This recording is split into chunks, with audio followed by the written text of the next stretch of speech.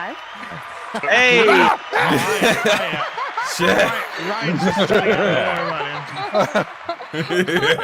We're live. Ooh, just in the nick of time. I almost got caught in a very compromising position then, Gary.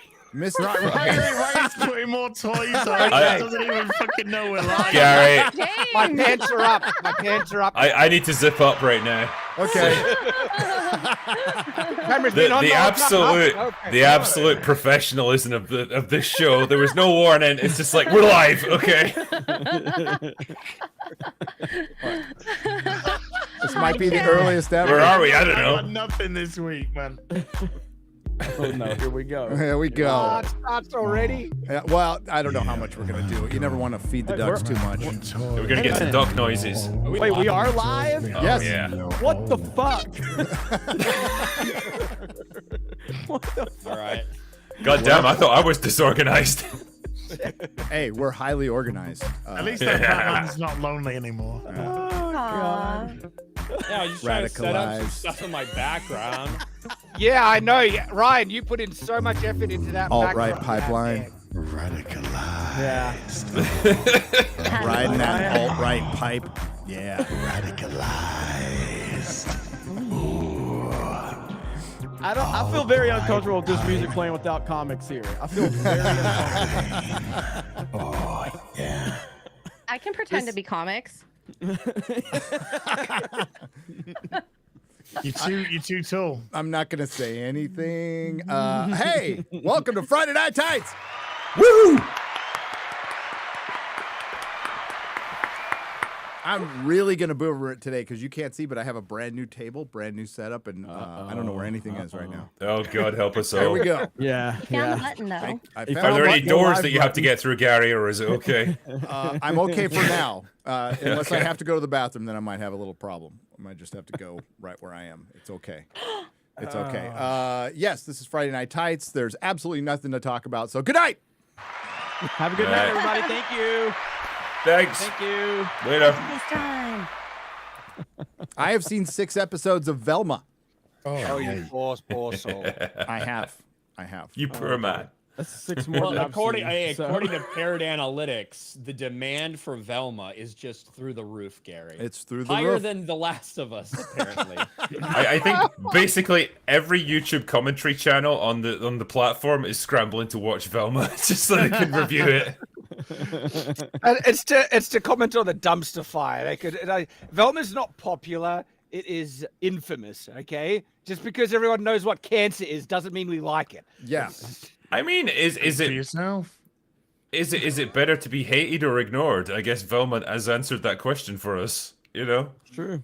Wait, the thing is I that would agree. Parrot Analytics, which is used and promoted by Parrot Analytics, they pay to have articles written about Parrot Analytics to talk about how important they are. Like, it just factors in people that are talking about something.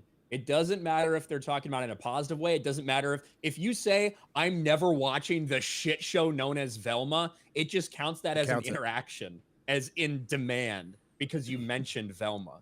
So, like, Parrot Analytics is such a farce. That's how She-Hulk could be at the top of the chart for Parrot Analytics, yet not make the top 10 in actual streaming numbers. Yeah. You know, because it doesn't actually translate to people watching the show. It's just people shitting on it. My assumption was the first couple of episodes would get actually pretty high ratings just because people wanted to tune in and see the absolute dumpster fire, but after that they'd just be done with it. And so when you get to like episode 5 or 6, it would just be like through the floor. And it will be We because didn't realize how racist it was going to be. it So, is you know. some Yeah, of the it's most racist television I've ever seen, and it's down the rabbit hole of Mindy Kaling's personal issues. Somebody did something terrible to her. Like, Yeah, And it they was a said white the guy. Word, they said the word no. yeah. Even if They the first season does really well, I reckon it's gonna happen. Get the basic Masters of the Universe Revelations treatment, where everyone tuned in for the first season to see the dumpster fire, and then were checked out, and the second season was just flatline, dead on arrival. So that's my prediction. You It's mean already you didn't dead. like it when Evelyn started to ride Skeletor? I didn't even bother watching the second. So that's my childhood fantasies playing out right there before my eyes. Well, he had a boner for her. He was. Shout out to Kevin Smith for being exposed as a lying piece of shit. He's probably crying about Careful. it right Yeah, I now. was gonna say careful. You're gonna make him cry. Yeah, exactly. Thing is, though, his like reaction when season 2 just got no views at all was just very telling. He was so desperate, just watch it, please, and no one gave it even a second thought. He had to. Wait, what? Did season 2 happen? Well, part 2 did. Yeah. Well, which was the second half, part yeah. of season 1, right? Okay, yeah. But he had to try and ride Yellow Flash for clout. I know. And Hey, that's Yellow not, Flash, and that's not but, disrespectful to Yellow yeah. Flash. It means that he needed to ride somebody that actually had some interaction and get something going on because he didn't have shit. Yellow didn't he Flash have a- locked out of Twitter. Kevin Smith most effective. Yeah, didn't he have a go at Anna as well? He was like doing an interview, and he was like, "Oh, that Star Wars girl chick was having a go at me."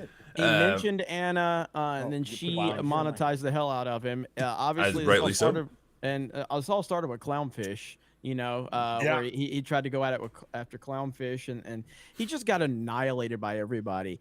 But I think the only person that he was on video saying their name was Anna, I think. Yeah, because like it was another like picture of him crying his eyes out like a little girl. And Anna was like, "How about you try acting like a man for once?" Yeah, and so that really got to him. But he was doing this. I saw this interview where he was like, "Well, I've spent most of my adult life trying not to act like a man, just based on that." And we were like, "Yeah, we can tell, Kev. We can really tell." But he came out of Black Panther 2. It was the Black Panther 2 pictures. Like, just came out of Black Panther 2. Took a picture of him crying. Admittedly, I cried after Black Panther 2. I thought I've just wasted 3 years of my fucking life. I thought it's that 3 fucking years. bad. How long did you watch it? Yeah. His tears. I felt like 3 years. His tears were a Marvel job interview. That's what they were for that. Yeah. Oh yeah. So Eric K says, sounds is still messed up. Drinker is louder and everyone else is low. I am sorry. I think fine. my mic's just a bit too close to me, so hopefully that's a bit better. It's weird. It sounds normal for me, right? When everyone speaks, Except for it's Drinker how does it gets sound loud. posted. Drinker does sound Hours. I said years, didn't I? Hours. Is that better? Is that better now? You're better. It's Yeah. better. It's better Okay. now. Yeah. This is our first show, people, so bear with us. We've only been What is doing this? it for Organized. 4 years. What is this StreamYards thing of which you speak? I've never tried it What's before. this duck here? Hold up. Wait a minute. Something ain't right. Love that clip. That's one of my new favorites. So, and this one. Wait, I've got an idea.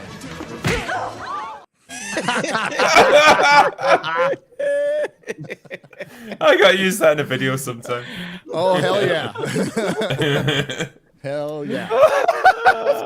Back in the day, people used to think it was perfectly normal to punch some chick who looked like a dude. Yeah. That's not a dude. That's a man, Baby. I introduced Jeremy to Always Sunny in Philadelphia over the past couple of days. Dude. Oh, And, wow. like, shit. Just I'd That never first seen it. episode. in the first season, there's just so much shit that you couldn't make them today. You know what I mean? I loved it. We when binged he the first started- season and a half, right? Yeah, but like when Max hanging out with the transgender woman, I guess that's not how she's referred to in the show. But and she comes up behind Mac and scares him, and he's like, "Oh shit!" and like punches her in the face. and then like a couple guys like see, "Holy shit, that dude just punched that chick." He's like, "Oh no, it's okay. She's actually a man." It's like, it's so good. Oh, When you getting the operation again? He's putting his time in as. Yeah, I'm putting his time in. I'm putting my time in, guys, for when she has the op. it's the long-term investment. And it's just like this massive dick. Like the dick bulge that she has is just fucking huge, and it's in every single shot. Yeah, I couldn't believe how good it was. It was. I can't wait to watch it some more. Yeah, it's really it's funny good, as dude. hell. it's good. All right, so Just wait till I Danny guess DeVito we could comes start in. the show. Again, this is Friday Night Tyson from Nerdrotic. Jeremy from Geeks and Gamers, go. Hi, Gary from Nerdrotic. Hi, Hello. it's Friday Night Tights. Let's get this party started. We got a lot to talk about. We got a lot to roast. Going to be a lot of laughing. Going to be a lot of crying. And we're going to be making fun of Ryan's background because that's just what we do. But yes, it's a little better.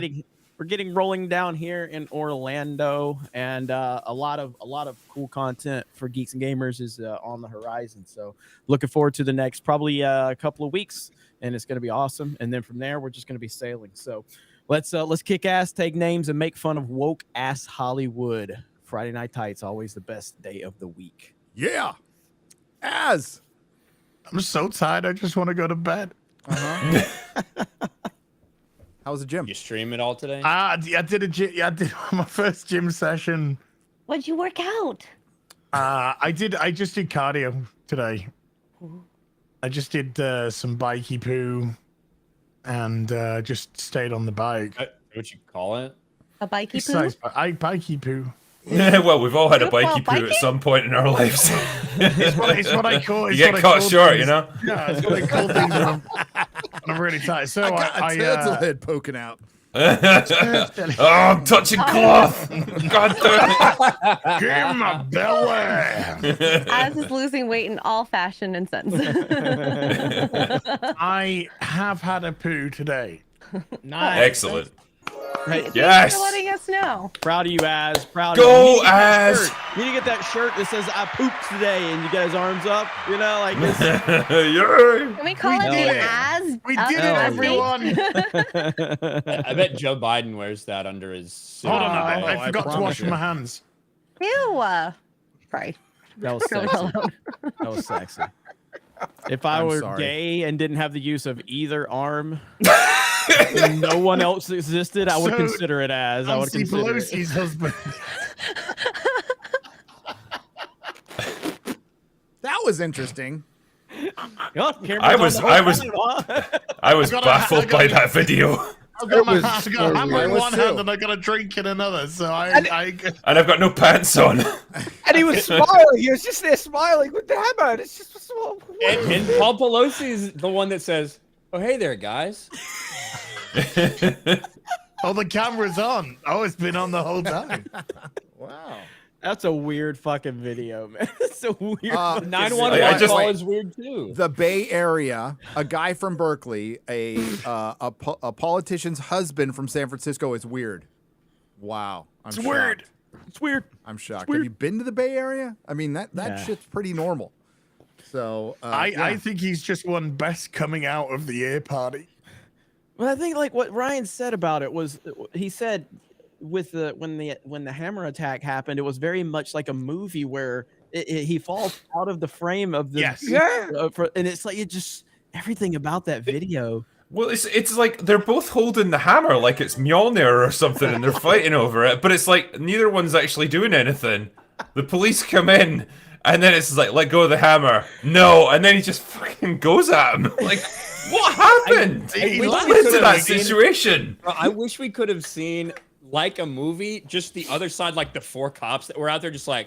Yeah. What am I witnessing here? well, hey, we've What's got going on? exclusive video of what happens before the cops arrive. Here we go. Oh, My mind is a raging torrent, flooded with rivulets of thought, cascading into a waterfall of creative alternatives. God darn it, Mr. Lamar. You use your tongue prettier than a $20 whore. That is way too accurate. That is way too accurate. Gary, did you Somebody have that posted planned the, to use that during No, this discussion? I just like that quote. It's there. Holy shit. I think it's Renee posted an image from The Shining of the guy with the bear who was sucking off the dude in the suit, and he just put a hammer in Renee's been into on the fire bear's today. hand.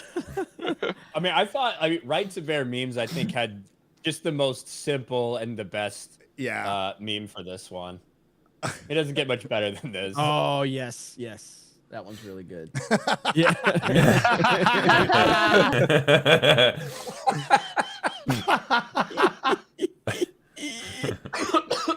I guess this one works too.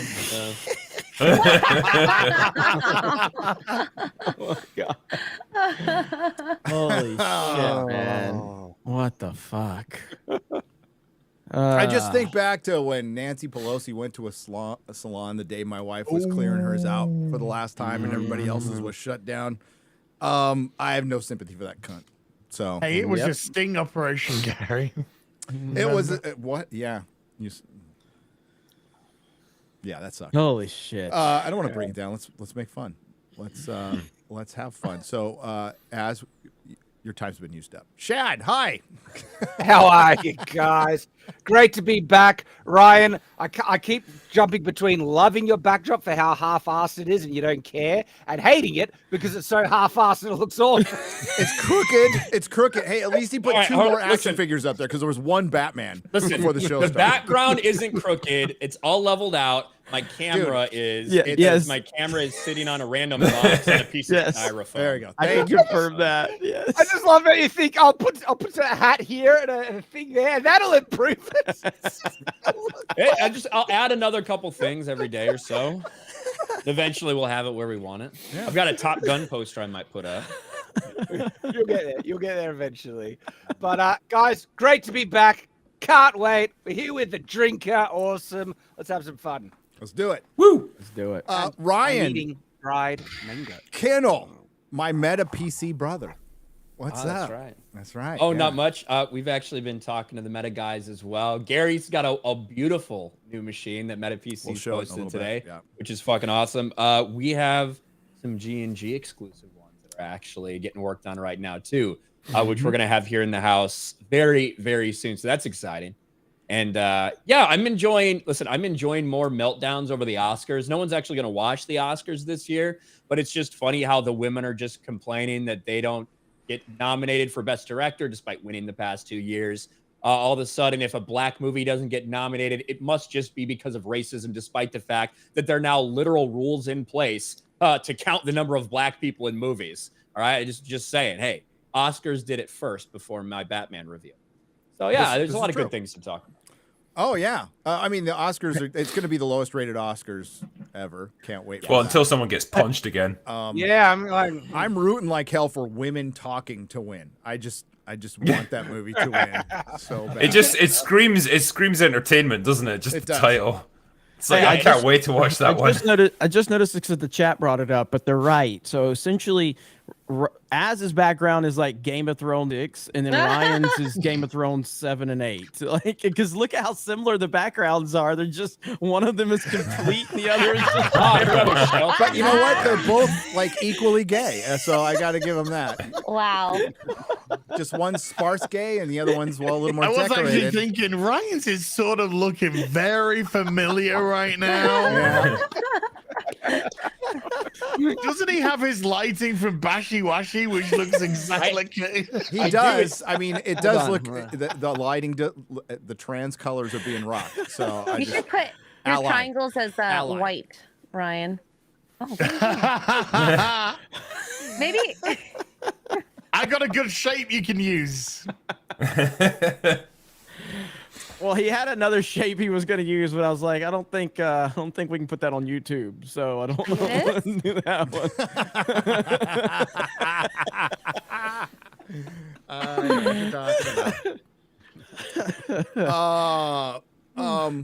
X-ray girl. Hello. I'm excited for this week. What? Oh my god! Such an improvement, Ryan.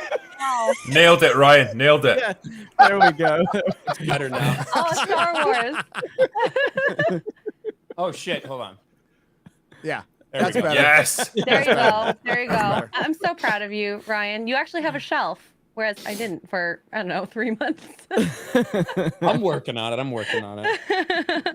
I'm actually making videos, unlike Jeremy. Jeremy's just been concerned about getting all the fucking lighting in his background proper. And playing Fortnite at 3 a.m. or whatever. Fucking right. Fucking right. Well, as we've learned, people with hotel backgrounds, not so nice backgrounds, tend to have like million hit videos. So that is you true. should keep it like that, Ryan. I tried. Yeah, dude, I should make a video. If you want to get 1 million views on YouTube, get a hotel room in San Marcos, California. Record from the bathroom. Yeah. Record from the bathroom.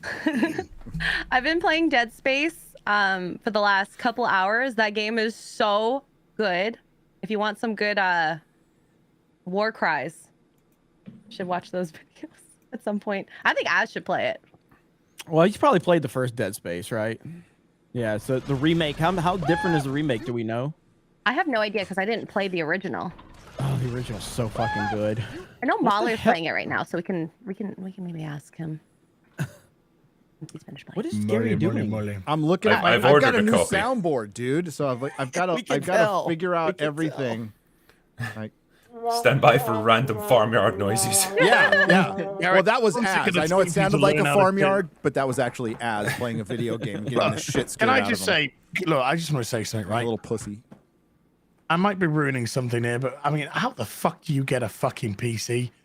I'm the one who fucking games around here, and you got a fucking, I ain't got a PC, dude. You can't even turn the fucking thing on. Or update the graphics driver. Hey, if you need Witcher 3 pointers, I'm right here for you. Oh my god. If you want to learn how to kill yourself within the first 5 seconds of a game by walking off a cliff, I'm your guy. You want to accidentally call your horse and sit on him backwards, I'm your guy. Wait, you sat on your horse backwards? No, I didn't. I was gonna say, I didn't think you could do that. Gary found a way. I found a way. Where there's a Gary, there's a way. That's right. I'm still convinced Gary playing Red Dead would be one of the greatest things ever. I played Holy Red shit. Dead. I'll play Red Dead. Holy I've played it. Gary has no idea, like the market for bad gaming and the fact of him being such a boomer. Yeah, usually it's just women, but yeah, there is a market out there for Gary too. Dude, I've seen X-Ray Girl play Witcher. She good. Oh, thank you. Oh, Asian, Sam. it comes I'm out. a He's next. Gary look like Gary. All right, whatever. You two work it out. The critical drinker is here, ladies and gentlemen. Business. Hello. Hello, writer, comic writer, YouTuber. I review modern entertainment, and that's why I drink. Yay. And he's good at everything he does, and we all secretly hate him. But it's okay. We're glad. That's all right. I know that. I love him. It's exhilarating. And we've got other people just going to show. Odin comics just kind of show up whenever they want. Big stars. That they are. And I quarterback. hate it when they're big timers. Oh, I guess we should address the quarterback black situation. Oh yeah, I heard about that. Oh no. I didn't think we were going to talk about. I told you I didn't want to two times talk in about one that week, shit. Gary. Come on. I didn't want to do this. Apparently, Steven Crowder called and reminded him he did have an NDA, so he can. Yeah. Damn. Sorry, QBG. Sorry, QBG. We'll miss you, buddy. Yeah. We're gonna miss the diversity. It was right maybe before he was maybe gonna... you get poached by Daily Wire this time. Yeah. Maybe. I mean, and look, Maybe you gotta you'll give Crowder, air you your gotta give dirty Crowder laundry. credit though. You gotta give Crowder credit. Kind of save QB because he was gonna tell everybody he was gay, and now he can't do it. Well, he started wearing. Okay, so. he started wearing his man bun again, and I couldn't have it, dude. I can't have it. No, he's editing a video. He's editing a video for it's me. a right joke, now. guys. It's a joke. Holy shit! It's a joke. Yes, Get it? Gary, some people might say too soon, but okay. That's all I'm gonna fucking say about that. Too soon. But some people are It's chanting never to be too believing soon. it. Are you fucking kidding me? That was great. I'm gonna give myself applause for that. He's fine. He's editing a video for me. The chat is fucking mad. What else is new? Garrett is still here. Now, if he does wear his man bun again, I will fire his ass, though. Rightly so. Yeah.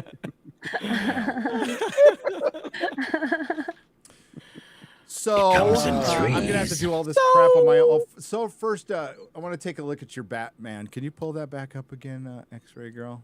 I'm gonna say your Batman. Not My Batman. I thought you meant this Batman. No, not your Batman. Oh, Pattinson. Yeah, That Batman. Batman. Oh, I closed it. 1 second. 1 second. Give me a tech. Oh no. I mean, it's not the first time he's done this. Oh, that's pretty cool. Is that a Bob Kane one? Is that old school? Uh-huh. Hey. That's a powerful look right there, Rob. He's looking like Ezra Miller. That's the last person you want to try and emulate. What is I'm the point? Batman. What is he? What is this? Some kind of? Is he trying to spread some kind of message about? I kind of like women the coat. Look at that coat. Look at the thing. Oh my god. I'm just kidding. Maybe he wanted easier Well, I mean, maybe the coat's made It's out a of. kilt. It's just expressing his manliness. Is that right, Drinker? If it had a tartan on it, it would be a kilt. That's a fucking dress. It is a dress. Damn it! It's not a dress. It's a skirt. Sorry, it's a skirt. Yeah. I like his Miles off. pantyhose. He has like pantyhose and then like socks and these big huge boots and two. Yeah, the slippers. boots are like Like galoshes. Wellington boots. They're so big. Yeah. He has no calves. The boots are like galoshes, like something you just slip on. Okay. I don't like the Batman anymore. No. He's I mean, just I was doing it already- to, I like, didn't- trigger the people in their normative gender views. And he's just, God. No, don't you understand? He's redefining masculinity into femininity, I guess. Yes, Trying to be a better femininity. female. Oh my God. Brad Pitt did it as well just a few weeks ago.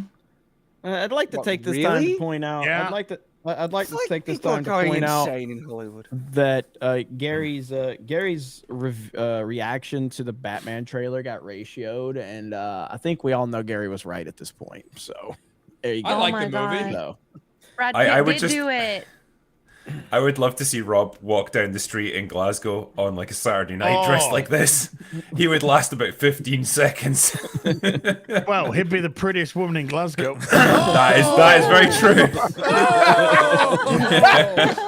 Oh my God. Well done. Okay. I want to know who did it better, Pattinson or Brad Pitt? oh Oh. no. I What's wrong mean, with these fucking weirdos, Look at his man? fucking cardigan or whatever. He the looks like fuck he's wearing. homeless. It's like yeah, he Italy. looks like a bit of a hobo there. I think Robert Pattinson did it better. If I'm being Yeah. honest. Although I like Brad Pitt's boots more. Yeah. His boots are a little more manly. I never that's would the have only thought to part. pair like a sort of tweed skirt with army boots. He found a way. Who's the other one? Who's the boy You haven't band met guy many that did it? lesbians, have you, Harry Drinker? Styles. Harry Yes, Styles Harry can't Styles like did stop wearing dresses now. Yeah. All right, let me find a picture. But I mean, look, I did enjoy the Batman, but that type of Why shit they right call them there makes it actors, I so- guess. Yeah, I still would rather not even see Pattinson return at this point. Oh my God. What the Well, didn't he? Oh Jesus! Didn't he have a meeting with James Gunn? Everybody was saying that it was a done deal, but he either has one coming up or had one, and we haven't heard the results yet. So, Had so one penis. if we're comparing, I think I need to just see who did it best. Who did it best? Oh, look at that. That's a dress. Now that's a dress. If you're gonna do it, commit. Okay. Not even a hint of ankle being showed there. I like your style, Exactly. sir. Exactly. The Victorians are mad. They are. Look, it's the medieval style. Men actually did wear what we would define as dresses in the past. Okay, it was considered masculine. Things have changed. It's a bit different now. But there we go. I've revealed it. I'm outed. So we were talking about Parrot Analytics earlier, and I have a lot of experience with them with Star Trek. They tried to pull that crap with Star Trek years ago. Except Star Trek Discovery didn't even manage to get to #1 on Parrot Analytics. It was like at #4 at its top. And that's when we found out, me and some other channels found out, that it's just chitter chat on the internet. There's no actual views. They call them engagements or something. And it's just, this thing sucks. That counts as an engagement. But all this was going on, 3 years ago, before COVID, when the economy was good. And it just kind of flew under the radar after that. But you can't get away with that shit anymore, which is great. Like, see, you in your video, you found out, like, you went to the writer of that article, and it was at the Wrap, right? And it went Yeah. right to a parrot analytics site. Like it's a commercial. Yes. So it is. It's I'll see if I can find it. I'll see if I can find that article again, because I wanted to know who was writing this. I often do that. I click on the authors and try to look at their Twitter. Oh, crazy! They got 250 followers. She, her, and a fucking trans flag in their bio. Some got anti-Trump stuff. Yeah. Exactly. So, let me see if I can. Puerto Rico. We need to get that clip. Puerto. I got that in a video, dude. I managed so to get good. that into a Rings of Power video. It was so good. Here we go. All right. It never gets old. No, it doesn't. It never gets old. Puerto Rico. So this is Jinkies. Velma demand should be the thing in parentheses or in fucking quotations. Surges 127%. A critic-defined win for HBO Max. So I'm like, Andrea Watts, I wonder what else has she written? Does she just love Velma or something like that? I'm like, okay, let's see what we got. Oh, Parrot Analytics. Oh, and what you see is when you hover over it, it'll say posts by Parrot Analytics. So this, even though they're by different authors, they're bought and paid for by Parrot Analytics to write on the Wrap. So that's one thing. But this is saying, oh, look at it. It's more in demand than The Last of Us. Keep in mind, The Last of Us was the second highest audience premiere ever behind House of the Dragon. It was about halfway behind House of the Dragon. But we know the numbers for that. They won't tell us the numbers for Velma because it's significantly fucking low.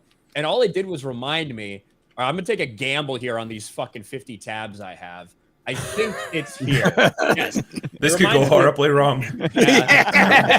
Anything could have appeared then. It reminds me of this She-Hulk ratings claims don't match up. And this is when they were using these bogus claims, things like Parrot Analytics, to tell us, wow, look, She-Hulk is so in demand, even more than Cobra Kai, even more than The Boys, like stuff like that. Yeah. But in reality, when you looked at the ratings, She-Hulk couldn't even crack the top 10 original programming ratings some weeks because it wasn't that in demand. There was just people on Twitter and on social media talking about it. Some shitting on it, some saying, how can't you love this thing? But overall, the audience sentiment was terrible. The ratings weren't good, but Parrot Analytics, all they take is people that are talking about it, and they associate that with being in demand, which is just amazing.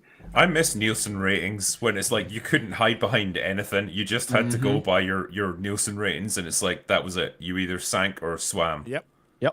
Did you see the Nielsen ratings for the top 15 streamed movies of 2022? I heard Eternal. I saw an article saying Eternals was there. Is that true? One Marvel film, and it was the Eternals, and it came 13th. Wow. Well, it's not difficult for people with common sense to you take your own personal opinions out of things. Like I didn't like the first episode of House of the Dragon, so I don't keep watching it. But guess what? That fucking show was popular as hell. And all you need to do is just sit back and look and see how people are reacting. The Last of Us. Now, I haven't seen the second episode. I obviously was very impressed with the first episode. And people are enjoying that show up to this point in time. They just are, regardless of how you feel about it. And still, it's fuck Naughty Dog until the day I die. But if people are enjoying the show, they're enjoying it. No one's enjoying Velma. There's no fans out there that are actually enjoying it. There's just not. And it's not hard to come to that conclusion if you're using your brain and using common sense. It's obvious that that's just a roast session. The internet is actively just roasting it and destroying it. And they're trying to manipulate numbers to make people think that there's genuine interest when it's just being memed to hell. I mean, do you think that might have been part of the plan for this show all along? Just like, we're going to make something so repulsively terrible that like it's just going to get people talking about it because of its sheer... I actually don't. I think Mindy Kaling is that incompetent. She actually thought it was funny. No. I think they are mimicking. We've hit peak Hollywood. We're here. Like, this is it. It's going to be a year of this crap, and there's going to be more down the line. Yeah. This is their bubble. This is what they hear every day in their bubble. This is who they speak with, deal with.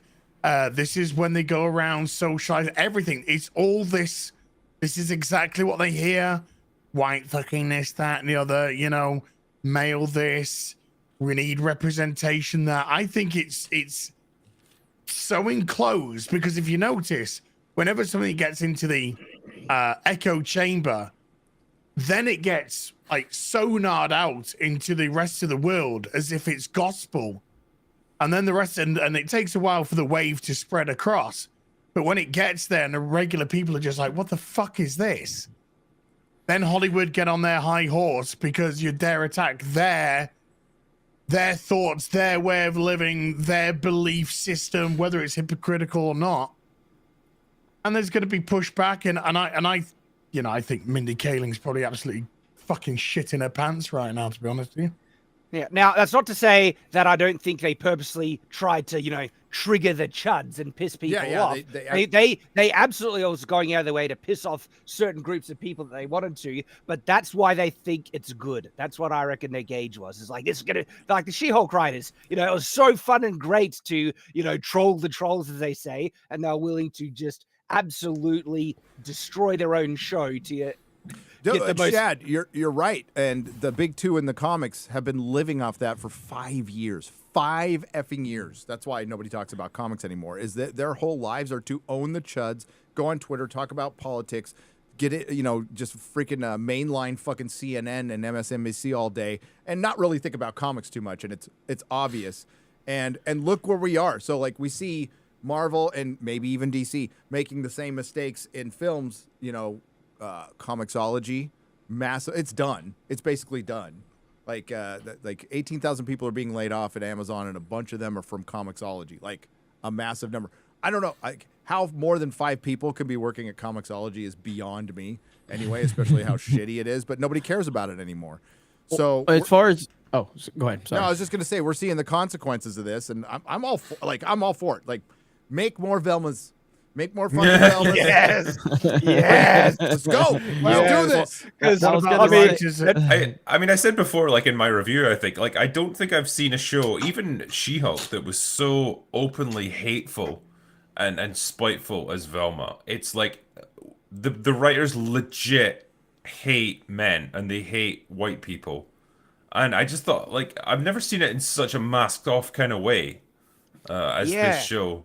I think it's the analogy of the boiling frog, where the last one went further woke, and they think they got away with it, even though no one likes it. But all right, they went that woke. We can push it a little bit further, a little bit further, a little bit further. She-Hulk went further than we've ever seen before, and is like, well, I could go that far, but I'll push it even more, and then look at where we're at. Yeah. Yeah, I think the whole question about it, is it intentionally bad? I think that's always a kind of a built-in excuse that these freaks have when they create shows like this, where they're intentionally being hateful and spiteful, and they hope that it goes over well. They hope that it, you know, but they have this kind of like, oh, we're just doing it to own the bigots out there and all of that. So I don't think that it was intentionally done this way. I think that this is how they view men and white people. This is how they genuinely view them. Yeah. And they don't really they don't care, and they're not interested in approaching it any differently. And it's just that when this does happen, it's not even a fixed excuse as much as it's their coping mechanism. It is. It's their way of life. Culture, right. And their coping mechanism. Dave Chappelle talked about it years ago, right? In that interview when he said it's a sick culture in Hollywood. Right. Yeah. So this is I I tweeted this, but you know, after watching it, it's very clear, and I've known this for a long time. A lot of people, not everybody, but a lot of people in Hollywood hate themselves, hate each other almost as much as they hate us. Not quite, but almost as much. And look at the recent release of the writers for the upcoming Daredevil Reborn.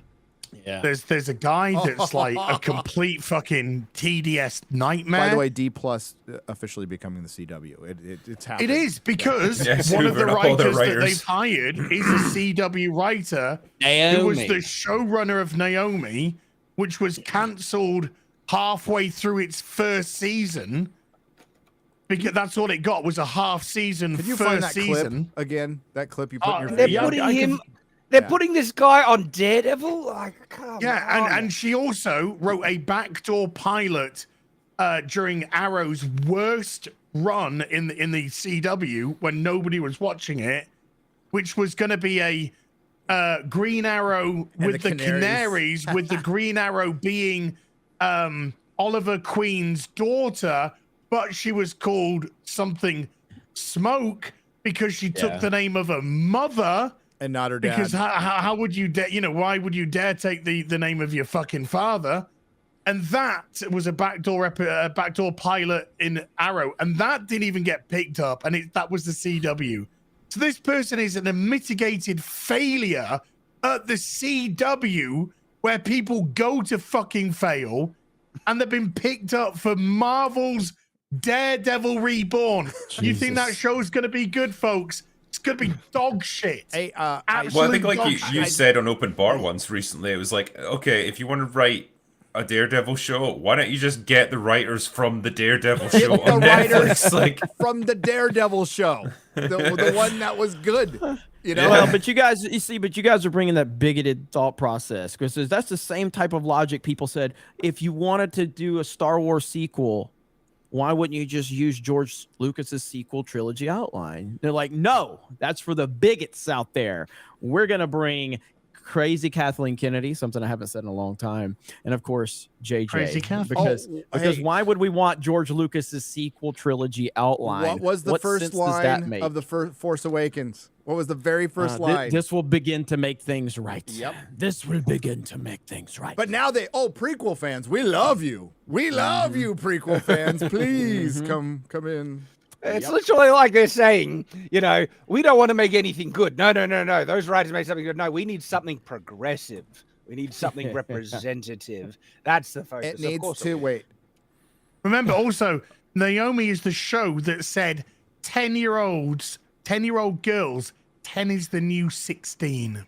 No. It needs to reflect the world we live in today. Yep. They brought a 10-year-old girl in for one episode, and she was, I'm not even fucking joking, she was coming on to a 35-year-old man in the show, and her sister says, 10's the new 16. It's reflecting the Hollywood we live in today. Reflecting the Hollywood we live in today. Hey, Gary, this is right here just to go on my point about what I just said about sequel trilogy, or what the Daredevil. Why don't we just reach out to the people that wrote Daredevil? Play this clip right here. So damn funny. And then Az's clip is next.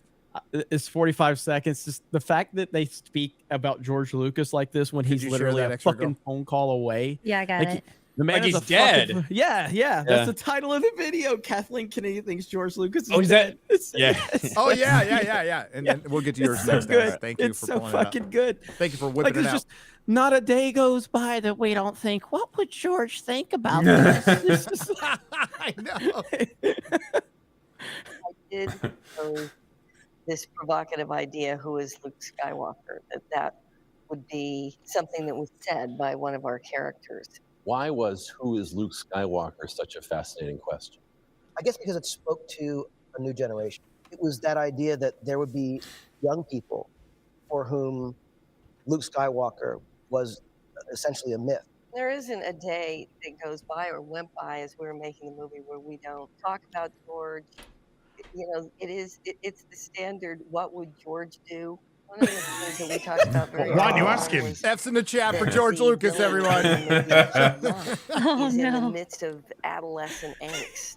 And this is the woman that stabbed him in the back. Promised that they would do all these things. There's no books because I canceled them all. Not a day goes by that we don't think about George. And the best part about that, and the best part about that is this is just rumor. But Jar Jar didn't think Mark Hamill could act very well, so they tried to think of every way to keep him out of that fucking movie. Which makes me laugh. I want that to be true so bad. Please share this. You know what? I just can't believe Naomi got canceled with clips like this. This is how the end of the 13th and final episode finished. After Naomi's just discovered that her parents murdered her real parents on her home planet. God, shoot me. She was culturally appropriated. This is some of the greatest cinema you're ever going to watch in your life. Oh, man. Oh,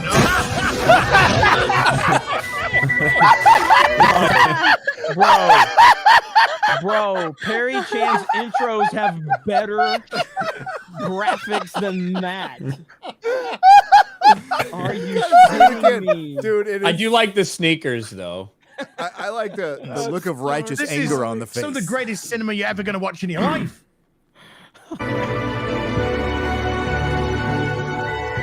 Oh man! Oh no! And like this shot, the hair isn't being affected by the moving. wind. It's just completely still. Got one hand just like stapled to the side of it, and the other one's just like, They're that incompetent and that cheap. They couldn't have even put a fan in front of her. Good Lord, man. Oh, no. I'm expecting great things from this new show. Shit. that is the person who Daredevil Reborn's just hired.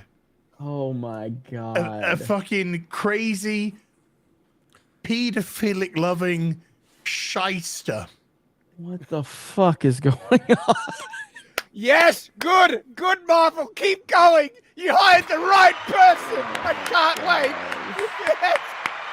Oh. I mean, forget the fact that they've already kind of adapted Born Again. They already did it in season 3 of Daredevil, and they're calling it Born Again. And damn it, it was a good. His best appearance will be Spider-Man: No Way Home in the MCU. That's it. And let's not forget that Daredevil, the Netflix Daredevil, which was by far the best show. Kevin Feige had nothing, zero to do with it. It's the one thing he had nothing to do with. So there you go. And it's the best thing they've done. But good luck. That'll be fun. I'm watching another character. Yeah, I can't wait for all these like cool, unique characters that used to be on Netflix just to get forced into that Marvel mold and Disney-fied and just come out like absolute pussies at the end of it. It's going to be great. They're running out of characters to gender swap, and they did it with Warlock. There's now an Eve Warlock. Who's better, stronger, faster, smarter. And most people are like, she is. Who's Adam Warlock? Like one of my favorite characters, by the way. You should have known. Yep. One of the most pivotal characters in the the whole Infinity Saga, just completely left out, by the way, by Marvel. Daredevil's basically dead for me anyway, because Marvel has already mind raped him, where his agency was taken away and is forced to have sex with Jen Walters because she broke reality, and a woman has needs, right? Like, I love how Kevin Feige comes out and said, "There's no formula with Marvel," when they fucking clown it in their own show. Yeah. They clown it in your own damn show, and he thought, there's no formula. Well, like, this is the most telling aspect of all this, and I mentioned this the other night. Like, the fact that they're now getting asked these questions, about the movies being formulaic, about people starting to get fatigue of Marvel. They never would have been asked this, like, 3 or 4 years ago, but now it's, like, at the forefront of journalists' minds because they know people are getting bored of it. People are getting tired of the formula and just the sameness of it. And yeah, like, it doesn't matter how much you deny it, Kev. It's still a problem that you're not addressing, and it's only going to get worse because you're not actually going to fix it. You're just going to keep rolling out product after product, and more people are going to get turned off by it. Yeah, I mean, it was such a successful year of Marvel spam. That the CEO got fired in the middle of the night on a Sunday at an Elton John concert, which will never, ever, ever, ever get old. Oh, and how much market value did Disney lose in 2022? Crazy. It was like 120 billion or something. 123 billion in dollars, I think, somewhere around there. I won't get out of bed for that.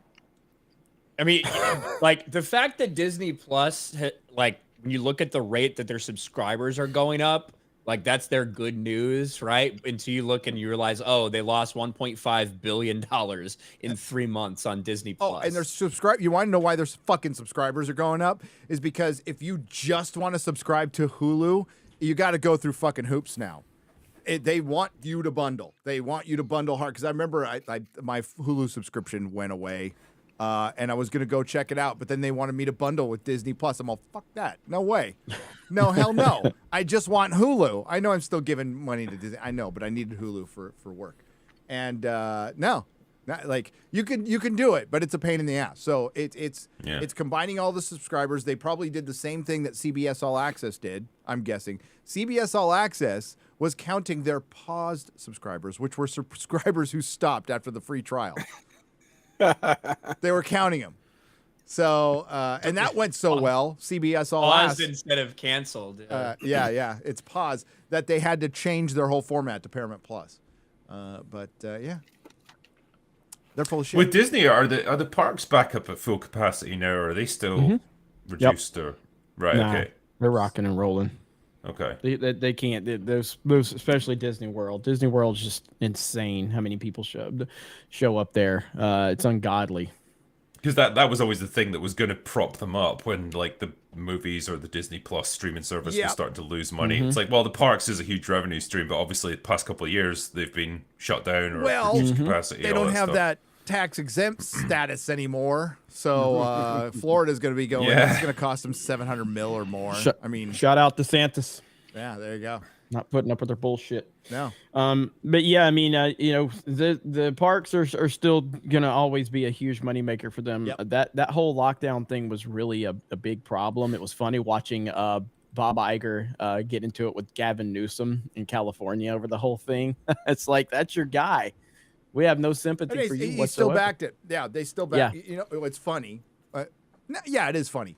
A lot of the third-party workers, actors, a lot of employees at Disneyland, not everybody, but all the people who backed Biden, this is what you got. You got exactly what you asked for. This is your economy. The economy was still doing fine, even despite COVID. Things were still doing okay, and it bottomed out under your boy that you all backed, and now you're all like 18,000 jobs at Amazon. How many? Like 38,000 were cut at Disney during the pandemic. Who knows what they're going to cut now? That's your boy. That's your boy who did that. Just letting you know. You know. Oh, Gary, voting has consequences. Oh my God! Wait, I gotta get. Voting has consequences. I don't want to bring the show down. But mail-in ballots. There's some breaking news. What? The rainbow-colored American flag tanks have been destroyed. Nightmare. Ukraine has fallen, I'm afraid, everyone. It's clearly it's Russian bigotry that got the better of them there, clearly. Yeah, I've never seen something so homophobic in all my life than the destruction of these tanks. I love how, Germany and the United States on the same day decided to send in tanks. I don't know if siding with Germany in World War III is the best idea. Not sure how well that's going to work out. It didn't work out well the first two times. The thing I don't really get as well is like, okay, we're going to send them a bunch of tanks that they've never used before and that they're not familiar with. Okay, it's going to take them like 6 months to figure out how to just drive the things. How much use is that going to be? In the meantime, the Russians are getting all the Afghan stuff we left behind. It's the ones we left there, yeah. So they're doing the same thing. They're trying to figure out how to use it all. So. Yeah.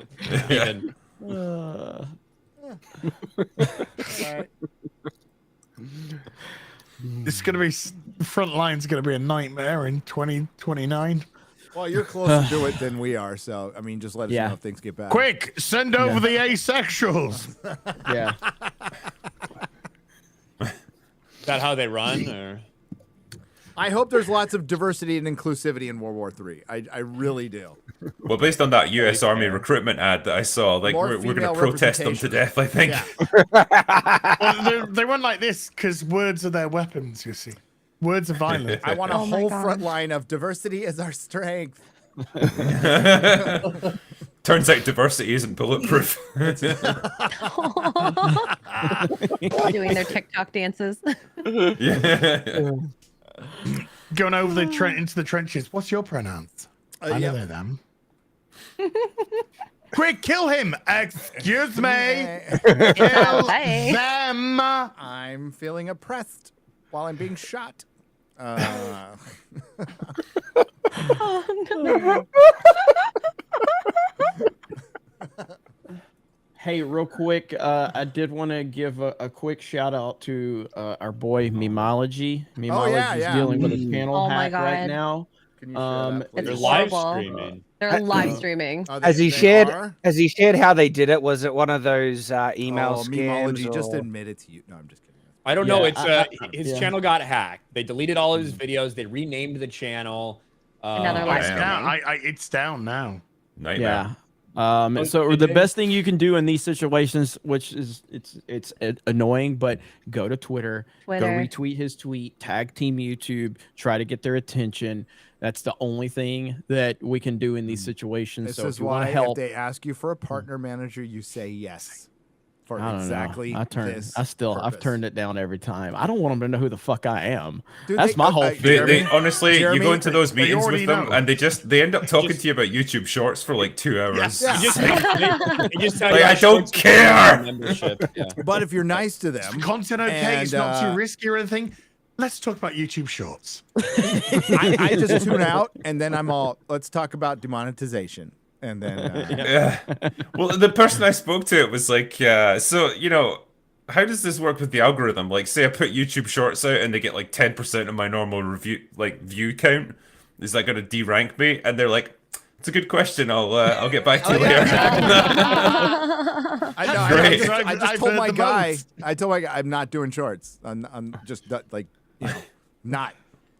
It sucks that they made us sign up for the monetization for it. They force you to do it. And if you don't have to. You actually don't have to sign up for the shorts monetization. There's just a new, in general, there's a new. You got to accept the terms and accept the terms. then turning on the monetization. You have to turn on the monetization for the shorts. Yes, you do. Yeah. It wouldn't let me go through it unless I did it. It gave me the option to turn it on afterwards. You know, I hope it worked for you, because after February you get kicked out of AdSense. Yep. Yeah. Well, but yeah, back to Meology real quick though. If you guys want to go give him a shout out, and retweet and give a signal boost to his tweet, because I think they'll get it fixed, but they need to be aware of it. I've had my channel hacked before. It's awful, and it took about 2 or 3 months for me to get it. I didn't lose the channel, but my How long Google ago AdSense, did you get hacked? How long ago was that? that? That was like 2019, 2018. Wow. But they basically got into my account, and then they changed the AdSense. So I didn't know. So once my pay came in the following month, it didn't go to my bank. Yeah. It happened when I was on the set of Star Wars Theories Vader fan film, because he got the same email and he was just smart enough not to click it. So that was very early on in my YouTube, with the YouTube channel growing. So I was like, oh, somebody interested to email. Then no. And so there's so many ways they can do it now, but it took me, I don't know, man. It took me, I can't tell you how many emails and how many conversations before I actually got a human to like acknowledge my existence. And then once a human actually acknowledged my existence with YouTube, then they were like, oh, this sounds like a problem. Yeah, it's a fucking problem. I've been trying to tell you guys for months now. So you just got to stay on it. So hopefully everything gets worked out for Memeology. Because honestly, the best thing Memeology's ever done is had Ryan's screaming face as his background for years now. Yeah, that's the brightest side of this hack, is they finally did change the banner. Oh, he's gonna put that right back. Memeology, meme's awesome. So yeah, show him some love, and hopefully he gets this back. And is the whole channel down now? No, it's still up. It's under showing a different down name. for me. Yeah, it's gone. It's gone. Oh, it's gone? Yeah, it's showing down for me. Whole channel's down now. Poor guy. Well, hang on, because they usually hack it to stream stuff. So if it's down, that might have been YouTube trying to claim it back. Yeah, because I have hold on. I have the stream. I have the stream up right now. This is the stream that was going. I clicked the link that he put. Memeology put the link to his channel. I clicked. I think they changed the URL of the channel. Oh, okay. Here, you can share my screen. Bitcoin thing. Yeah, it's a Bitcoin hack, but it's circling. So I wonder if let me refresh this. You see? Yep. Fuck these losers. Is the banner still the same though? No. MicroStrategy. It'd be so good if the banner was still there. See, that's what it says when it does that. So. Okay. I don't know. Oh, there we go. MicroStrategy. No banner. So hey, looks better. And I will say the videos have been privated, so I mean that's something positive. You go to his playlists. God, look at how many fucking views he has. 439 million views. God dang. That's a lot of fucking views. That is a lot. That is a pisser. Yeah. Sorry, meme. Hopefully you get it back. That's some bullshit. We love him. So I think he'll get it back. If dude, DM me if you can. I'll hit up my person, see if they can do anything. Gary's got people. I got a person. He's got You know what? No, I'm nice to my partner manager's really cool to me. So like he doesn't try to push any more. I've told him like I'm not interested in any of this shit. Whatever. And yeah, so we just talked for 15 minutes about YouTube Shorts are going to be fucking massive. YouTube Shorts are going to be fucking massive. And as soon as TikTok gets banned in this country, which is going to probably happen at some point, YouTube Shorts is going to be fucking not only that, monetization will be a massive attractive thing for anyone making shorts on TikTok. Yeah. They can get paid more money. You know what? I wouldn't be all crazy about them just yet. I just wouldn't. I'm not saying, especially if TikTok is removed, then Google. Yeah, well, no, but they might go. TikTok's Hey, going to be removed for privacy, not for like if you look at the numbers for shorts for you want to know why they're video, that? Because people leave their insane. fucking shorts on. They don't automatically go. The same one will be up and it'll just rerun 10 times. Oh, I don't like shorts. So, I'm just saying, but it's going to be massive. There'll be a burnout rate on it. I think there's going to be a burnout rate on it. There's a way you can use them to your benefit. I've been experimenting with them. My last short I put out has over, I think it's up to 2 million views at the moment, and it's netted me over 20,000 additional subscribers. Yeah, well, we can't be all as Will sexy they as be you, watching Chad, your okay? 10-minute we can't be as videos, sexy though? as you. Will they be watching That's your the 10-minute key. videos? Well, this is the other strategy. matter That then. short I put out was only a teaser for a primary video, where the that's reveal good. of what I'm doing is in the primary video, and that has caused more conversion. And so I'm not just throwing out shorts for the sake of shorts. I'm trying to approach it as strategically as I can to boost the main content. And it's kind of working. We'll see how it continues. If they can figure out a way to format it where it looks like it doesn't fuck with my OCD on my channel, maybe. But like until that happens, screw that. Yeah, it screws the view analytics like completely. We just need to jack some up. I think the best. But your watch time is mostly consistent because watch Adam Curry's breakdown on Joe Rogan of why TikTok's being taken down, and it's got nothing to do with government and Chinese spying. It's got everything to do with fucking Alphabet and Instagram teaming up to take out a competitor. Oh, that's what's behind it. Makes sense. Yeah, it makes a lot more sense because what Adam Curry points out, he's like, all your shit has spyware and is tracking you, like. You know, and Ryan. Yeah, but not all of it. Not all of it's Chinese, though. That's not all. Well, do we Alphabet? I'm not so sure. Not so sure. A lot of people in Silicon Valley will just say, okay. I personally don't really care if some fucking Chinese person, I've said it a million times, I don't care if some Chinese person is reading my DMs or watching me watch porn on my phone. I don't fucking care. I care, like the American government kind of scares me more. Doing it I would worry Chinese a little more government. about them right now. I would. I agree with that. When Drinker gets back, could you find the link to his Indiegogo? Do you have it already? Ready. Yeah. But on the shorts front, like I think you should start a new channel and just do shorts. Well, yeah, I'll do it on Nerdrotic Daily. I won't do it on the main one though. Because we're gonna start doing shorts at Geeks and Gamers. That's for sure. I'm just gonna do lots of toy shorts. Can you make a Geeks and Gamers I'm booty gonna shorts? wear shorts. Are you gonna promote them? Yeah, sure. Fuck yeah! What, the Sell a booty lot shorts? if you do that. Put the eyes on the butt. Yes, we will sell a lot if you do that. Done. But you know what's gonna kill it? This Well, hey, that looks familiar. Yeah, Mrs. Nerdrotic's learning how to make shorts for Instagram. I'd rather do them for Instagram reels and stuff. Can we have some proper money? Not Canadian. So, yeah, Canadian. I'm Canadian. Whatever. Oh yeah, okay.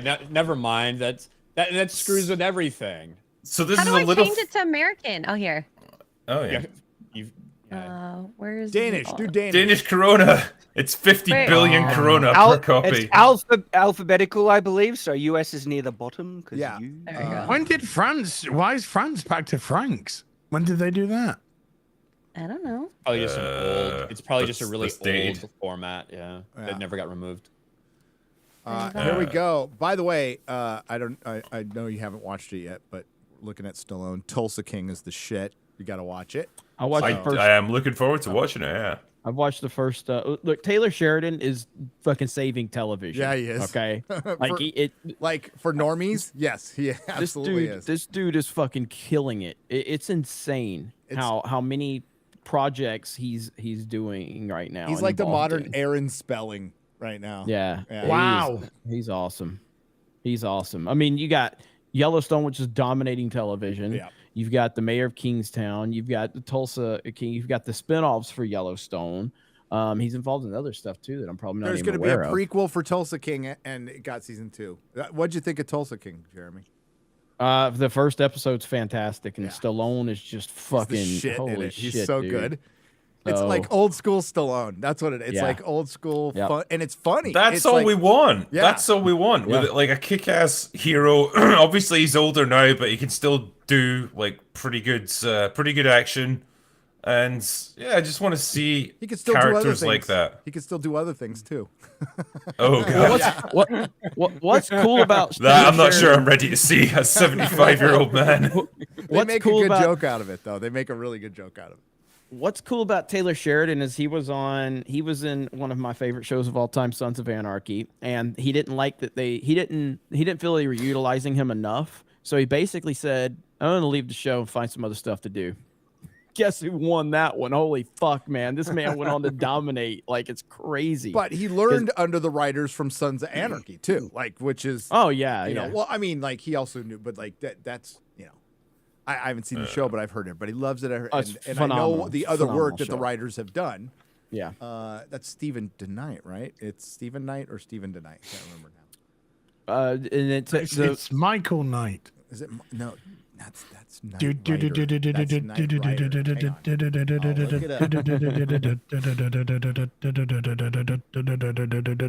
Just keep going. Just keep going. Just annoy the fuck out of everybody. Go for it. Come on. Keep going. Okay. Well, we don't need to speak for the rest of the stream. It's just going to be Az doing the Knight Rider theme tune. Can we plug Drinkers comic and your boy Zach? By the way, this is also from your boy Zach. Chuck Dixon writes a book as well. The great Chuck Dixon. But this is your book, your first comic book, dude. I know. What the fuck? I'm the comic book person. Oh my god! I still know dick all about them. But yeah, this is good. That's a man. Well, yeah. So there's a couple of different things that they've done here. One's a graphic novel, and if you go up a little bit, like you'll see the one that I've done, and it's written as a prequel to the Rambo series. Yeah, so it's kind of that one there. Yeah, called A New Kind of War, and it's about Colonel Troutman back when he was a Green Beret in the Korean War, and it's like how he got the idea to form Rambo's unit back in the day, like a mission that he was on behind enemy lines, and so we wanted line art and stuff that was going to look kind of unique, and I was always drawn to like those I don't know if you ever had them in the States, but like in the UK we had like the Commando series, and it was just like all World War II stories and stuff like that, and they all had that watercolor style to them. And I thought that just fits perfectly with what this is, because it's like the war before Rambo's war, almost. And so, yeah, that's kind of why we did it like this. And I quite like it. It's kind of unique, and it seems to have gone down pretty well so far. Looks great, man. This Looks is absolutely phenomenal. A normie question. Should I watch Rambo before reading this comic? Yes, you should watch. If you haven't seen Rambo, you should leave the stream right now. Just go watch it. The comic has nothing to do with the called question. First Blood. And you need to watch that, and then Rambo 2. Okay. Yeah. It would make more sense, I suppose. But yeah, you don't need to because it's a prequel. So I wish she would have said the Rambo. That would have been better. The Rambo. The Rambo. The Rambo. Colors of the Rambo. Okay, I'll get out. This is what happens, Gary, when you give them more than 9 fucking words. I know. It's my fault. I take responsibility. Okay, I can get your women under control. I will try. But yes, you should watch all the fucking Rambo movies. Yep. I agree. Yeah, your life will be better. Even You'll Rambo enjoy it. 3. Rambo 3. He gets shot. I've got a soft spot for Rambo 3. I like He it. gets shot by a hind D in the fucking knee. And he's fine. It would have blown his fucking leg off. Not fucking Stallone, not Rambo. I love that line when they're facing like the entire Soviet army, and it's like, what do you think, John? Fuck them. Extra Girl, have you seen any Stallone movies? I'm sure I have. I just Oh don't wait, remember. okay, no, you're sure? No, you've not seen any. If you think, Yeah, I'm if sure I have. you can't remember Sylvester Stallone, You then haven't seen Rocky? Nothing? Demolition Man? I was no. I lived under a rock essentially. You haven't for, seen like, Stop or My Mom Will Shoot? I love Is that actually a movie? If you've ever wondered what Stallone looks like in a nappy, well, watch that movie. Oh my god! Hey, I'm Yeah. making And my way through Star Trek. Okay. Okay, as the cherry on top, after you watch Rambo, watch Hot Shots #2 as well. Just as Hot Shots. Yeah. Hot Shots #2. Hot Shots Part 2. Come on, man. That is Man. legit still one of the funniest movies ever. It's going. It's Love going it. on the list. He runs out of arrows and he Put grabs the Demolition fucking Man. chicken. Put Demolition Man on the list. Well, I love when he's shooting at people and he runs out of bullets, so he just grabs some Picks from up a a box and handful. throws them at people. And they all just like jump. Don't forget Tango and Cash. Don't forget More Tango. violent Yes. than RoboCop. And Tango Cobra. and Cash. And Cobra, hell yeah. Cobra, Cobra. Tango and Cash, Demolition Man, all the Rockies up to 5. Fuck Rocky 5. I don't. I like didn't realize that Demolition Man was a documentary. Cobra. It was. I heard It's that. just California now. Oh yeah, and Hot Shots. Okay, forgot that. I remember mocking Demolition Man. I mean, I liked it, but I was just like, fuck, the ideas though, the dumb. The future's gonna be. Yeah. Yeah. Documentary. It is just a life Oh simulator. no, we're gonna get right? the little things the little tickets are gonna come out for hate speech. That'll start in X-Ray Girls country. Fines, yeah. The Some fines. kind of verbal morality statute, you might say. Yeah. No. I might like we used to talk about this a decade ago at the comic store, and I used to say to my son, I'm like, it'll be time for the revolution when we live in Demolition Man. Oops. Sad but true. Sad Yeah. but true. Don't forget. We got to get some Judge Dredd.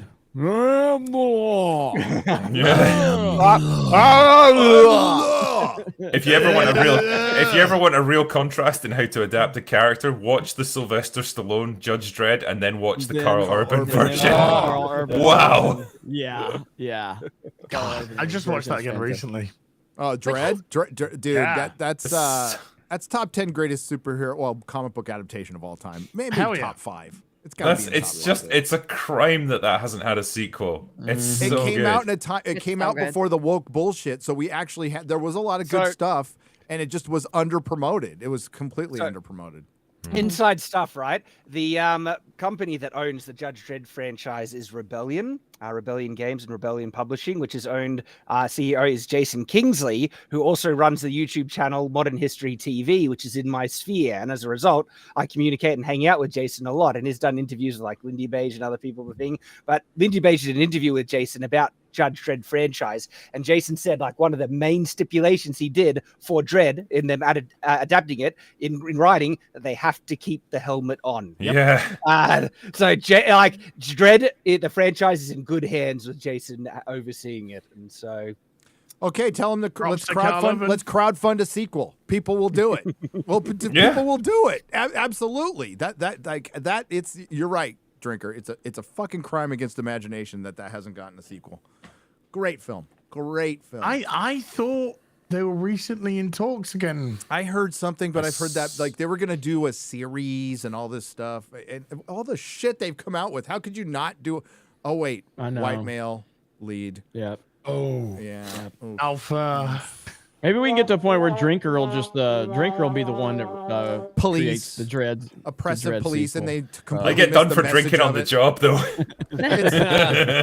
It's an anti-authoritarian allegory. Oh, we like authoritarianism now. So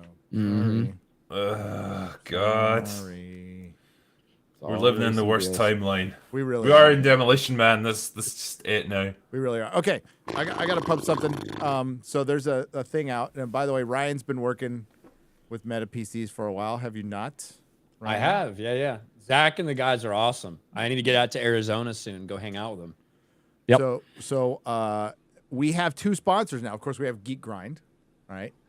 Nice. And I've got this video. Hang on, I've got a video that they prepared. X-Ray Girl. Ooh. Oh. Here we go. Uh-oh. Oh, this is. Look at that. It's for shorts too.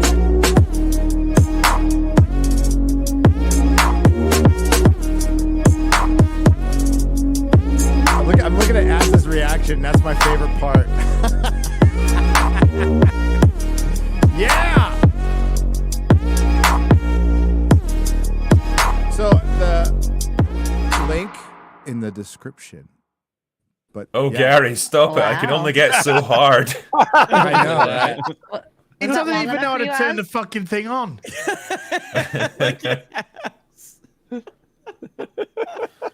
I would just love if there was a big door in the side of it. There is. I have no idea, dude. I don't even know how to hook the damn thing up. It's all right. I got my son here. That's what quarter Asian son. It's not working. Have you plugged it in, Gary? This is so Does bad. it need a plug? I've got tech support. I got tech support right down the hall. Hey, Az, do you have a Meta PC? He's even quarter Asian. Like he can do some math for me too if I need it. That's fucking awesome. It is. Looks nice. That is awesome. Hell yeah. I know. Poor Az. You got Gary getting a gaming computer, Ryan stealing his background. It's just everything. And it's tough over there. And there's no man. You got a new prime minister to ogle right now. So twat's gonna come along to Ryan and go, "Oh, I really like the look of your background. It's really good. Oh, it's fucking." Yeah, and over here in the UK, nothing. Fucking crickets. I get Raid Shadow Legends every fucking week. Fuck off. Well, the problem is, Az, you're always bragging about how good your fucking graphics card and your PC are while you're streaming. Yeah. If instead they were too slow. If instead Could've your snapped fucking me up. streams were, I'm playing on a pathetic potato, please someone sponsor me, then maybe. Which I was my not graphic doing card at just all. broke. It just snapped in half. But, Somebody fucking save me. I appreciate companies who will sponsor most of us. And not Meta makes awesome shit. Like their PCs are sick. The guys, they're really creative with the cool stuff they come up with. But the most important thing is that they do not care about people being upset at a video that I made or a comment from Friday Night Tights that gets taken out of context. They don't care about that shit. They'll stand behind us. That's the best part about Meta PCs. I shouldn't say this, but Zach did tell me to turn up the misogyny a little bit. I think I found the Az-sponsored computer. The official Az-sponsored computer. Let's see it. Let's see it. Oh wait, I can. That's my job because Gary. There we go. The Az-sponsored computer. Hey. Huh? It's very big. It's a big computer. So. Maybe I can configure some nuclear codes from that one. that people thing, don't know. Is that that's the Turing machine? Yeah, that thing's like about a calculator. Like Geek Grind messaged me in September and went, "Az, we love you. We want to send you some tea and some stuff." And I was like, they probably thank did, you. and it probably got really returned. nice. Fucking nothing. K-cups. I wanted my fucking K-cups. Well, it's not easy to mail stuff over to New Zealand, dude. It's not. It's an island, or it's Canada. Over the ocean. Darn Trudeau. Canada. Your new prime minister is all the way in Middle Earth. I can't get anything here. I've got an order from Jazz Inc. that was shipped at the beginning of fucking November. Canada's currently trying to decrease the surplus population. By the way. Lotus Eaters did a great video on that this morning. It's like, I've got a bit of a headache today. Well, I know where to send you. Yep. It's like, I don't want that. No. Hey, what do you do about a hangnail? Have you considered suicide? I don't like The Last Jedi. We've got a place for you. But don't you get sponsored by YouTube Gaming and stuff? Isn't that where you got your your neon sign. representative lighting? They said, do you want to do a thing and do you want to do a stream that you normally do? Okay. Sounds and then they sent me that. Huh? I'm not sponsored by YouTube. They inject it with a bunch of trans colors. Look, that's the trans flag right there. It is. Mine's made out of wood. Mine's made out of wood, not fucking gas. Yeah, it looks like somebody got a crayon and just went. Looks incredible. Hang on. Wow. They did what? Could you repeat that motion? I was like, oh my god. Oh, yeah. Just go all the way, man. Just embrace it.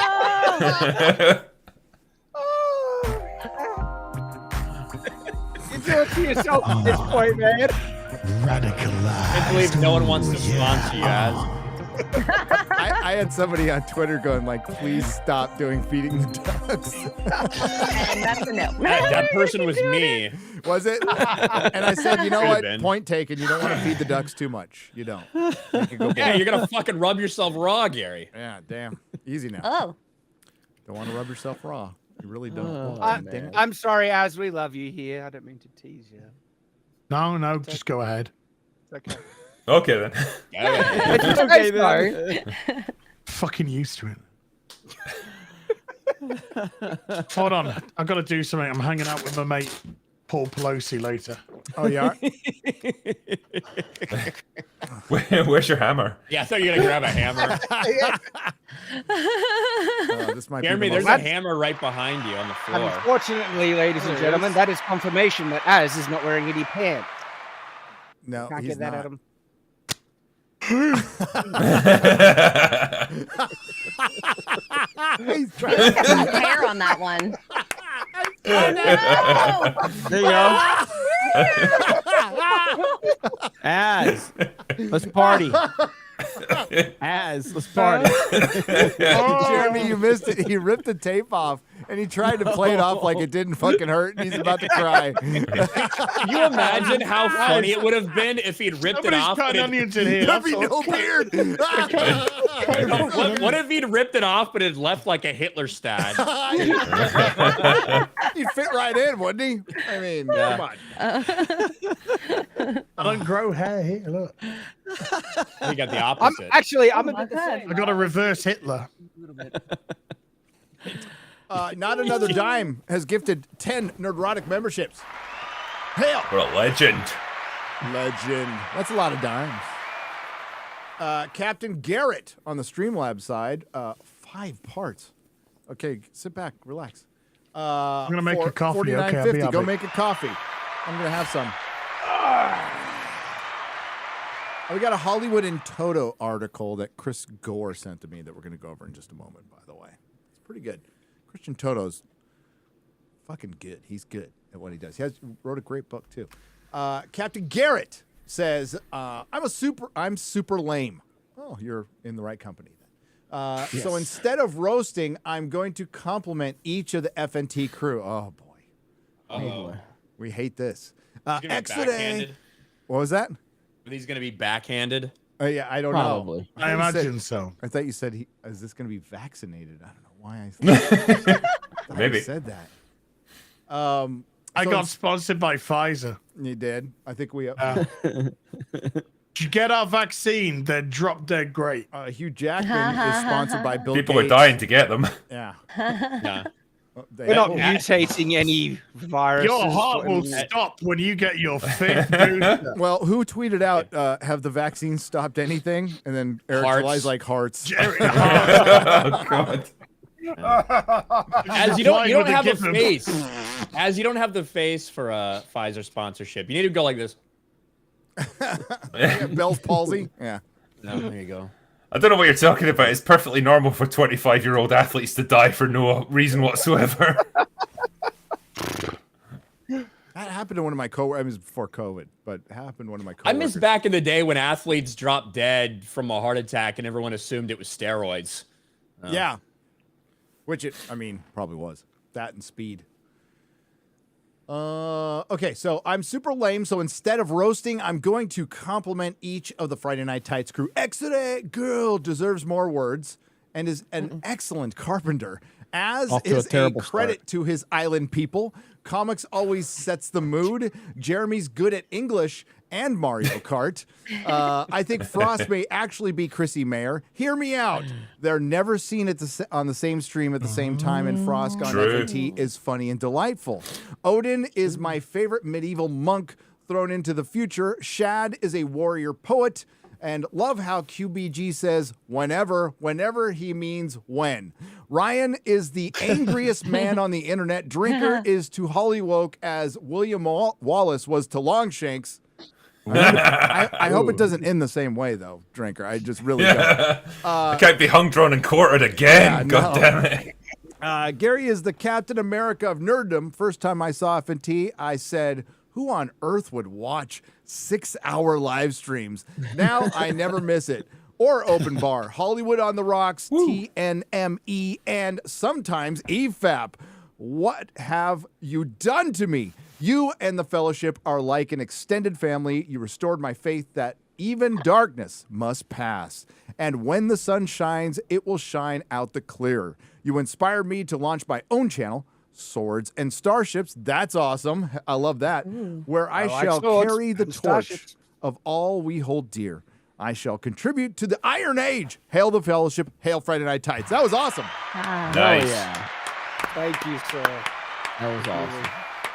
Cheers. And WG has gifted 10 Nerdrotic memberships. WG. What's up, WG? We need more people like WG in the world. He's a good, cool dude. WG's awesome. He's awesome. Cool dude. I'm gonna put this link. I put it in X-Ray Girl. I know you're doing a lot. I'm asking a lot of you because Quarter Black is under his NDA. I put the Hollywood and Toto article up. Is it in the description? Twitter. It's in Twitter? the Twitter. Yeah. Okay. Liberal media wake up to horrors of woke, but is it too late? Yes. Short answer. Yes, it is. Yes, it is. By the way, this is This is like one of the places he knows what he's talking about. You should be following him on Twitter and going to this quite a bit. Going to Hollywood in Toto. Liberal media wake up to horrors of woke, but is it too late? New York Times, Atlantic, Variety, Fear, cancel culture is crushing its crushing impact on art. Oh, no fucking shit, Sherlock. Right? Wow. They've all joined the alt-right, Christian. It's classic science fiction trope, one playing out in real time. A scientist creates a frightening new life form. And in the third act, the monster turns on its creator. The monster is an analogy, cancel culture, and its woke tendrils. The scientists, mainstream news reporters who cheered on the woke revolution, ignoring conservatives who warned of its help me out with this word, people. Pernicious impact on the arts. Pernicious. I just want to say it like that. One conservative even wrote a book on the subject. Have reporters who directly fuel cancel culture over the past few years realized the error of their ways? Cowardice at Sundance. Why? Get rid of that subscribing thing there. Oh yeah. Why was Jihad Rehab canceled from the Atlantic? Well, so.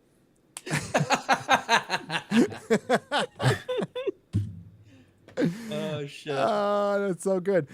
So Chris sent me or showed me, like, for your press pass or whatever for access to Sundance. You had to sign off on a thing that promised that you wouldn't practice any hate speech in the comment section or anything else. So they all bought into this, and I saw what Dee Snider wrote a book about toxic masculinity, or wrote something about toxic masculinity.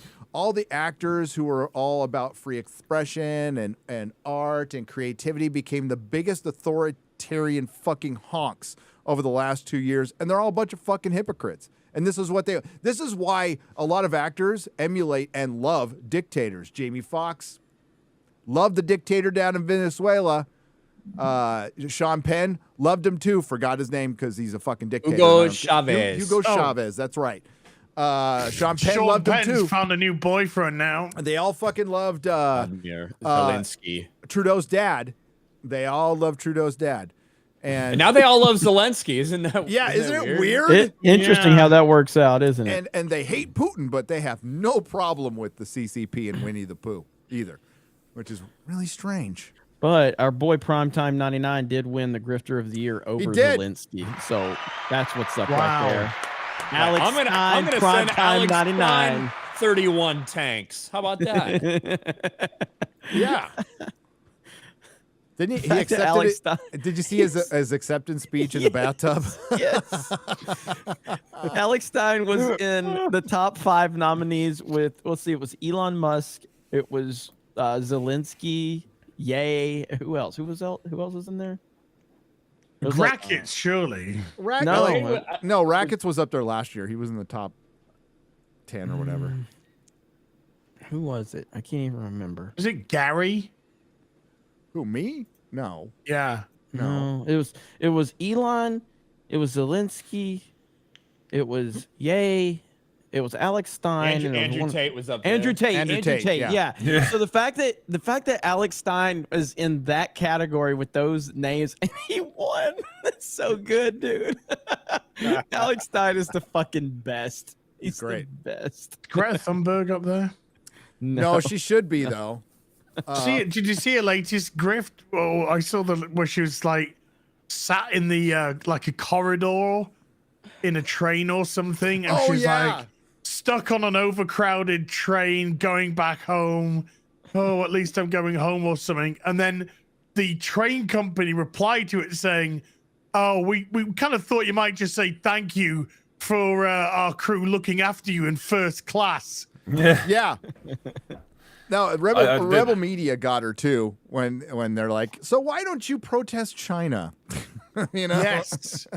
I think the most recent one I saw was when she pretended to get arrested and it was all staged. Yeah, it's all smoke and mirrors. It's And you all wonder why fake. people don't get behind your causes. No, and yeah. And here we are. So you were all, some of you still are. Hugh Jackman shilling for fucking Bill Gates right now on God. that was disgusting. And I haven't even seen that one. Oh, Bill Gates should be in fucking jail. Like, why anybody listens to a guy who like basically ripped off some software? You know, might have worked on it too. Might have ripped some shit off. And yeah, fuck that guy. But Hollywood loves him, and they love dictators. They love dictators. It started last year at the New York Times and the Atlantic. Two reliably liberal outlets. Each covered the cancel culture attack on Jihad Rehab, a documentary that debuted at last year's Sundance Film Festival. Jihad Rehab, directed by white filmmaker Get him out of here. Get him out.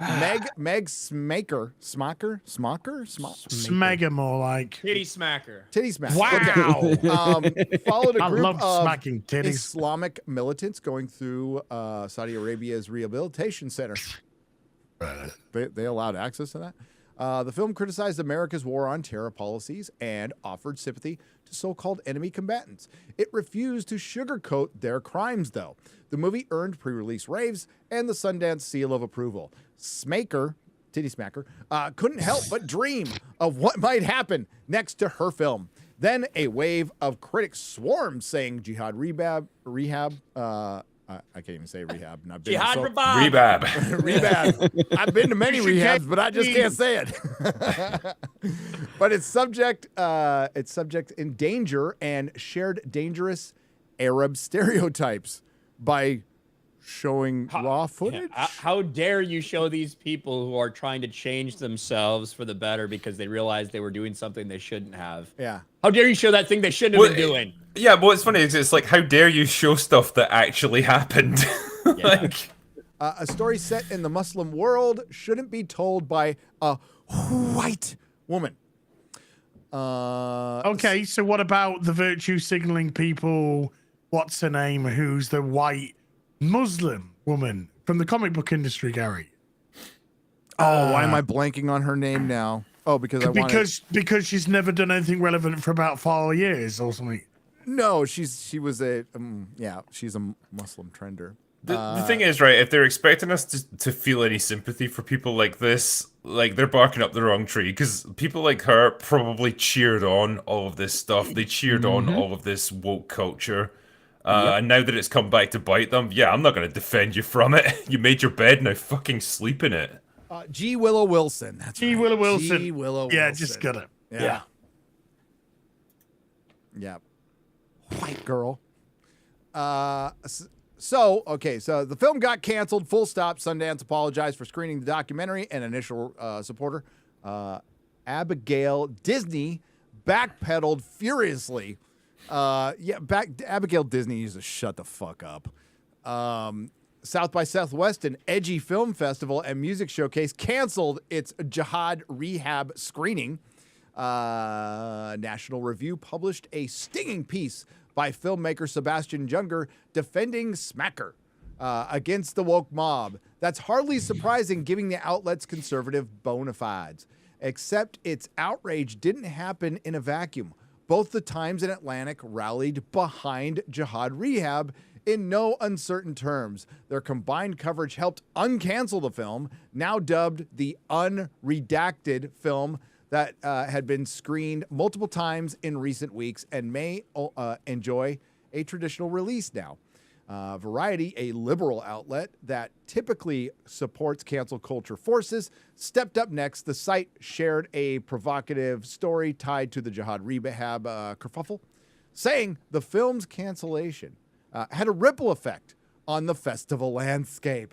Now, no one wanted to program a movie that might inflame the woke mob. The result, safer film festival selections to still steer clear of online controversy. Good luck with that. It's the antithesis of festivals' purpose to bring challenge art to public without worrying about box office results or nasty reviews. Well, here's the problem. 2 years taken off, but Hollywood was allowed to work. Let's not forget that. On our dime, because we supported the movie theaters with a giant bailout while they were working and focusing on their streaming services. So let's never forget that. And people just got out of the habit of going to the movies, and independent films were dying anyway. Sundance got canceled for 2 years. I can give a fuck about Sundance, to be honest with you. I can care less. Remember when the co-founder? Where's he now? Jail. Oh, what's he in jail for? Diddling, buggery. Oh, buggery. Wow, that's mind blowing. Variety leaned into that reality. In fact, that quick to recapture reflex underscores a new unspoken modus operandi in the film festivals. Once the bastion of provocative, button-pushing fare are desperate to avoid controversy and the wrath of any identity-focused Twitter mob. Well, I mean, that's the death of art, too. That's the death of art. It's over when you start. Isn't the point of it that it's meant to be provocative, it's meant to be interesting, it's meant to talk about controversial topics. Yeah, you know, when you start bowing down to people like that, the thing is, even if you do it, it's never enough. You'll never placate them, you'll never satisfy them, because whatever you say to them, you know, what would it take to make you happy? The answer is always going to be the same. More. You have to give us more. You have to give up more freedoms. You have to, like, bow down to us even more. You have to cow down to our demands more. And it won't be enough. So Well, why I even bother think with them? I think it's as it said it a while back, but it's just like the best response is just no. A casual, just no. Don't show that it don't show that it fires you up. Don't just no. Not gonna do it.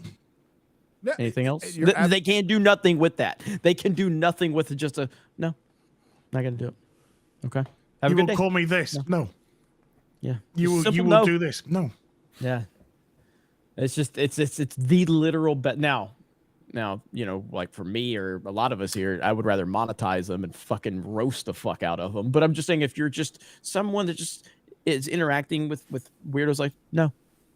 The problem is when it things like events, film festivals, that sort of thing, they won't just go after the film festival. Then they'll go after the sponsors of the film festival. They'll go like right to the root of how they get financed in the first place, and they'll find someone who will eventually cave. That's what they do because they're relentless. It's like they don't care how much time they have to invest in it. They don't care how many people they have to go through. all that matters to them is the end goal. Is getting what they want. Exactly, and that's the thing and you can't negotiate with them because they won't give an inch and they won't stop ever because it's all they live for. That's the kind of people that you're up against, and that's why they're so hard to stop. Agreed.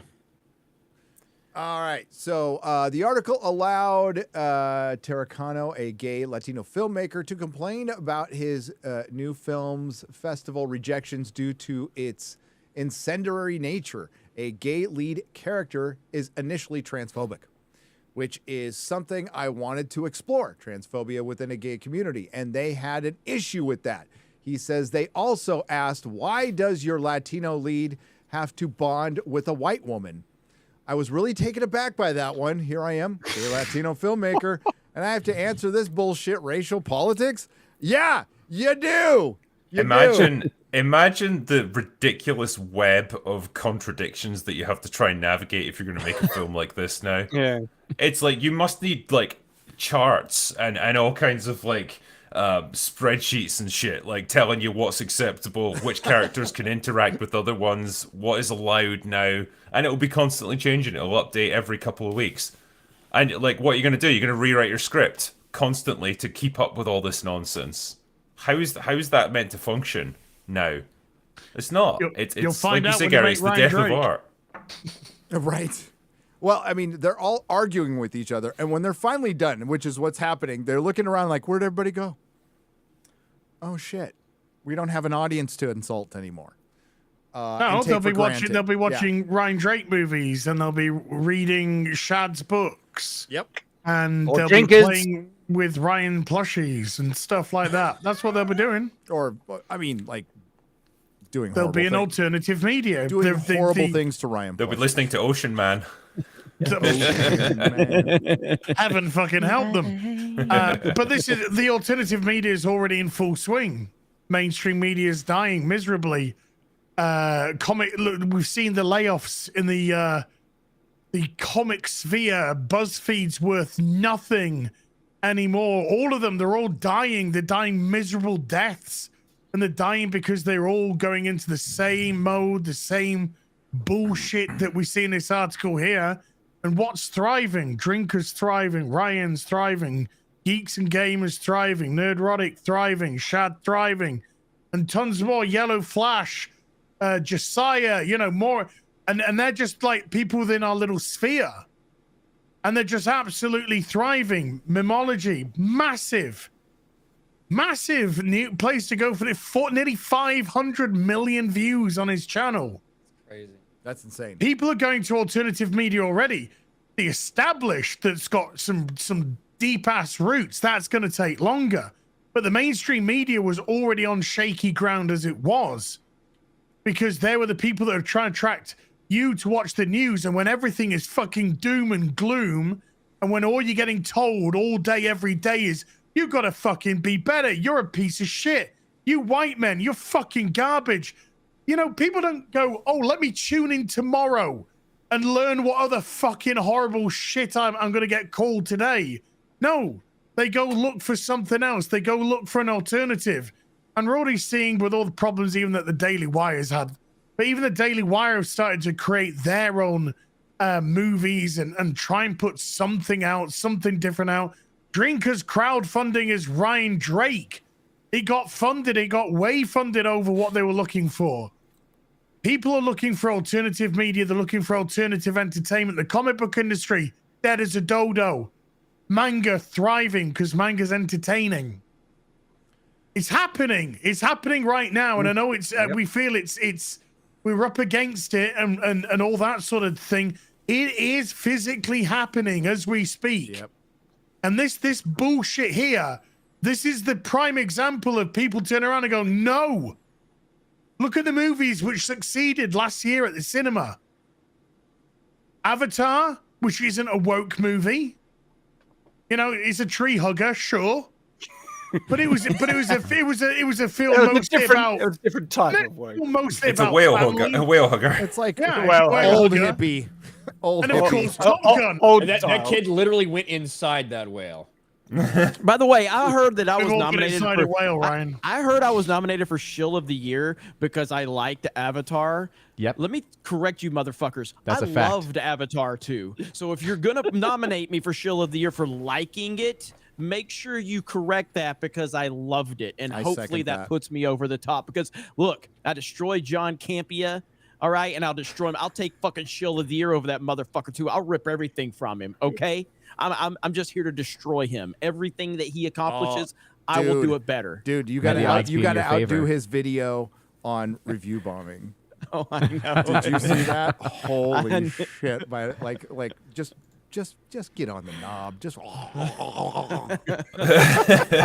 get on it. Jesus, Yeah, dude. I see Campia playing Mario Kart now. I know you're trying, little guy. I know you're trying. Okay, Yeah, I saw that I know too. you're trying, little guy. Okay, He's But making guess what? videos I have now. a Gary. Okay, I'll bring Gary on my streams and get 10 times more viewers than you. Okay, There's So- something very pure I'll do about it. Robert Meyer Burnett playing Mario Kart. I know. Yeah. I love Robert. Robert's great. That's how it should be. John Robert is needs awesome. Robert. Robert doesn't need John. Facts. Facts. But as just to what you're saying before, here, man, you're absolutely right. Yes. Yeah. Once again, a liberal news outlet not only called out the cancel culture, but framed its impact as detrimental to free expression. Well, yeah, because you have a gay Latino. I don't see these outlets yet backing people who, like Roy Price, who had a purposely misinterpreted joke used against him to destroy his life. It's the kind of narrative right-leaning sites routinely embrace, like the Daily Wire, the Federalist, and Breitbart News. By the way, all of these things exist. Daily Wire, the Federalist, which I don't know anything about, or Breitbart, they all exist because of the mainstream media. The reason we exist, as just talked about, is because of the access media. You know, I think we all came to YouTube at some point. We were here, but we were all like, am I taking crazy pills? It feels like the comic book websites that I used to like, that used to review comic books, and kind of like gone all political now. And I forgot, somebody was talking about in a live stream. I'd love to give them credit. It was yesterday. I listened to a lot of live streams, but they mentioned, I think it might have been Yellow Flash or Quartering, one of the two. But they're not wrong.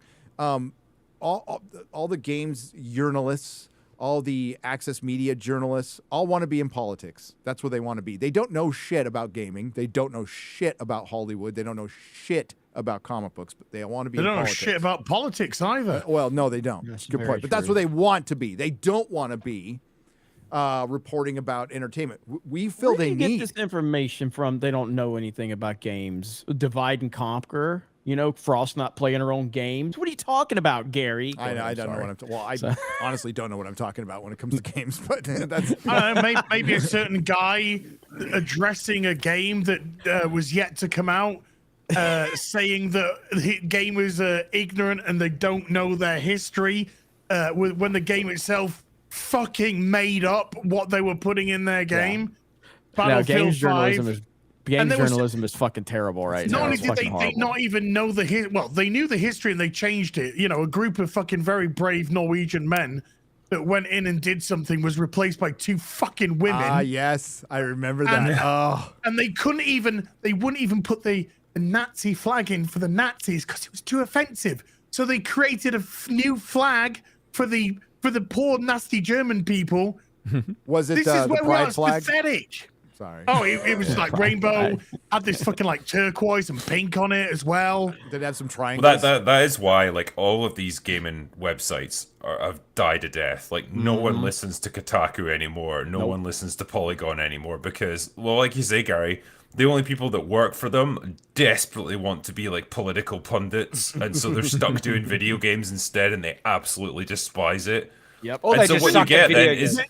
What you get is like people on the YouTube space who take over that role because they actually care about the things that they're talking about, and that's the thing that you can't fake is just like people who are genuinely passionate about the subject matter. And I can't remember who said it, but it was a recent thing, and it was like the currency of the 2020s now is going to be authenticity because it's the one thing that you can't buy it. It just comes naturally from people who care about the things that they're talking about. They might not be as polished as these gaming websites who've got like huge production values. It doesn't need to be though. I think it's Robert Mar. It was Robert Mar Burnett. It might, yeah, I think it might have been. That's where actually. I got it from. Yeah, I got it. Because that's actually a great quote. Yep. I haven't heard that one yet, but he's right. good. He's right on the money because that's what Yes. people respond to. That's why, like, all of our channels have done as well as they have because we care about the things that we're actually talking about. No one's paying us to do it. It's not an assignment, and it's not like we don't drastically wish we were doing something else at that time. It's like we pick these things to talk about because that's what we care about. Mm-hmm. Yeah, I forgot who it was, but I know Jeremy shared a video from like White Wolf something, or I forgot what it was, but it was like a history of the movie reviewer channels and how they changed over time, and how one of the big things that caused the fallout was the fact that they all became hyper political and started just to say screw to the fans, and it was all about them and all about the access media. And it was a really good all documentary about those style. sponsorships, man. Yeah. Ooh, gotta do that live stream from The Denny's. Denny's. Did you see that amazing? I can't remember which comedian did it about Ben Shapiro. And they said this is the ultimate Ben Shapiro take on the Daily Wire. Tyler Fisher. Yeah. Is it Tyler Fisher? That was fucking so good. As a matter of fact, could you find that X-ray girl? Please. That was so good. Oh, sorry, I was. Oh, you don't have to. Ben Shapiro, what? Because I've got nothing against people accepting good sponsors. If they accept crappy sponsors, my eyebrow raises. Raid Shadow Legends or something like that. But if you accept good sponsors, fucking no, I can't take the fucking deal, Shad. If you do, you're a bad person. Clearly, no, you're not a bad person. Look, I understand people do it. I understand people do it. Get out of my life, Hey, Shad. why did just do it then, you friggin' pussy. Why don't you push Coffee Brand Coffee for Jeremy at the corner? Harry, you know something? He approached me and I said it comes in conflict with the whole fucking Geek. Aww. Well, but it Here does. we go. I got a this little clip. Get Coffee Brand Coffee, Krigler Coffee, or Geek Grind Coffee, which is linked in the description. More coffee in the world is better. So there does come a point, like if you over monetize your stuff and you just load it with just so many sponsorships, I start to think you're laying it on a bit thick. Yeah, exactly. It's Well, like it kind of implies that you're not really making any money from people watching your channel, No, and so but, you have to resort to that shit. The Tyler Fisher thing is off of his rant, Ben Shapiro's rant the other day, where he stops dead for a fucking sponsor. It's so good. I was wondering what happened. He cut himself off so quickly in the video. I was like, what happened? Whoa. And dude, I find out it was to do a sponsorship, and to me it makes it feel like his rage, and he was saying the worst thing he's ever seen in politics. Bullcrap, right? It was all performative. If he can switch it on and switch it off like that to jump to a sponsorship, I'm sorry, you do not sound sincere at all. Because exactly. he was ranting, authenticity, man. He was ranting about Crowder, to how deeply personal this was and how hurtful and all this, and all of a sudden he stops, cold stop, and goes into a sponsor. It's like, bro, like you are not helping your case. If you could just take one fucking video off with the sponsors to show your passion here, but no, it will be this one. No, they're contractually obligated. Yeah. What's up, Comics and Odin? What's up? How's it going, guys? Hi. Happy Friday. Happy FNT. We're gonna want some shills. We're just gonna do the wind-ups now, guys. Good to see you. Can't wait for this. But here's so this is an old clip from Collider Jedi Council presented by Denny's, and it's so bad. It's so bad. Here we go. Live at Denny's is May the 4th. And man, am I excited.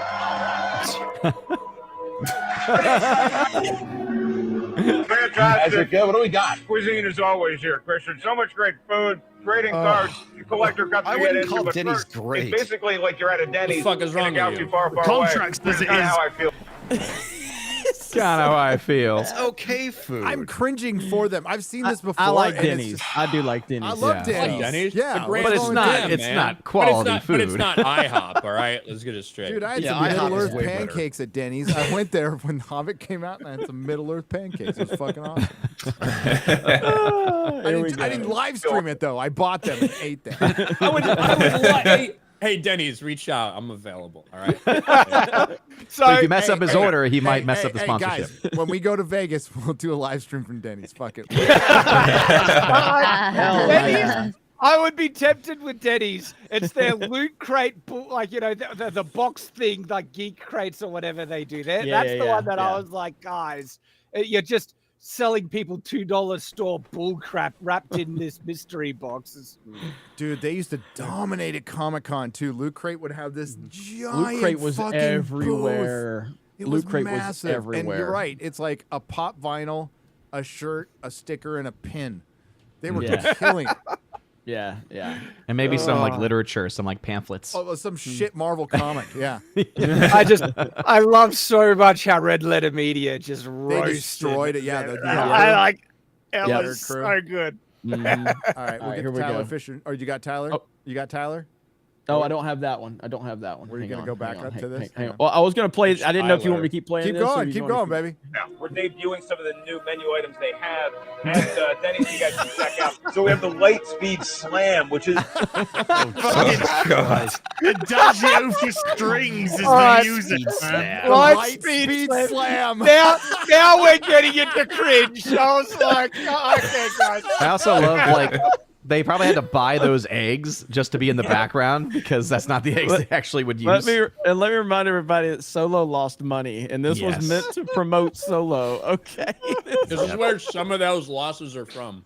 the healthy fit option for somebody like me who currently employs a personal trainer. 2 Moon Skillet, diced ham, fresh spinach, sauteed mushrooms, and hash browns. Topped with Gouda cheese sauce, cheddar cheese, and 2 eggs. The Star Wars experience here at Denny's, because we also have these collector cups that I'm very excited about with some of your favorite You characters. sound very Cool- excited. God, Yeah, this I is know. I'm It's very like- excited about. My soul is dead inside. I wanted to review media, and now I'm just chilling. Yeah. Solo lost money. Hashtag There's this Solo one lost part where I Yep. wanted you guys to see. I don't know where it's at. It's the girl. She says something. Let me see if I can. Oh my giving God. you the fans the Can I opportunity pl- to roll this. Is it? Hanging, he hangs them. You see the dice hanging, he hangs them onto the. I think it's the little. Dice are gonna have so much to do in this movie. Right? To roll so much Oi, Solo's dice. He's been You see the busting dice his ass hanging, for he 5 hangs them onto years the- as a I think Star it's Wars the fan. little, You leave him So alone. much to do in this movie. Right? Especially after everything with He Last has Jedi. also looks like he's this- aged like 20 years since this video. Yeah. That's what Denny's will do to you. Hey, Denny's and busting your ass being a Disney Star Wars fan will do to you. Yeah, Yeah. He makes a reference to like I guess how the positivity of Solo here. Or So, something. I need to see this movie. It looks so well oiled. It looks. I mean, the movie looks solid. People are starting to get excited for it. What a bunch of shit. Hey, Season Gamers video right there. You know, that's him there busting his ass as a Star Wars fan, guys. It's just... busted, man. And Ron Howard was the So anyway, it's just so sad. It's so pathetic. It's good lord. I want Like, Denny's now. I mean, I wouldn't mind Denny's. I Didn't wouldn't sound mind Look at a bad. Denny's. light speed slam. Do you think they're still selling it? Yeah, try ordering that now and see what they would say. Yeah. A what? Which Tyler Fisher video were you wanting, Gary? The one where he's Ben Shapiro. Get that one, Ryan. I know Oh, you had it the God. other day. That No, I one's have great. it. I have it up. I You got have it? up. Okay. Okay. We'll get back to the article. I've been in losing just a so minute. much sleep over this entire Steven Crowder thing. But you know what helps me get sleep? My Helix mattress. Oh, it's so good. I love this. This is just the best. Look at his yarmulke. It's a napkin. Oh my God, that's funny.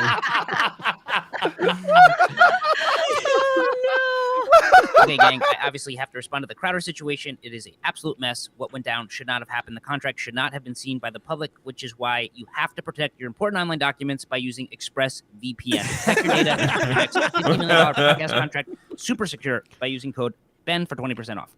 it was a solid friendship. So it's always hard to lose a friend. It could be one of the hardest things in life. But one thing I did not lose was sleep, because I slept off this treacherous. Incredible. I use them every night. I woke up feeling great.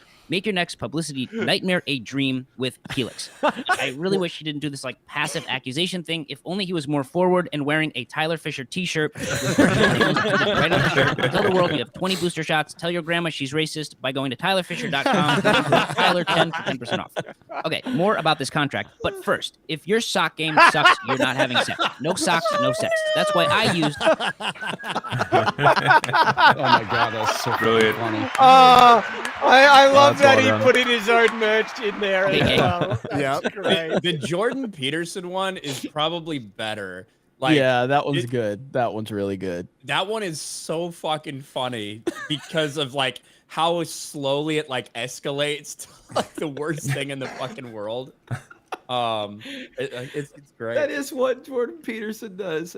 I like Jordan Peterson, but as long as he's staying in his lane, as long as he's specifically talking about like the actual analysis and data behind men and women and things like that. Yeah. As soon as he fucking branches out from that tree, he sounds fucking retarded.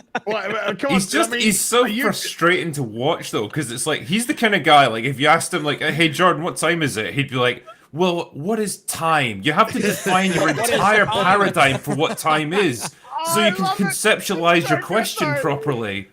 It's like there's such a thing as being too intelligent for like the situation you're in. Yeah, that's just him. Yeah, this is again. I'm gonna share this. This is But Tyler he Fisher, actually- who again works for Daily Wire, right? Or Yeah, worked yeah. for Daily Wire on their movie. So this is so fucking good. Good evening.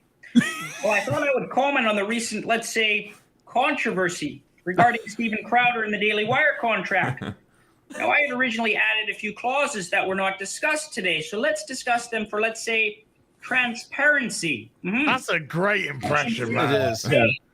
Stephen Crowder will be required to clean his room on a daily basis. Failure to do so will result in a $1 million fine. I know you're thinking, well, that's comically high. It's like, what happens if you don't clean your bloody room? Like, you're on the floor, and then you're on your way to work and you trip over some clothes. You've twisted your ankle. You see your dog in the hallway and you kick him in the face because you're resentful that you were told you had to clean your room.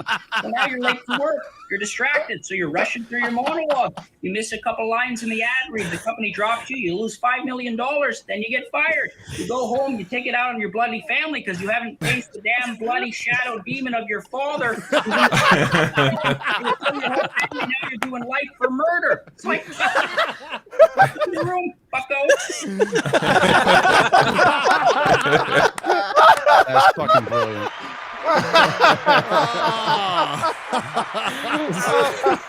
So good. See Tyler Fisher on Terror on the Prairie. Yeah, Oh, man. Terror on the Prairie, Daily Wire production. Hell yeah. Follow him on Twitter. Go Damn, see that his was good. shows. He's freaking brilliant. He's been on this show before. Yep. Yes, Yeah. he has. Do Couldn't we get want to off bring quick. that article back up? I didn't finish it. I don't know if we want to. Oh, there is a point. Yeah, we should let Christian Toto have his final say. Mainstream journalists, by comparison, wouldn't dare flirt with that point of view up until recently. They often take the opposite approach, suggesting these stories and artists deserve cancellations. It's in their tone, their narrative framing. Recall how the press covered cancel culture attacks on Dave Chappelle, Joe Rogan, and Gina Carano. I'll add that one there. Comedians the mob tried to silence for sharing views considered anathema to the progressive mindset. Reporters sided with the offended parties while showing little empathy for artists trying to share raw opinions and jokes. The next journalistic shoe to drop remains the most shocking. The New York Times just published a blistering op-ed from its former book editor, Pamela Paul. She marked the 3-year anniversary of cancel culture campaign against American dirt with stark regret. Janine Cummings' novel earned early raves from Stephen King. Cummings. Well. Stephen King and Oprah. And it seems a new literary sensation was born, that until one Latina scribe started a woke war against dirt. What happened next? Death threats, press tour cancellations, and a chilling pall over the literary word. Yeah, I think Jeremy Clarkson's going through something similar right now, just for writing some. I thought it was a really funny joke, to be honest with you. Looking back now, it's clear that the American Dirt debacle of January 2020 was a harbinger.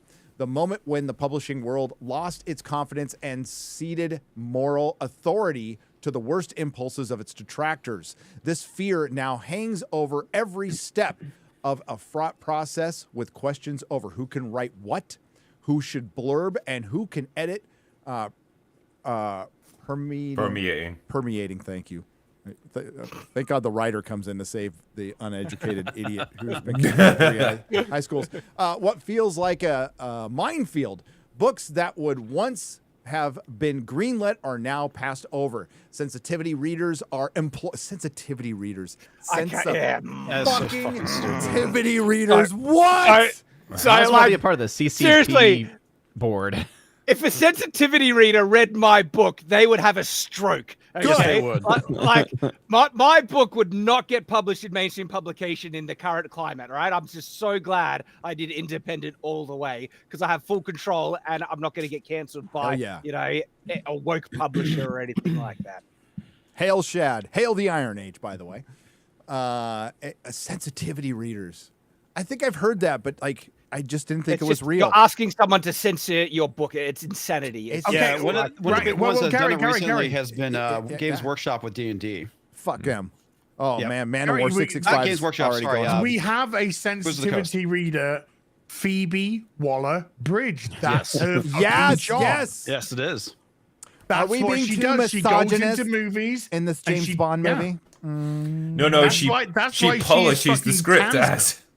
Oh, yeah, something like that. Remember when women just polished? Never mind. And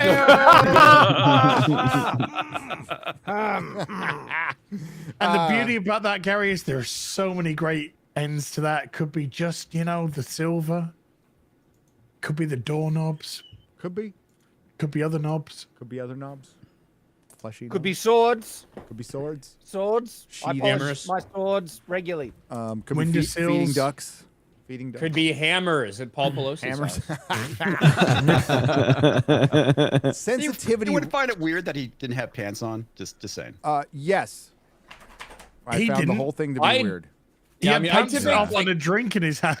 Yeah, the drink in his hand is the one that does it for me because it's like, okay, if he got woken up at 2:30 in the morning by a random person in his house, I probably wouldn't have fucking pants on either if he came into my house. Well, no, but he had a shirt on, a dress shirt on. He had a dress shirt on and he had a drink in his fucking hand. He had security. He had security. The Capitol Police, the great Capitol Police that worked on January 6th with the neck tattoos. Yeah, those Capitol Police. He actually, in the 911 call, the San Francisco police answer, and he's like, is there any Capitol Police there? And they're like, what the fuck are you talking about? This is San Francisco police. He's like, I'm really looking for the Capitol Police. My wife's not in right now, but usually they're around while she's in town. But it clearly looked like he was trying to look for a way to keep it, whatever was going on, a little quiet. Yeah. So they have a video of the guy breaking in. So the guy did break in, but did they have a relationship in the past? Was it? Dude, okay. He was dressed like every dude when like- you get a few minutes alone at home. Listen. You're like, let's rub it out real quick. That's how he was dressed, Everyone should just be thankful that while Paul Pelosi had that drink in his hand, he wasn't also behind the wheel of a car like he usually is. That is true. Shad, I know you're going to say something. Go ahead, Shad. It's just so weird because Pelosi, he had the main grip on the hammer. And it looks like he had to me, that implies that he had the hammer first and the other guy was trying to take off. But if they're wrestling to get possession of the hammer, why is he still freaking holding the drink? You would just be, I'm sorry. I've no idea. It's so bizarre. It's like they just kind of paused and waited for the police to arrive. And it's like, okay, they're going to open the door now. Like, grab the hammer, get ready. And the guy's more character development than most things in Hollywood. I mean, let's just say there's a lot of intrigue there. Well, also because I know some people have looked at the video and said, like, who opens the door? But to me, it looks like you could see it looks like Paul opens the door, and then very quickly after opening it, goes right back to the hammer. That's also another weird thing. It's like, wait, so you were able just to grab the hammer again after opening the door? That seems... Hold up. Wait a minute. Something ain't right. Exactly. He's just a really accommodating burglar, you know. It's like, hey, I know you're threatening me with a hammer. Go just wait a minute while I open the door. Yeah, Just sure. give me a second. No All problem. right, now I'm back. Yeah. They just stood there. They stood there confused with the door open. They were just like, hey, you looking for the party? And they're like, what's going on? Hey guys, how's it going? Hey guys. That's what Paul Pelosi says. Like, what the fuck? Totally not sus whatsoever. Got to give the guy credit. The guy gets loaded, and he's like 105. You know, predicts stocks better than any human being alive. 85-year-old man. And then But again, also, as Ryan, oh, go ahead, Chad. I just wondering because the guy then decides to go crazy with the hammer in front of the police. You'd think like, what's going through their mind? That would be the worst time to assault someone. But then it's like, yes, Finally. now's the perfect time. My moment has arrived. I'm gonna try and kill him here. I feel like this is a Ryan Johnson whodunit or something. It's a Knives Out mystery. Yeah. Hammers As out. Hammers out. Hammers out. As Ryan, It's like, what was his Ryan motivation? He's just really dumb. I don't know. I mean, like, yeah, I don't know. All I know is I have a lot of experience with drugged out weirdos, and that kind of shit can happen, okay? Because they're fucking drugged out weirdos. But like Ryan said, like the fact that as the guy hits it with the hammer, it disappears. So it's almost like they were like, let's keep it, let's make sure it stays PG-13, guys. I know. We don't want to, you know. Yeah. It's like, all right, guys. So for this shot, we have it blocked out so that as you come down and hit him in the fucking skull, you'll be just out of range of the camera. So by the time we rush in there, you can see some blood on the ground, but you never see any type of injury for Paul. It's like it's so crazy. Have we seen him since? Like, have we seen? Yeah, he's been out. Yeah. Like, so the deal is, this is 3 months ago. the big takeaway is we should have seen this video a long time ago. They had to sue to get it, and they were keeping it, which is against. I mean, the whole thing about body cameras was transparency, right? Guess not. Allegedly. Guess not. So back to cancel culture. Sensitivity readers are employed. The fact that exists, and I mean, just kill your industry. Just kill your industry now. On a regular basis, self-censorship is rampant. God, I think there's been some people on the internet talking about this for the last 5 years. Can't recall any of their names. They might be here. They might be here. I don't think it's a thing. No, it's not a thing. You're alt-right for thinking that. Yeah, It's everything conservatives and fair-minded liberals like Bill Maher and John Cleese have been warning about for the past 5 years. Now suddenly, and a few people here. Now Bill suddenly, Maher was late to the party. Bill Maher like, just Bill Maher Don't senses give the winds of credit. change coming and wants to be on the right side. Yes. That's some bullshit. Yeah. He's like 4 years behind when everyone else has been pointing this crap out, and is like, now I'm noticing something. Come on. Something is changing, and I'm going to change with it. I'm going to change with it so I can stay relevant. Now suddenly, it's fit for print with the New York Times. Did Ben Shapiro sneak into the old gray lady's editorial department while no one was looking? Paul adds how novelists stood down at the time, fearing their old work would be revisited and declared problematic or worse. Or any TV host. I think we all recall when Jimmy Kimmel took a nice vacation over the summer of love. Remember that? The same scribes also worried about that they wouldn't be able to write new stories that dared traverse the newly His reinforced... audience had taken a vacation from his show now. And we'll take a vacation from the Oscars. Reinforced DMZ lines of race, ethnicity, demilitarized zone, by the way. Race, ethnicity, gender, and genre. Which, I mean, are all one and the same now. It's clear the liberal press is waking up finally to the impact of woke culture has on the creative arts. We're now being told what's at stake should the cancel culture revolution continue unchecked, which it still is on Twitter. Free Britney Venti, free the quartering.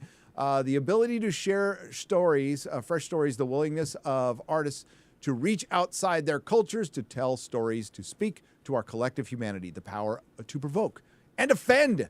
None of this is new. What's fresh, though, is how liberal outlets are suddenly saying it aloud. I don't know if that's fresh, Christian. I think they're just forced to at this point. Yep. I think the shit is definitely changing in woke Hollywood. I would love, and I've said this before, I would love to think it was because, we're doing the right thing now. No, they're losing fucking tons of money. They're losing tons of money. Ryan has done multiple videos about this. I've mentioned it. We've all mentioned the fact that the theater going audience has dropped. But, one report was 50%. It's more like 40, right? It's more like 40%. But that's still a lot. That's almost fucking half. That's bad.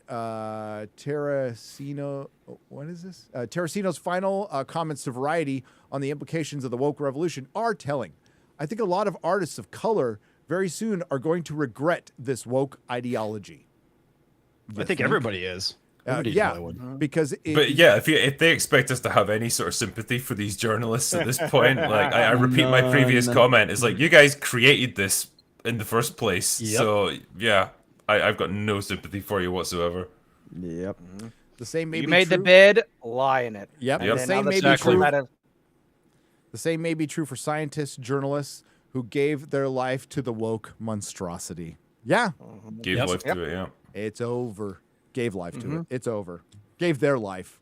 Yeah, it's funny. It's so amusing, like, when it suddenly becomes a problem, when it comes back to bite you, when it starts to impact your industry and your jobs and your ability to get stuff done, then it's a problem that needs to be tackled. But until then, you were happy to sit back and cheer while people got their careers ruined, their lives ruined, because they said the wrong thing. Yeah, fuck you people. Like, you deserve everything that's coming to you.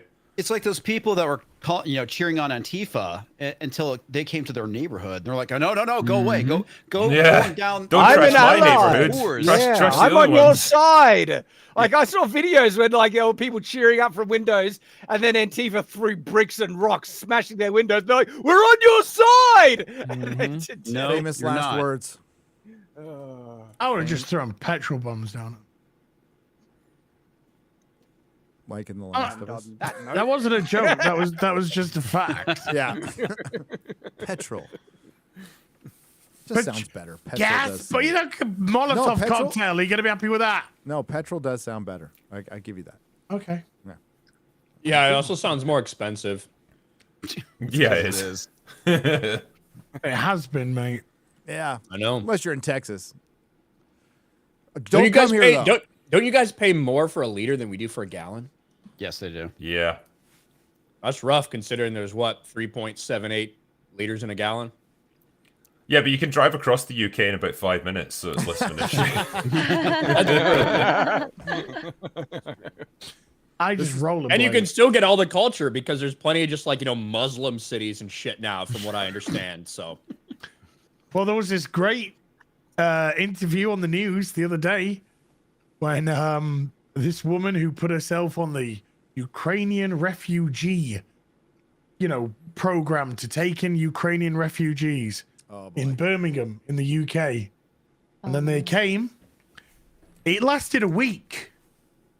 And it lasted a week because the Ukrainian refugees who had come over from their war-torn country complained that there were way too many Asians in the neighborhood. And by Asians in the UK, we mean Indian, Pakistani. Oh, no. So they were complaining that there were too many Asians. And within a week, they mutually decided to part from the house.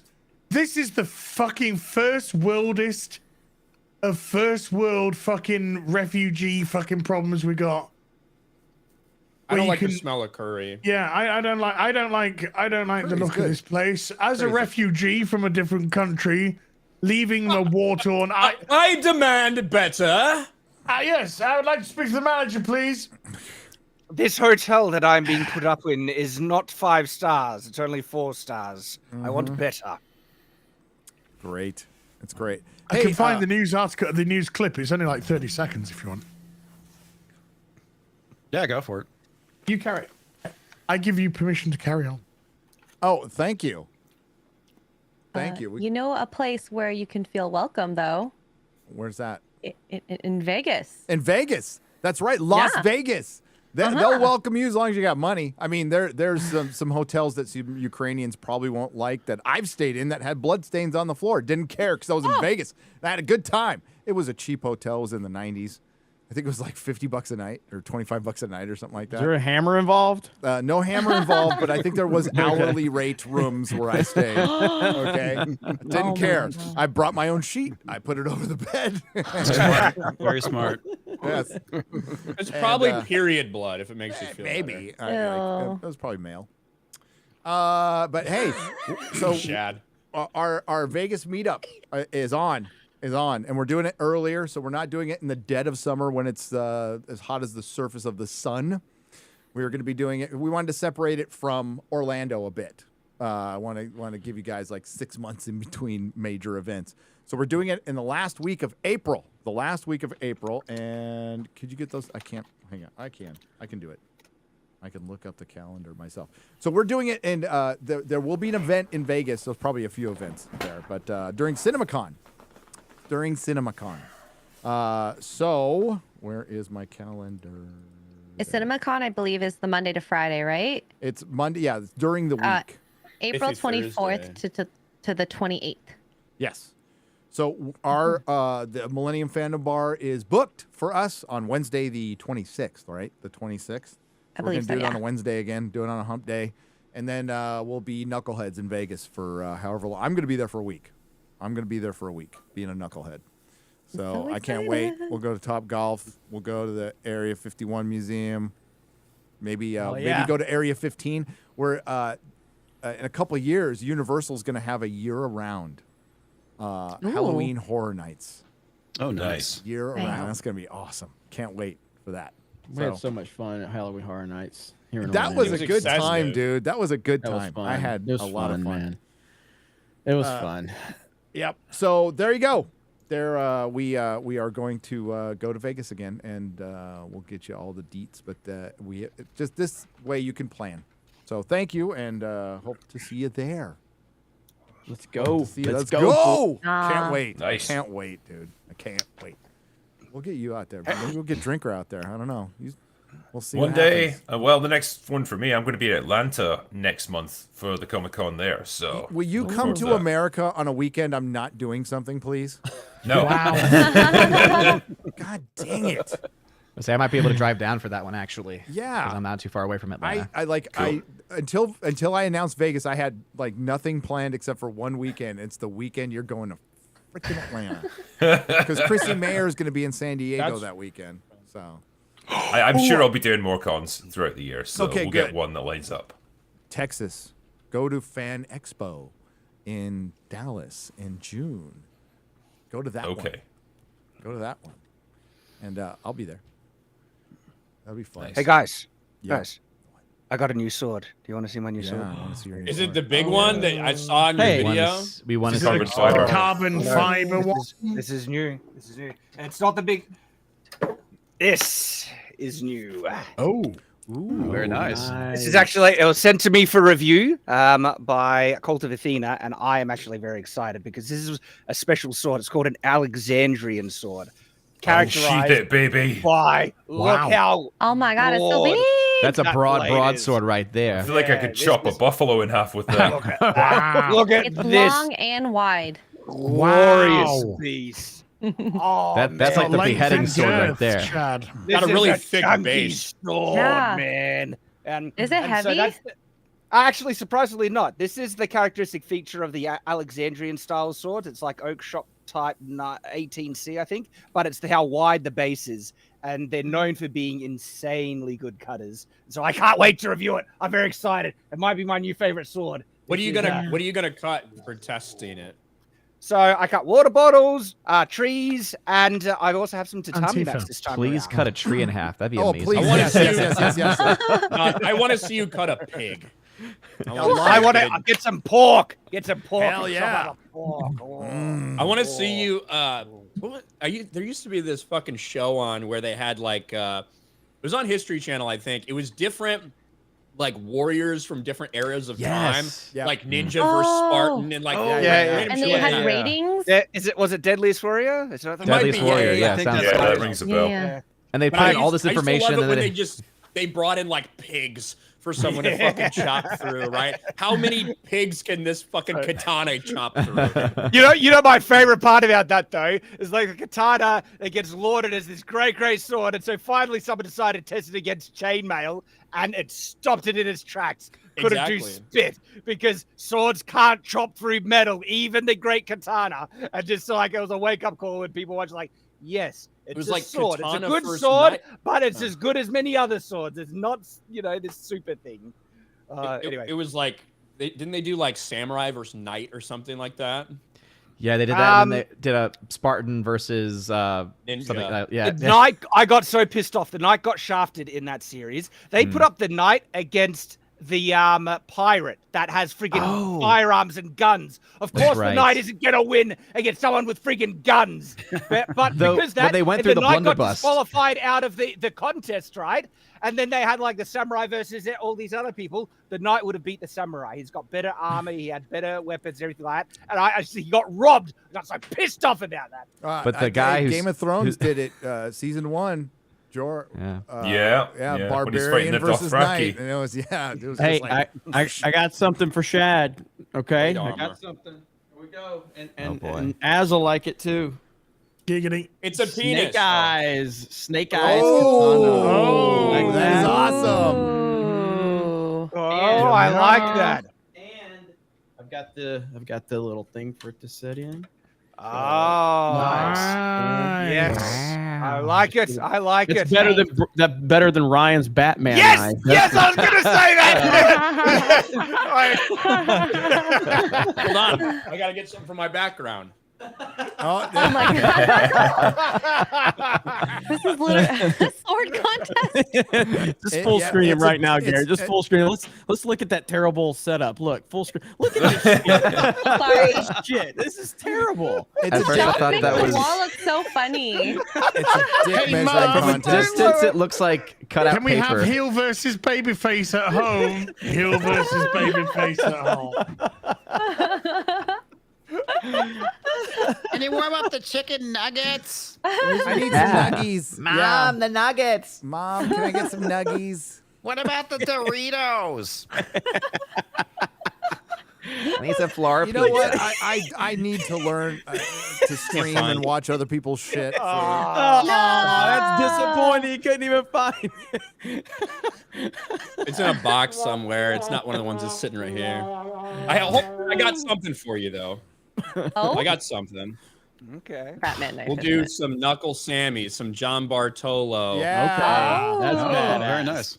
That's How about that? badass. How about that, Shad? Tell me about freaking brass knuckles. Okay. Friggin' gay and pathetic. Use a rock. A rock would be as good as brass knuckles. What a lame weapon, man. A rock? They're brass knuckles. Yeah, are you might not break your stupid. hand. If you're gonna carry a weapon, carry a knife. Brass knuckles, as good as a rock. I've been pissed off about brass knuckles.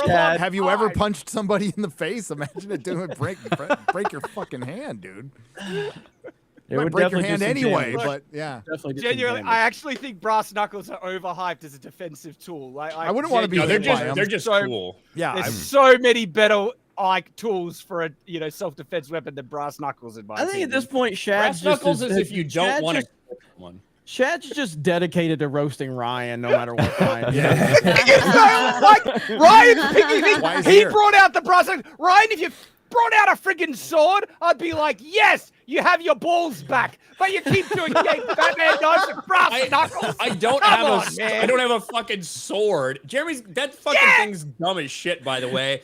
Like it looks like plastic and fucking stupid, right? It's not actually gonna do something. I could actually kill someone with my Batman knife. Jeremy can't kill anything with that. I could fucking kill something with that. I'll grab all the knives I have. Hold on. Oh my god! He's gonna come back with like kitchen. I feel like he's trying to. Defending himself. Good. I feel like he's trying to reclaiming his compensate for manhood something. with some real knives. Good. You can do it, Ryan. I believe While in we're you. waiting for Ryan, Waldo865 has donated $300. Wow. Hail all. Legend. Here's what I want to see. There we go. Oh, what have we got? Oh, look at that knife. Ryan, collection. show him the American one. The American one is awesome. I do like this. Waldo, we'll get right back to you. This one's pretty good. That one's cool. That one's cool. Oh, There we go. Nice. You got that one from John? Did you get that one from John? Sure. I Ryan? bought that one myself. This one is a little bit smaller. This is like the everyday kind of carry. John you know gave you that one, right? Yeah. Yeah. I've And got then one like that. this one's six fucking dollars. Keep America great right there. Hell yeah. Okay. Woo. Yep. You see, I've got the freaking World War II K bar. That's awesome. Yes. That one's cool. Yes. Yeah. Exactly. That's cool. And then the rest are fucking. Do you think that's got some kills? It's got some stains on it, so There you go, yeah. probably. Here's another one. We've got one of these. So that's this one I don't really like that much, but it's fucking cheap and it will kill you, so that's fine. You have And it now will reclaimed your manhood. Yes. Like, get rid of the Batman knife and use real ones. I gotta find the Batman knife. I'm gonna display it. So I All do it have. took was the demonetization of the show. No. Well, I have a weapon I want to show that might get us demonetized, and it will really upset people on Twitter. Easy, okay? Jeremy. I just want to say, like, it It's can a do a lot of hammer. damage. Okay, so it's right here.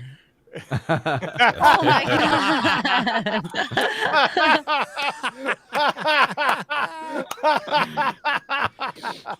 Yes. I Oh my goodness. Listen.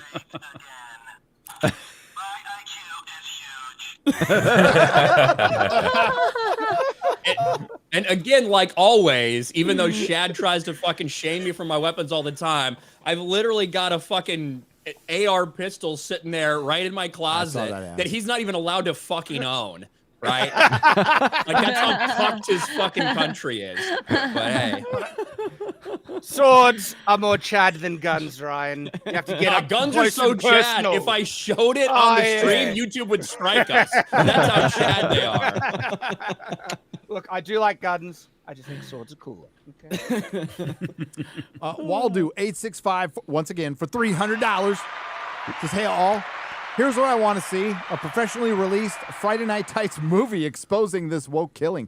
Fight Hollywood in their own space. Bet it would make money, or at least get national attention, and put even more heat on D+, Paramount, etc. The Fandom Menace. Just saying. Just saying. Oh yeah. Well, we might be working on something. That's all I'll say. That's all we can say. That's all we can say. Yeah, Taylor Sheridan should write it. He's writing everything else for Paramount. Why not? Hell yeah. I don't think we need a writer. No, we don't. Oh my goodness, the poll that's just been put in chat, I'm actually really invested in. Swords came in behind, and now they're pulling into the lead. Yes, guys! Oh, I love ya! Yes! Go on the Keep Swords. going. Swords win, baby. Wow. So what that's your lead. fucking knight who lost to a pirate with a fucking flintlock pistol. Hey! No, it was the blunderbuss, okay? It was the I blunderbuss. didn't say swords are more effective in combat. I said they're cooler, all right? And they are. They are. They're cool. They're very cool. Hey, you can't own one either, Gary. Fuck you. I can't own what? A sword? Or No, a pistol. A pistol? gun. No, I can't. I can't. But my wife can. Your wife can.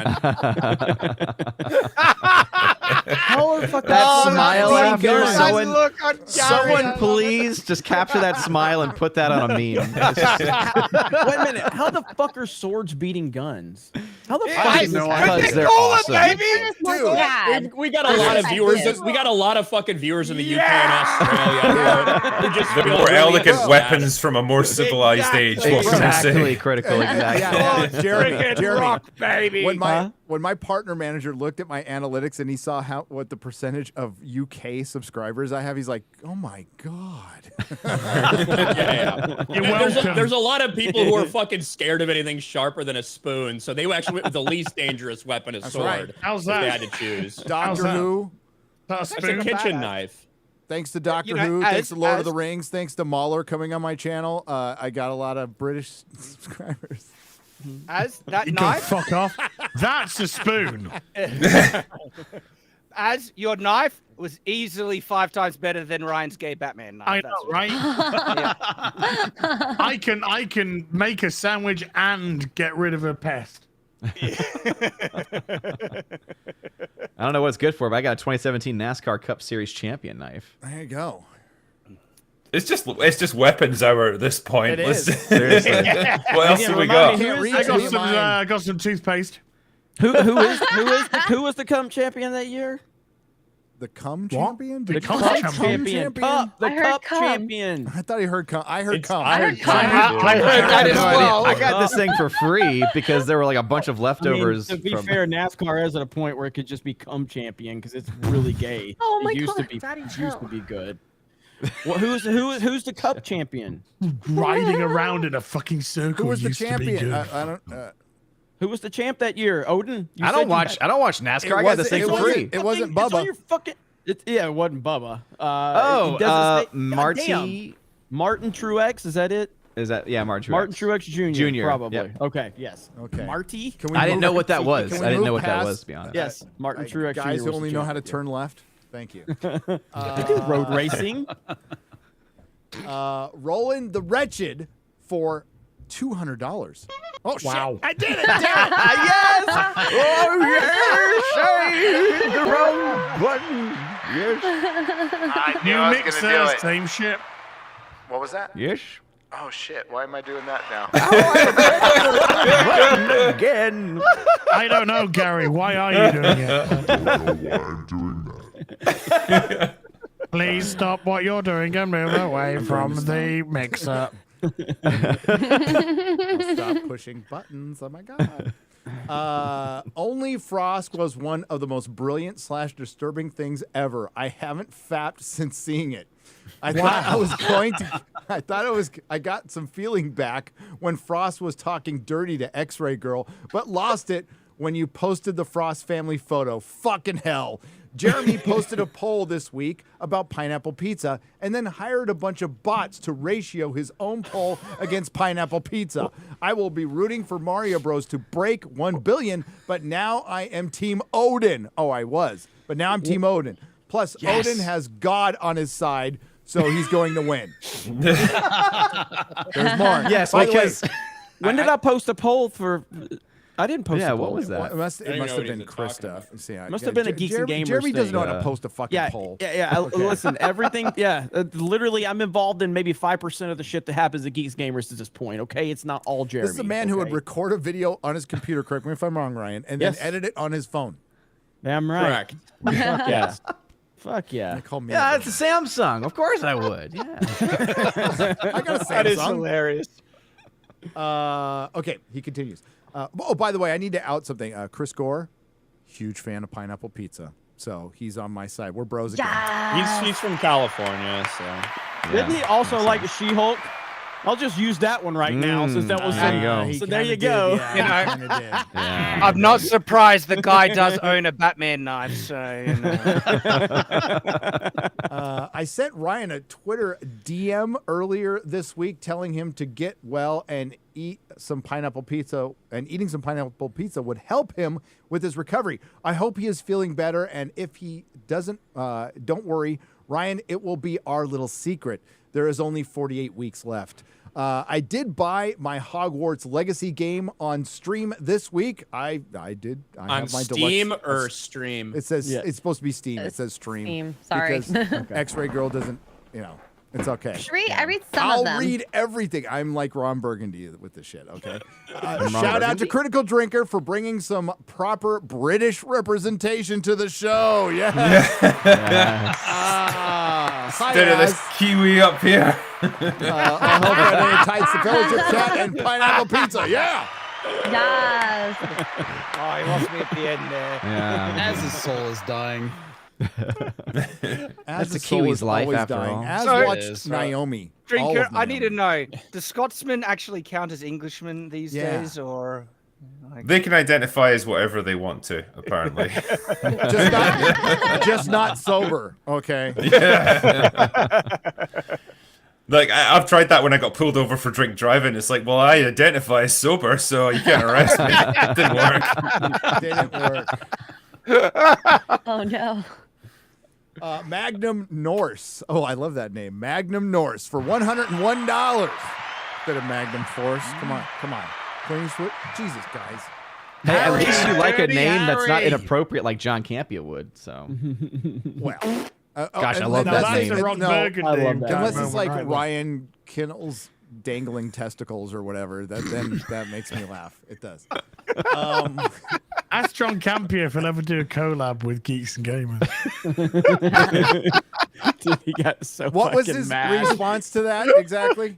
He was like, "Oh, that's a stupid. Oh, that's a stupid question, Just Robert. from Move on." that." Yeah. He reacted so quickly when the name Geeks and Gamers was uttered. He did. That's a stupid question. Just move on. Just move on. And RV, he was just so happy. He was just like, "Fuck Geeks and Gamers!" Like, he was Robert's awesome. Robert, You are they who could not be named. Let me see. It's like Somebody... even mentioning is a shout out that he cannot tolerate. Move on, quick. I hunted, Rob. I hunted for Tobey Maguire's dick. Dude, I am laughing so fucking hard at this meme of. Here we go. Hang on. I found it. Hang on, Ryan. Hang on. Hold on. Never mind. Okay. It's fucking Paul Pelosi hanging onto his drink like Julian. Holy shit. Oh, Holy no. crap. That's the greatest thing ever. That's some greasy shit going on there. Pretty greasy, Who Julian. did that? That is masterpiece. That Oh is my god. great. That is amazing. Holy shit. God. That is next level memeing right there. The layers on that. So good. All Magnum right, North. wait, I'm sharing the John Campia thing real quick. Here we go. Here we go. All right, what's next? Hang on. Here we go. Atomic says, would you ever collab with Geeks and Gamers? Oh, let's just move on past that. That's Gamers. One more time. So much butthurt. Here we go. 1, 2, 3. Here we go. Geeks and Gamers. Oh, let's just move on past that. That's an idiot question. And it's like he's just like, That's a John, clown come question, bro. Dude, I saw so many people send it at me like, haha, can't be a clown. I'm like, this is the greatest fucking thing ever. What are you talking about? This is the best shit ever. John Campia super chatted Ryan Kinnell. I can't. That was so weird. I'm like, that can't be him. And he did. What, Yeah, really? yeah. Yes. What did he say? This is a while back. He said that I was being ridiculous for saying that Thor: Love and Thunder's opening box office weekend was a disappointment when it was higher than any of the others. And I explained in a course of about 5 or 10 minutes why exactly I thought it was a disappointment, what it looks like for attendance-wise, that it was going to drop 68% the next weekend, and how it'll probably finish between $750 and $800 million globally. And over the next several weeks, it's literally exactly what fucking happened. Exactly. Wait, John Campia said that it opened up to 700 fucking. He did. It's almost like he saw a glitch and his brain short-circuited. And his brain short-circuited. I couldn't believe when he did that. He didn't question himself. He didn't question and be like, "Wow, this would be like the highest grossing movie of all time." by 100 times. Just like it literally is impossible for what that he was, and I couldn't believe that he actually bought into it. It was ridiculous. Yeah, but no, I mean that's the way it is. I do appreciate the $20 super chat. I'm a little upset that I wasn't included in his compilation video of him super chatting random YouTubers and them getting so excited when they saw John Campia was in the chat. Yeah, I guess my reaction wasn't good enough to make that video. But if Ryan would have been like, "Oh shit, John Campia, guys, John Campia, oh my god, chat." If Ryan would have done that, John would have featured him in his little monologue. But he only featured people that freaked out at the mere mention or mere sight of John Campia. This is so funny because Ryan handled it like, "Hey, so John Campia, hey John, thanks for showing up." And then he just kind of casually just systematically destroyed the Thor Love and Thunder kind of narrative that it was so I was good. like quoting all these like exact figures from the box office and shit because I had been doing videos about it. So I remembered it. It was like Ryan was a Democratic nominee for a debate and got all the questions in advance. That's how well he handled Campy. And Donna Brazil told me Campy was coming, basically. So. And then I did appreciate being in his Avatar short or whatever that he put out the other day when my thumbnail of my video where I explained that even though the opening weekend box office for Avatar was below expectations, there was actually a lot of good news and was still probably going to hit $2 billion worldwide. So I appreciate all the direction to that video where I was again. Did he use all of Odin's that are getting ratioed on Geeks and Gamers? Because that was really good for us. I wish. I just love how people like have this perception that we said that the film was going to flop when not even I, who hated the film, ever said that was going to happen. Yeah, I get asked about this sometimes on Open Bar. It's like, oh, are you mad that it's reached $2 billion? And I'm like, I don't care one way or the other. It's just surprising, that's all. I thought it was going to flop. It had to make back crazy amounts of money. I mean, so that was the question for I think everybody, and like when James Cameron himself, put that crazy number out there, essentially saying $2 billion. Like that was the question because now you have a movie that could make $2 billion at the box office and not make any money. Yeah, you know what I mean. So that's the question. Where it's like, could this be like a huge disappointment? And based on what he said himself, it very well could have been. Once he corrected, once we saw the actual production budget and that 1.5 billion, which made a lot more sense from the beginning, then it was pretty clear it was gonna be fun. Yeah, and people are still watching it. Nobody's talking about it, but the people are still watching it. So yeah, because people are seeing it. Like I have people in the comment section saying, "I'm seeing it for the 10th time," and I'm like, "Good for you. Good for you." Yeah. 10 times. I don't really have 30, not good for them. It's like 10 times. I don't have 30 hours in my life to spare. Yeah, that's seriously. That's not the own that they think it is. Back it really to isn't. Magnum Norse for $101. Tweedledee, Tweedledum, Frost makes my weenus go numb. Doopity doo! Hail Friday Night Tights. Got a little bit worried for a second then. I am laying a new floor today. Okay. I'm not judging, but if only it was pipe. Anyway, it's laminate and it looks like a bunch of Brie Larson's, wood planks. I get those confused sometimes. Hail Drinker and Hail Friday Night Tights from Richard Vigarelli for $50 on the Streamlabs side. Hey, man. Can I just say, I'm so proud of chat and the results of this poll. I suddenly feel all polls are now wholly scientific, and my outlook on life is going to be different. Are you white-pilled now? Wow, From our poll? 59% swords. Look at that. Wow. Yep. Just a bunch of Shad Simps in the chat. That's Ryan's answer whenever it goes against his ways. Like, it's not scientific anymore. No, it is. Bunch of Simps. You hold on. You fucking called it swords or pew-pews. I didn't know if guns were allowed to be in the poll. You gotta redo the poll. That's fucking retarded. How could anyone We gotta redo the whole election. How could someone vote for something being Chad that says pew pew? Is that what it's Why are you questioning the process? This is the most election denier. This is clearly the most fair and balanced poll in Geeks and Gamers history. Fair and balanced. All the votes were submitted in a perfectly legitimate way. The most legitimate poll in Geeks and Gamers history. Why'd you go join an insurrection at the Capitol or something? Yeah, right. Wow. Yeah. Are you saying there's something wrong with that? Wait. I've got an idea. Who wrote that poll? Yeah. Pew pews, X-ray girl. Were you trying not to put gun? What's in the a poll? more Chad weapon? Pew pews or swords? Hey, I voted pew pews. Okay. Pew pews and swordsies. Yeah. Pew pews and pointy sticks. I'm sorry, pointy sticks would probably even beat out swords. You can't fight against the sticks, guys. It's just they always win. I mean, the sword essentially just a sharpened. Well, a cane won against a couple of creepers. When did you see what Jap Posobiec tweeted yesterday?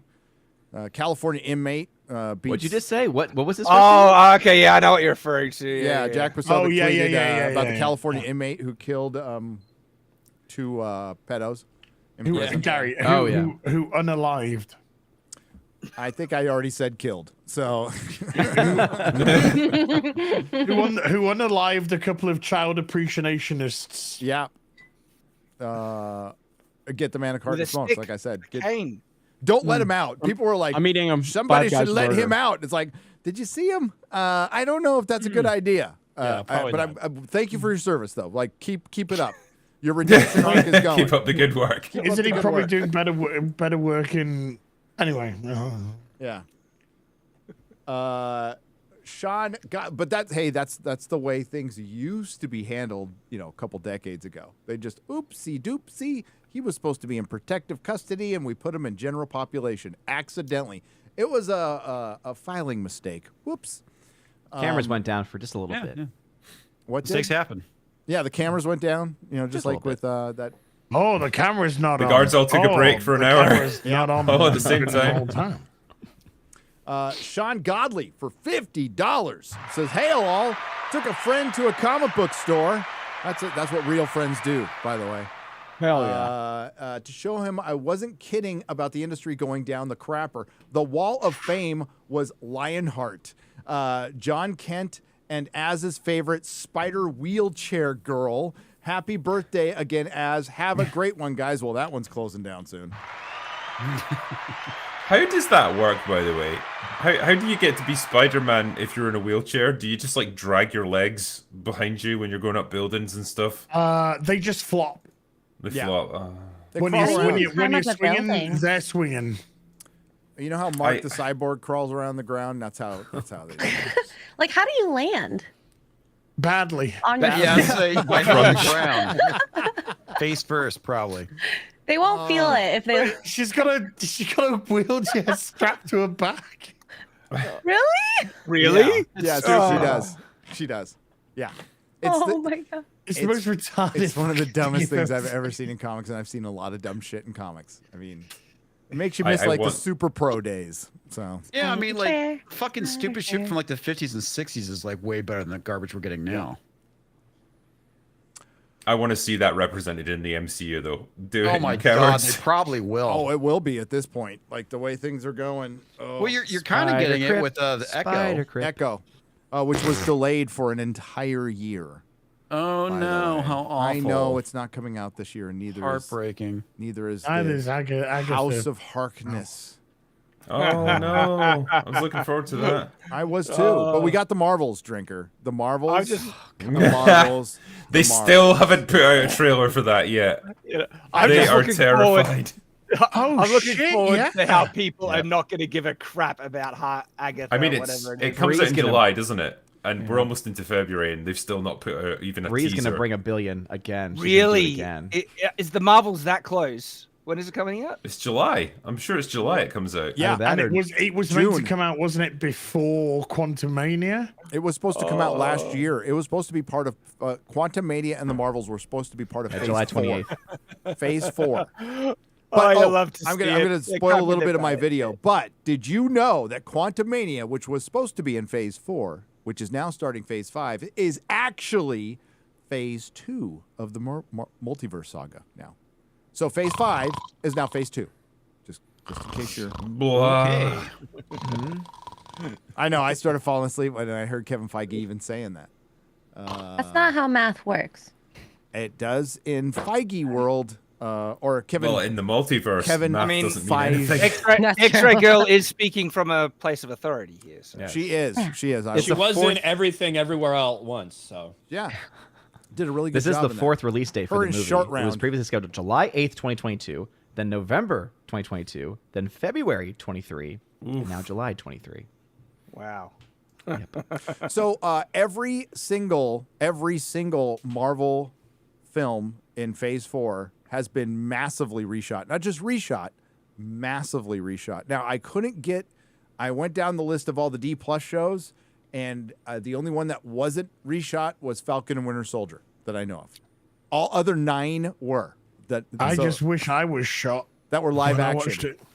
What was the reason for all these reshoots? What were they trying to accomplish? They needed to massively, well, again, I don't want to spoil my next video, but the process that they make their films is very patchwork, we'll just say.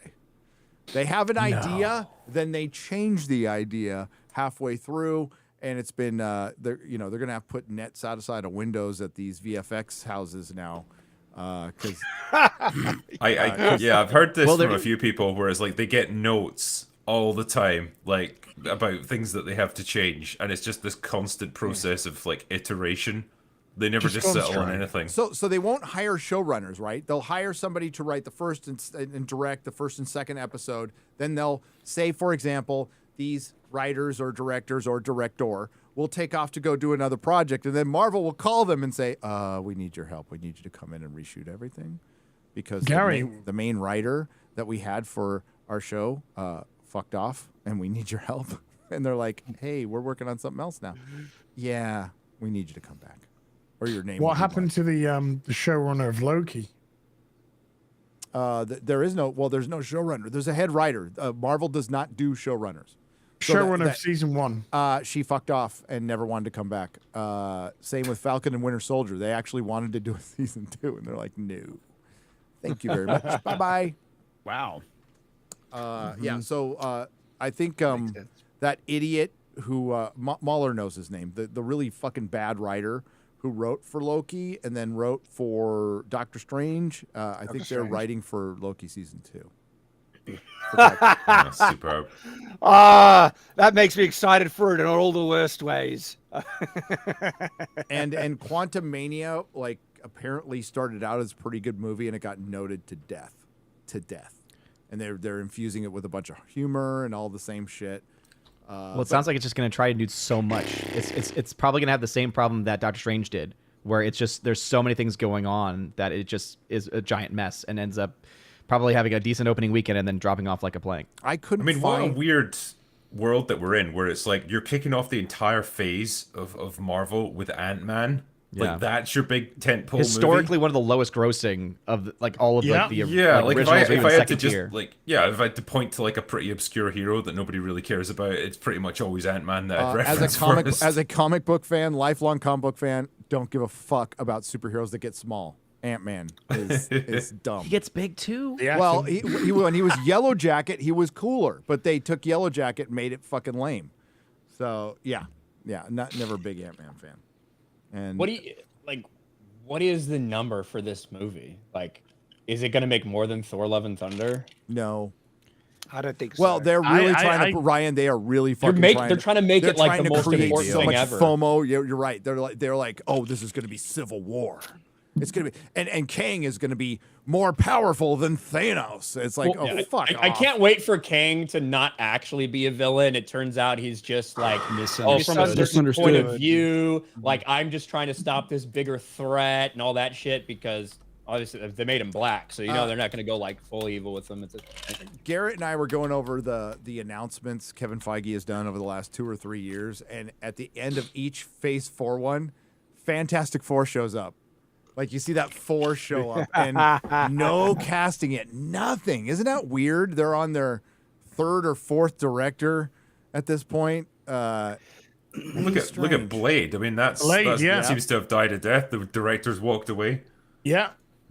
Again. Yeah. And Stephen Dorff weighed in on this one, didn't he? He's like, how's that PG-13 Blade movie going with no director? You fucking shit all over it. Shit all over Marvel in general. Bless him. And Black Adam caught some strays in that. Yeah, too. he did. Yeah, I did. But dude, Black Adam was. It was not good. It was fine. It was inoffensive. The kid was terrible in it. The kid was there's some bad actor. supporting actors. I found Black Adam you That could was call fine, it yeah. inoffensive, but then it goes bad. Doctor Fate was the best part in it, but there He was was, so and much- it was Black Adam was better than anything fucking Marvel's put out. It was Yeah. better than Yeah, anything 'cause- Marvel. I think I gave it a Yes, 5 that's out of true. 10 out of theaters. In retrospect, it's probably a 4. Yeah, I think would I I be gave it right a in 4. saying as well, like, say it had done crazy money and made like 1.5 billion or something? Would they have announced all the cancellations in the wake of it? You know, would they have axed Superman? Would they have axed the Wonder Woman sequel? I don't know. They're so retarded in Hollywood these days. They could have because they're that stupid. They did cancel a film after having spent $90 million on it, so And it was almost done. Well, they actually had tax benefits from doing it, so it's not like they just tossed the money away. But they released Velma. I wonder because with True. what there's probably not much money wrapped up in that, but with Jason Momoa's recent comments saying I'll always be Aquaman, no one's coming and taking that shit from me, and then also saying he can play other characters in the DC universe as well, maybe Lobo, I don't know. But if he's saying that means they're not going to recast him. So if you're just doing a partial recast and your first like huge decision for that was to tell Henry Cavill to fuck off, that's dumb. Like, what are you doing? You are. You just killed your DCU before it even started. And like honestly, you got to look over at Marvel. And the reason Kevin Feige does not do tons of interviews that aren't like Disney productions or with the Disney people. So he did an interview with his old USC instructor who threw him a bunch of softballs, but he addressed Marvel or superhero fatigue. He addressed it because it's going to affect DC. It does. The normies don't see the difference between Marvel and DC. They don't. And DC's going to come into this party way late on their third try. I mean, like, if you go back to Superman Returns, this is going to be their third try with Superman in, a decade and a half. It's pathetic. It's fucking pathetic. But Marvel's burning everybody out. They're spamming content at this point. With Timothy Chalamet's. Timothy Chalamet will be Superman. I promise you. It's going to be some Jesus wavy, Christ. Oh little my Robert God. Pattinson, wafy, Tom. Dior model or whatever the fuck. Oh my God. But now Marvel is like if And him and Lex will be lovers. Probably not wrong. Marvel's box office is trending in the wrong direction. It's and I think Ant-Man's going to just be another step. I think they're 650. projecting. That's what I think. They're projecting it to have an opening of around $100 million right now, is what they're projecting. Thor: Love and Thunder opened to 144. Yep. Doctor Strange opened to 187. And both of those films stopped at 760 and 950. Black Panther is around 850. It's getting a China release though, because now you got the China money coming back in because we know Bob China Iger. loves black people, so I'm sure it'll be great. Well, to be fair, the first film did make like 100 million there, so it's not nothing, right? I think That's it's not because they make didn't as know much, what it was but- about. They covered Chadwick The first Boseman's film. face. Who was the villain in the first film? Killmonger. In Black Panther? Are you talking about Black Panther? Yeah. Okay. Yeah. Okay, I thought you were talking about Ant-Man. I was like, No. Is that how but- they sold it? Yellow Is that how they Jacket. marketed it? Yellow They Jacket. marketed Yellow it as a Jacket black is man now- was a bad who's man. now MODOK.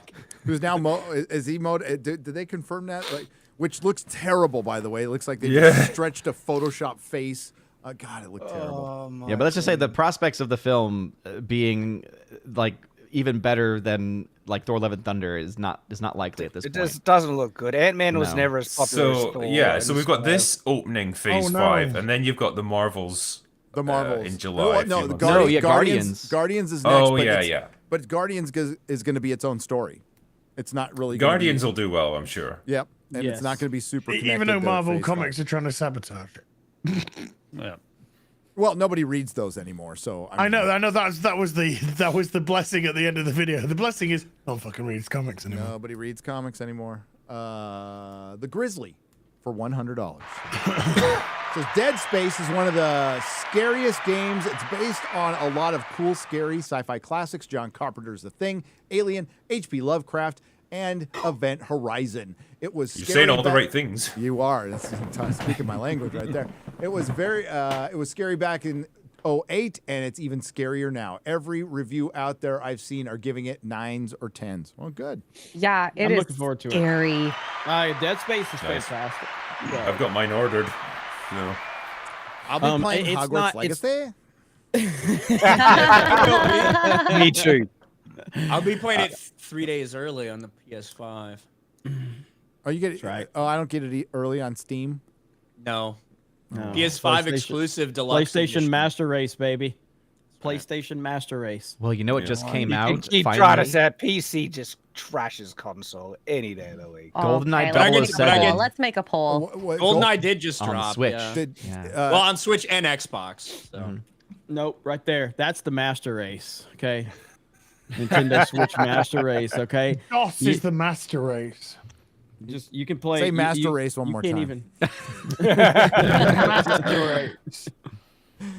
I'm a huge fan of Dark Knight 3. Master Race. Well, the sun's getting low, big guy. We're at the 3-hour mark. Can I go?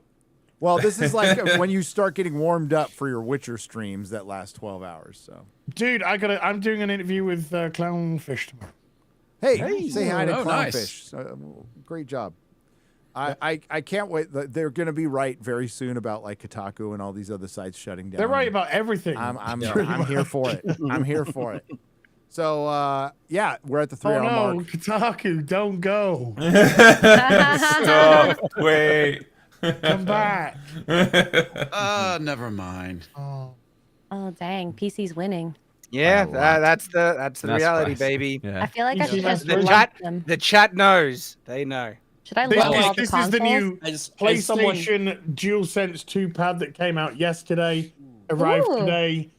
This is plugged in to my PC. You see? Luckily for Oh my me, I'm God. getting Fucking Hogwarts. ask you, Siri, shut the fuck up, you fucking Luckily for me, I've got Hogwarts Legacy on PlayStation and on my Meta PC. There you go. There you go. Oh. But, Nice. but I had to at least get PlayStation 5 to get 3 days early Meta access. PC. Link in the description. I What's want your one of That wasn't a sneeze, X-ray girl. That was barely a one of the cough. biggest I thought that was like a things mouse I've sneezing had. or something. Come on, Code. that was like a mouse having a hiccup. Come on. It's one of the biggest sneezes I've had on the show. Bless you. What's your safe word with Meta PC, Ryan? RK Outpost. RK Outpost. Except instead of getting fucked, you get a discount. I guess like if we're talking about safe words, codes, whatever it is. So yes, RK Outpost. RK Outpost. Mine's Ryan. Hammer Time. Mine's Nerdrotic. I should have mentioned that earlier. So Mine is Az. Yours is what? feet. Hammer Time. No, mine is I don't have a fucking sponsorship. Yeah, that's why ours is Call Me.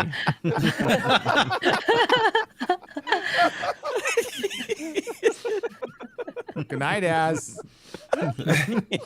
Az. Good job at the gym today. Wow. Okay. Subscribe to Heel versus Babyface and Hot Toys and all that stuff. Send that Kiwi some love. Love that guy. Does anybody else need to get out of here? How you doing, Draker? I'm gonna have to bail, sadly. all right, sun's man. getting real low for me too. Yeah, it is. Damn it, I'm in the same time zone as us. Can't Yeah. help it. Thanks for having me on, guys. You Appreciate reveal it. Yeah. Hey, Az, where does he really I'll be live? in your time zone later this year, dude.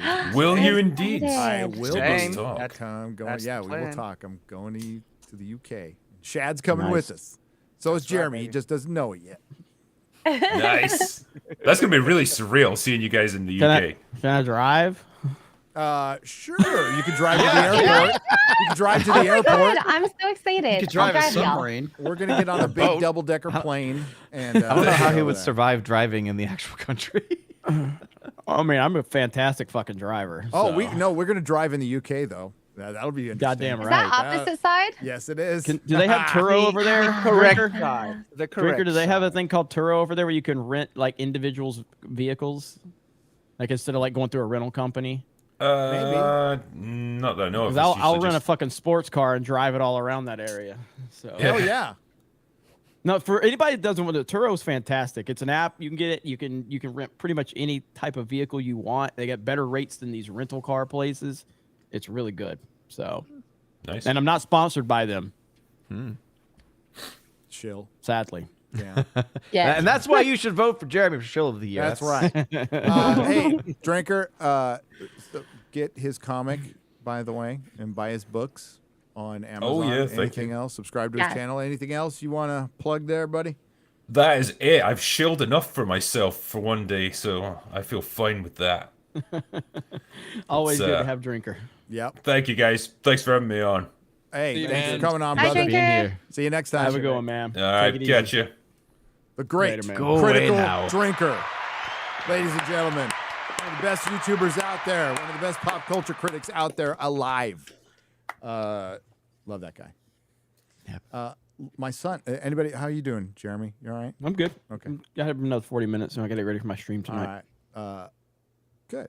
My son Logan has Oh boy. has donated on stream. It's that time again. Honestly, I haven't even seen him today. I feel terrible. Like I haven't seen my son today. He went to school and came back. Where's my son? Hey, Dad, give me back my son. Love that movie. Hey, Dad, I've been busy. I got a job at the Daily Wire. I just signed a $50 million contract with them. I thought the number was a bit odd considering I'm a janitor. Hail Friday Night Tights. I'm proud of you, son. I'm proud of you. I'm so proud of you. Flagrant Triggers. The great Flagrant Triggers. Trivers.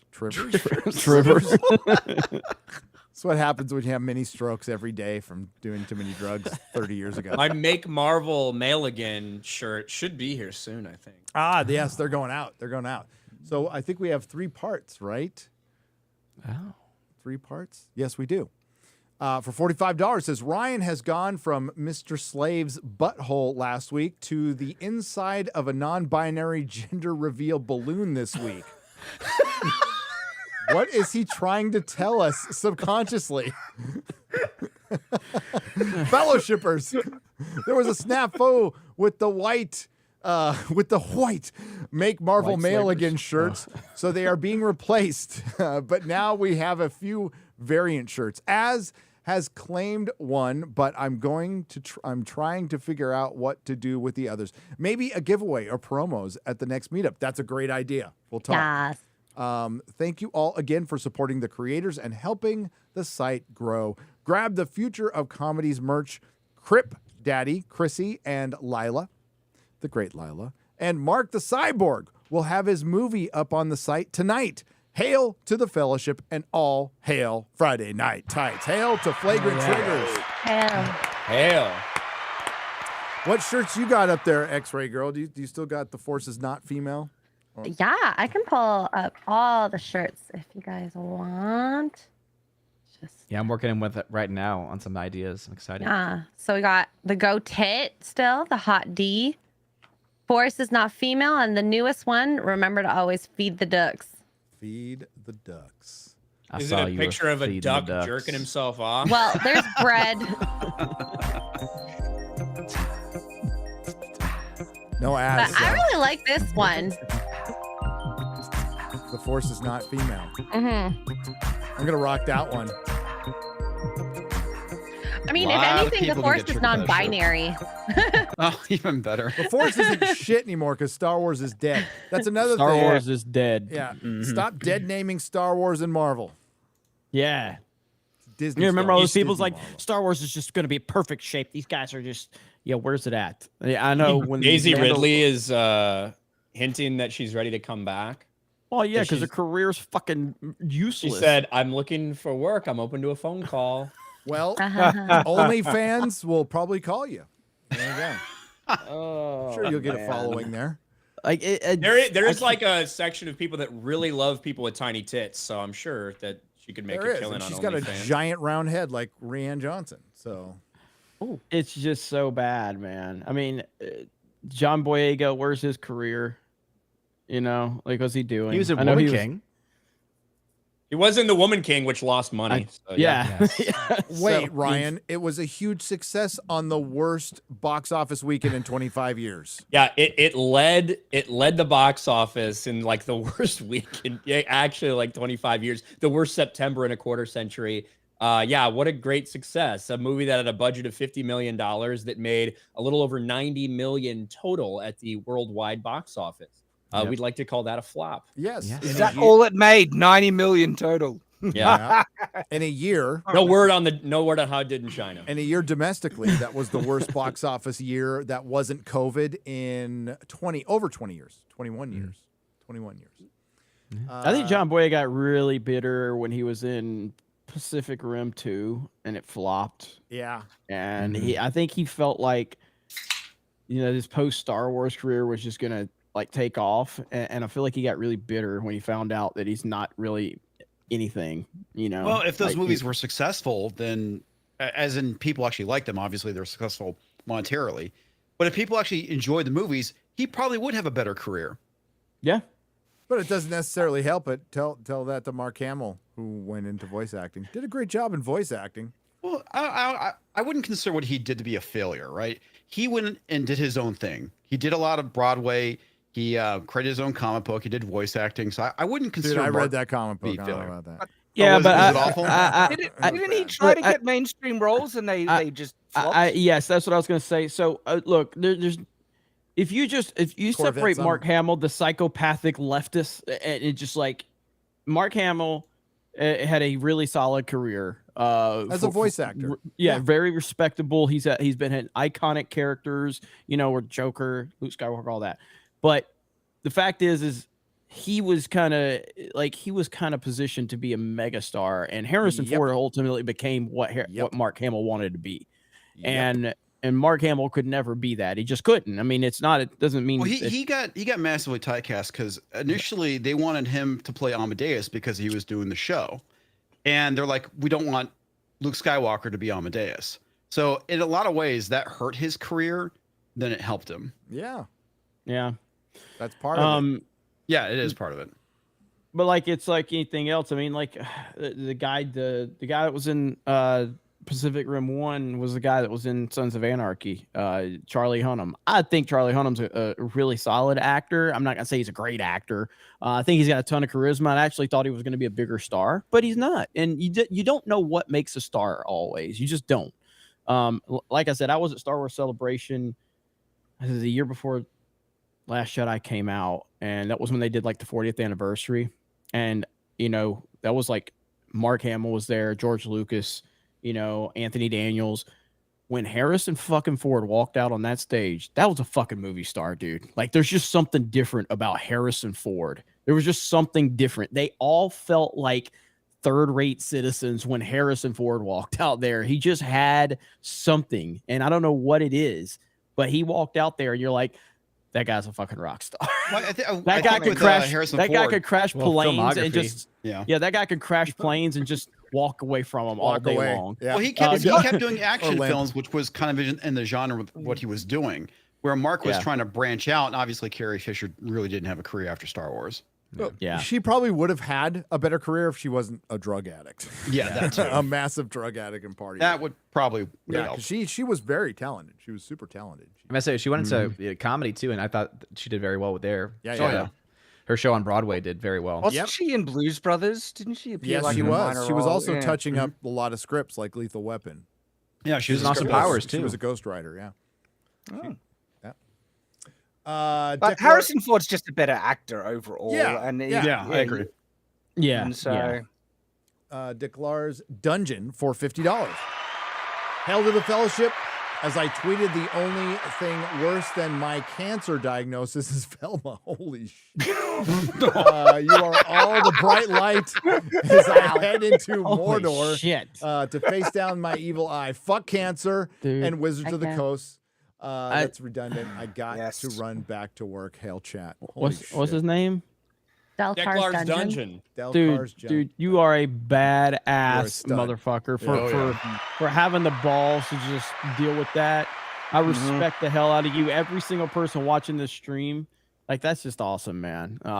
Kick ass, bro. That was badass. It's a massive And- nutsack. Yeah. And with him bringing up Wizards of the Coast, just to let everyone in the chat know, I actually have a role-playing game called Cogent Roleplay that I made with my brother Jazza, and we've released it with an open license now for anyone to use and adapt at their leisure.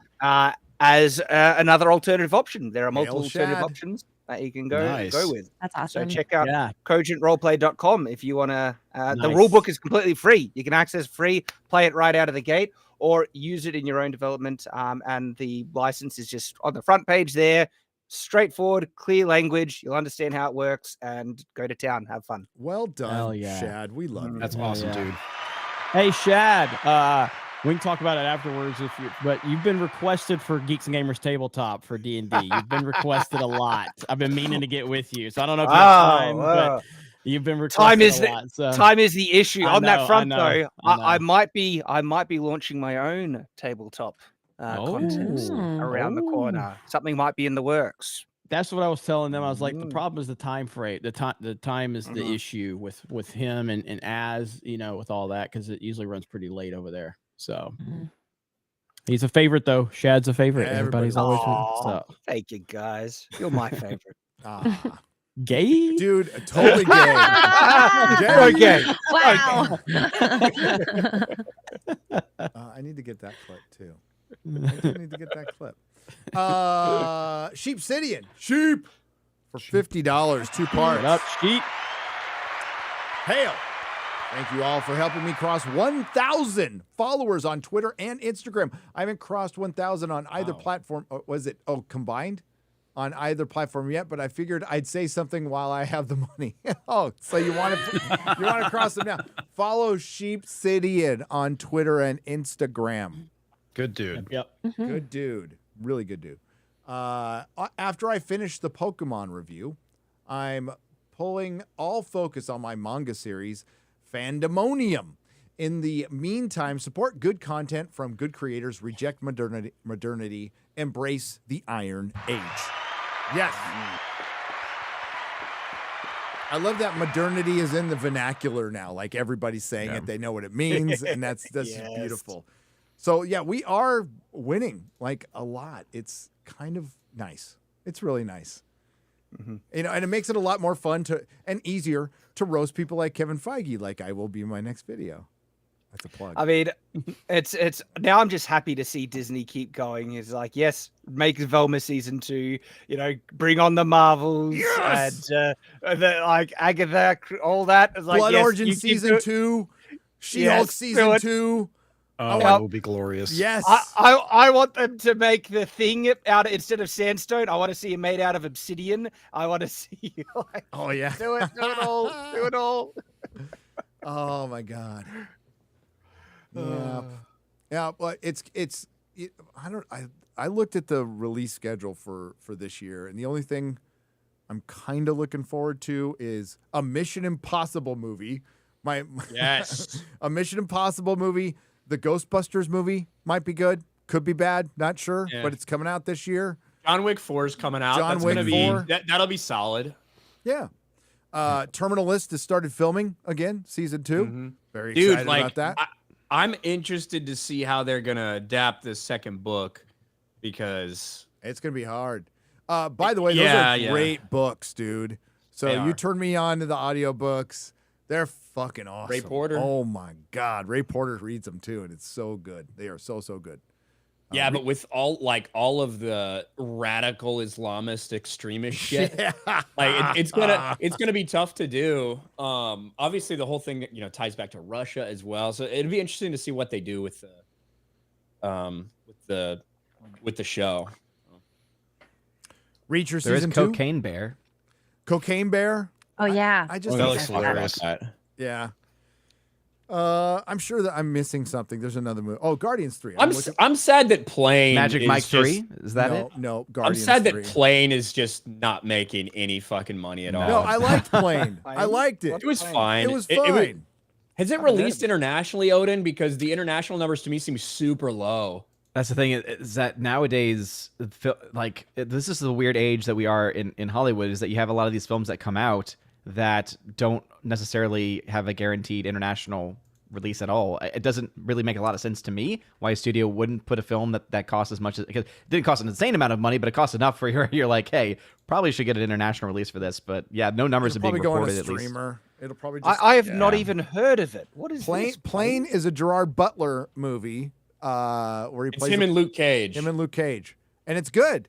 I saw it with Mrs. Nerdrotic because I watched Ryan's video and we liked it. Solid. Okay, it 7 hasn't out of 10. released. It's actually releasing in Australia this weekend, and Brazil and France this weekend, Italy this weekend, Russia, in Russia this weekend, and in the UK. So we should get some international numbers. Good traditional action movie. That's it. It's nothing. Will it actually get released in Russia though? Because I feel like a lot of the movies have been boycotting it. And Danielle Pineda doesn't talk shit about any of the fans. She's a stewardess in it. So I mean, it's just like it's listed, literally but just a fucking 90-minute long action movie that doesn't preach to you about anything. Yep, that's fantastic. I liked it. It was what I expected. Yeah. But yeah, it's sitting at like $25 million at the worldwide box office. It's like not super long, so it's like thankfully it's like under 2 hours, and you just get some popcorn, go see a movie, and it's like, oh, I remember these. Yeah. But it only costs like, I think the budget's like 40 million on it or something. Yeah, like so relatively low like that, right? It was like 50 to.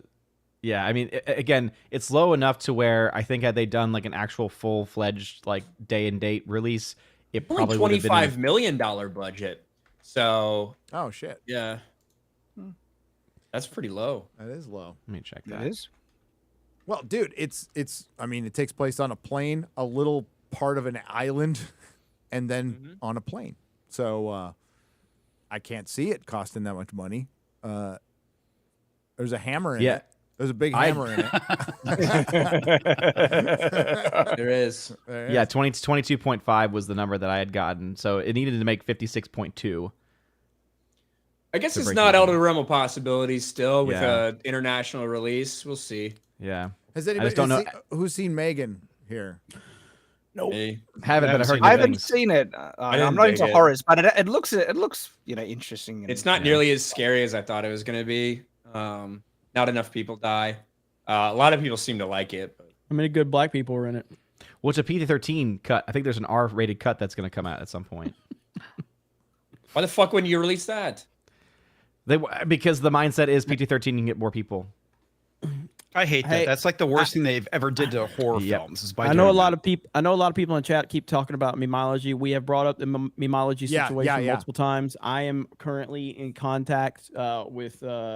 I'm trying to connect him with Nick Recator right now. Because I have memology's direct information, so I'm trying to connect him with Recator, who's trying to get in contact with him. So we are aware of it, and so I just want you guys to know we always have memology's back. Always will. So. Yeah, YouTube so as soon as we have more info, we'll let you guys know.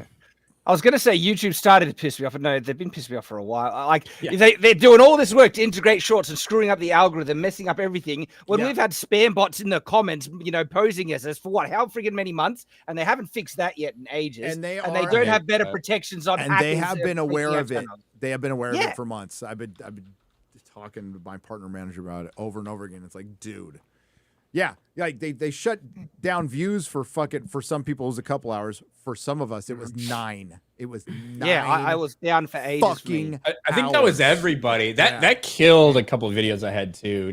Seriously, my views returned at half what they were before they went down. It totally flatlined my channel. And the recommended still seems to be completely rooted on my channel because there are some videos that are just not getting recommended. And they've been flatlining. It's very frustrating. And then the other thing I know a lot of people brought up is quartering Brittany and Yellow Flash. Obviously, we covered that a lot on Tuesday night's main event, and we all have nothing but support for them. Twitter is just Hey, when your fucking past gets brought up and you've been trying to cover it for a really fucking long time and you claim to be a free speech advocate, maybe don't get people banned off social media sites for pointing out publicly available material that just be really open about your past. I mean, it's okay, especially if you're going to be like, what's her name? How do you pronounce her name? Eliza Blue. Yeah. Eliza Blue. I don't Has he directly commented on it? Brittany Venti will be on the Nooner Monday. She'll be on my There you show go. Monday. Nice. So, So, I mean, that lady is so dumb. It's like she's never heard of the Streisand effect. I never would have heard of her name, period, if she didn't try and take down the content. Ultimately, and all that. she's almost she's acting as if she's got a direct line to Elon Musk. and it looks like a duck and quacks like a duck. It's feeding the fucking duck. Yep. I know a lot of people. I know a lot of people- Elon, listen, hey, it's a weakness, Elon. We all understand, but you got to make this one right, buddy. You got to make this one right, buddy. Yeah. No, I mean, like, there's plenty of fucking sluts out there for you to fucking rail. Right? Right? There's Elon? no Come on. shortage. There's no no shortage of sluts. And Chad knows what I'm talking about. I was mentioning before, like she looks just vile. She like Elon. You could have better standards than that. Come on, man. Dude, he married Grimes. Bro, that video was a different perspective, okay? So Chad just doesn't like black culture. So I like and the whole point side of of it, relationships. Okay, virgin till I was married. Proud the of whole it. point of it is if you're trying to like win this argument, silencing Brittany Venti isn't going to help. She just asked a simple question, talked about the timeline, which could, like many people have said, Chrissy Mayer said it, the Quartering said it, could be cleared up easily going, hey, this was all part of it. You know, not proud of it.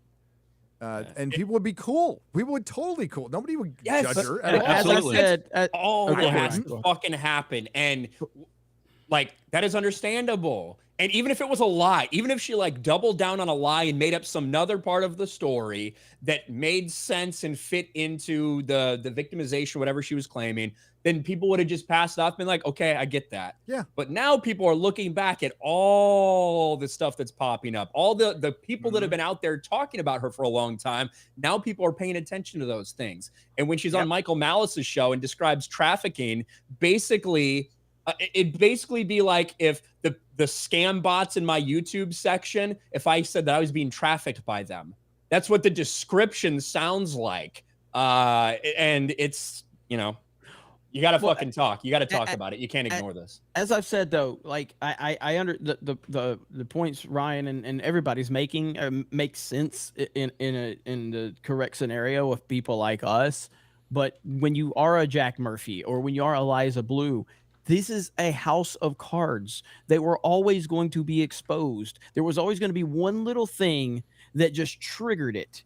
And that's what happened with Jack Murphy. Jack Murphy was a fucking, you know, he was a coward and he was a phony and he was putting forth a phony story and a phony mentality and personality. So the moment that happened on You Are Here, it's like it exposed him for what he really was. Then the internet does. He did it to himself. Does. Yeah, Yes. he He outed Chad. himself. Yeah. He was getting by and fooling everyone. He was on Tim Pool regularly. No one would have actually started digging in until he outed himself. And so with this thing with Eliza, like Brittany and her are on the same page on this whole Andrew Tate thing. Yep. Okay. They were both like anti-Andrew Tate. He's the worst guy in the world. And Brittany was just asking a genuine, what can you explain this? And she just, the way she reacted, and again, it's just like Jack Murphy.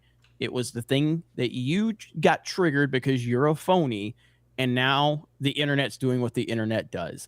Everybody's got shit that they probably aren't proud of in their past or whatever. Just own it if shit happens. But these people are building lies on top of lies. So eventually it's going to be exposed. All right. Look, Jeremy, thanks for calling me out, but fine, I'll come out. I'll come out a minute. It's coming out? What? I've eaten pineapple pizza in the past. Oh, no. Oh, yeah. Hashtag cancel Shad. No. Look, we all made mistakes in the past, okay? We all made mistakes. All that shit Disgusting. you've been saying to Ryan, it was projection. All that shit talking to Ryan about his Batman knife was projecting. You were the one that was losing your man card the whole time. Oh my God, pineapple pizza sounds so good right now, doesn't it, X-Ray Girl? You are a I haven't had heretic. pizza in so long. We all made me neither. mistakes in the past. We must burn him at the stake. That's it. No. All right, we need to cancel Chad, Jeremy. Chad, I'll take you under my wing. I got you. Okay. Hey, Chad. It just so you know where I didn't like stand. it. I'll build Just a where you home know- for people just who where you want know to where I stand. eat pineapple pizza on my farm. Hey, Shad, Fuck you, heartfelt. All right. Oh no! It was a mistake. It was only It was once, not and a I mistake. didn't like it. I didn't swallow. Oh no! Oh, wow. Wow! Wow! Wow! Wow! The look on Ryan's face right now is so good. I'm only halfway paying attention because I'm watching the Memphis police fucking. Yes, I watched. They beat the fuck out of that dude. It's bad. It's really bad. If you see the perspective that someone else recorded, so not the why? body cam footage, but the other perspective, they beat the fuck out of Why this guy. were they beating? What did he do? I don't know all the details. Yet. Well, he got pulled over for I think it was Resisting. reckless driving initially, and they tried to get him. They had him down on the ground at one point, and they were trying to get his hands behind his back, and there was a struggle doing that. And then eventually, they tried to tase him, and he got up and ran away. And then when they tracked him down the next time, is when they were again trying to get him. It's kind of tough to tell, honestly, with some of the body cam footage, how much he was resisting. They kept telling him to put his hands behind his back, but they were just beating the shit out of him. They sprayed him multiple times, had the baton, hit him with the baton, punching him, kicking him. 5 officers have been charged with murder. And, you know, the narrative, it's so crazy because whenever you see a police killing, because this guy eventually died, whenever you see a police killing, it's always, well, what color were the officers? Well, they're all black in this case. The narrative has now changed to, wow, they certainly were quick to take action against the black cops and fire them and charge them with murder. Oh god, That's like, fucking yeah, funny. well, if you see like the footage that they saw, it's much different than like a George Floyd or a situation or anything like that. Like it is way different. I just dropped a Twitter video in the chat. Like that's apparently that's someone recording it. Which my question is who's recording that? That's not no. That's from a security camera. Okay. So Yeah, but this is unnecessary beyond belief. Like it is. Yes. Okay. Yeah. When they were holding him up. Yeah. Yes, unnecessary beyond belief. Like this is so obvious that this just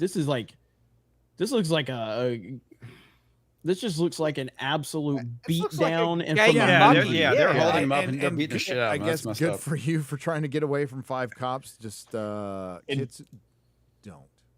Yeah. Don't. And but there's a lot you could other end than up that dead. when he's on the ground where they spray him with mace several times, Yeah, like all this stuff. fucked So up. but yeah, Dude, 5 officers have I been got charged the with murder. Shit beat out of me, but with a fucking mag light. Okay, over a fucking. You know what's that those pirate guns they used to sell at fucking Disneyland back in the day. That looked like the muskets. flintlock but style ones? Yeah. Guy saw it on my floor, like ripped me out of my fucking window and like thumped me with his fucking mag light, like I don't over think and we over can again show on the it. fucking head. I don't think we should. No. Chat's want to show it. We'll get. You can find it. You can find it on. You can find it on Twitter. You can find it on Twitter. But Nope. at the end of the day, there's probably going to be a bunch of riots tonight. Yep. Because It'll also a be black on guy got YouTube. killed by black cops and they got fired and charged with murder. But just remember, if we were close to an election, the riots would be much worse. They would be.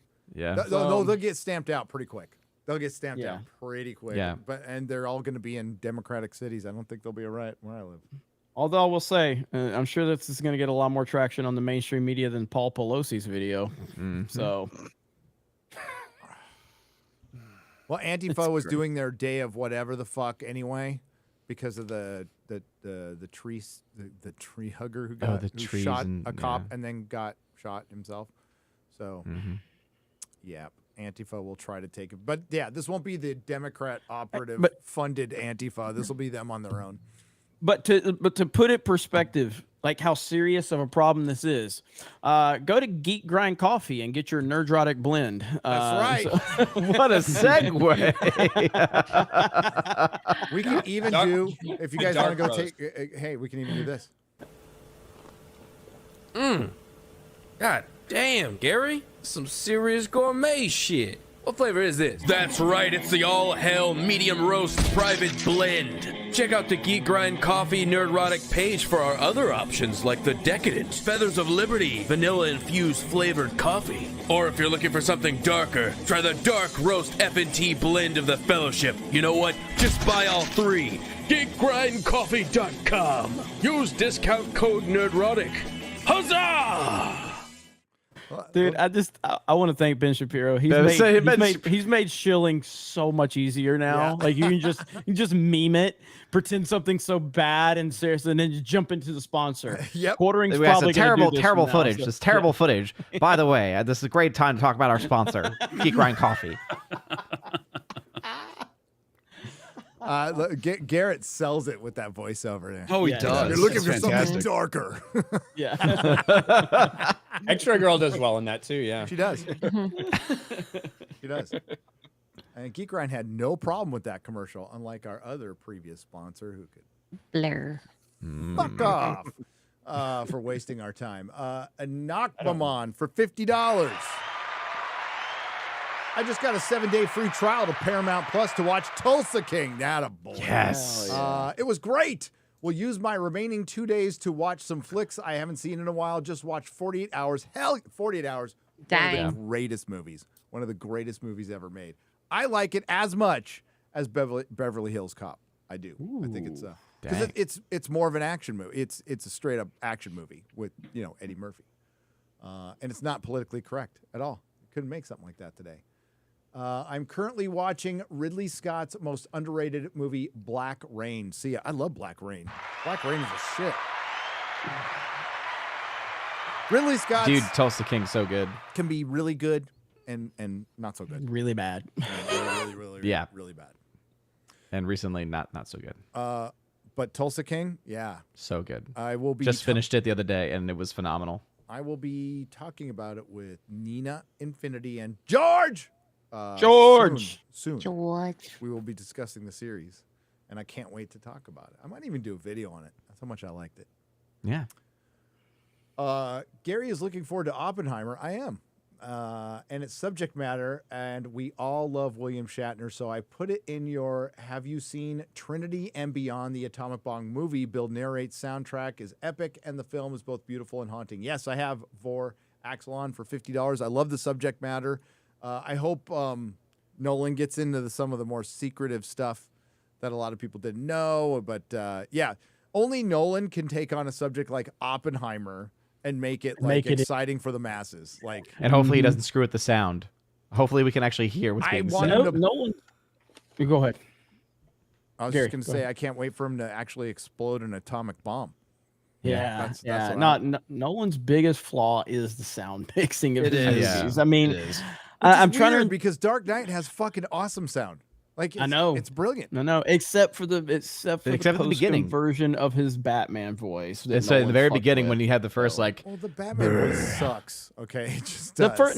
Batman Begins. It's really good. Dark Knight Rises. Really the bad. costume is terrible in Batman Begins. That's a fucking terrible costume. But we're not talking about the costume. We're talking about the voice. With Michael Keaton, he does the same fucking thing. He does the same I like fucking that thing. costume in Batman Begins. Oh, it's I terrible. liked it fine, but the voice in Batman Begins is really good. Now that was in Dark Knight Rises. It was in again. Dark Knight Rises. And I agree. I think the first one's great, though. I will say one of my favorite scenes. I love the movie. I like the first where one. the other drugs going? The costume sucks, but I like the first movie. He must have friends. Swear to me. I like the Dark Knight Batman costume when they finally do the radar. I was like, oh yes, thank you. I like Batman Begins, the costume in that one. I love the movie. I mean, personally, I think Batman Begins is a better Batman movie than The Dark Knight, but I think The Dark Knight's just a slightly better movie. Oh yeah, they're both up there. Dark and Knight then you have won Best way Picture, below that Dark Knight Rises. Dark Knight should have won Best Picture that year, like hands down. Yes. And The Dark Knight Rises, I love Dark Knight Rises. It's got a lot of problems, though. It's got a lot of problems. And now I'm dead. Yeah. Oh God. Or what about when he tells Gordon, and he's like, Bruce Wayne? It's like, or the one that I said earlier. So that's what it feels like. Like literally, I was like, "Wait, are you doing one of the impersonations of one of the people that does impersonations of a dumb Batman on YouTube?" Like, that's You never got to ordinary citizen. I got it. I got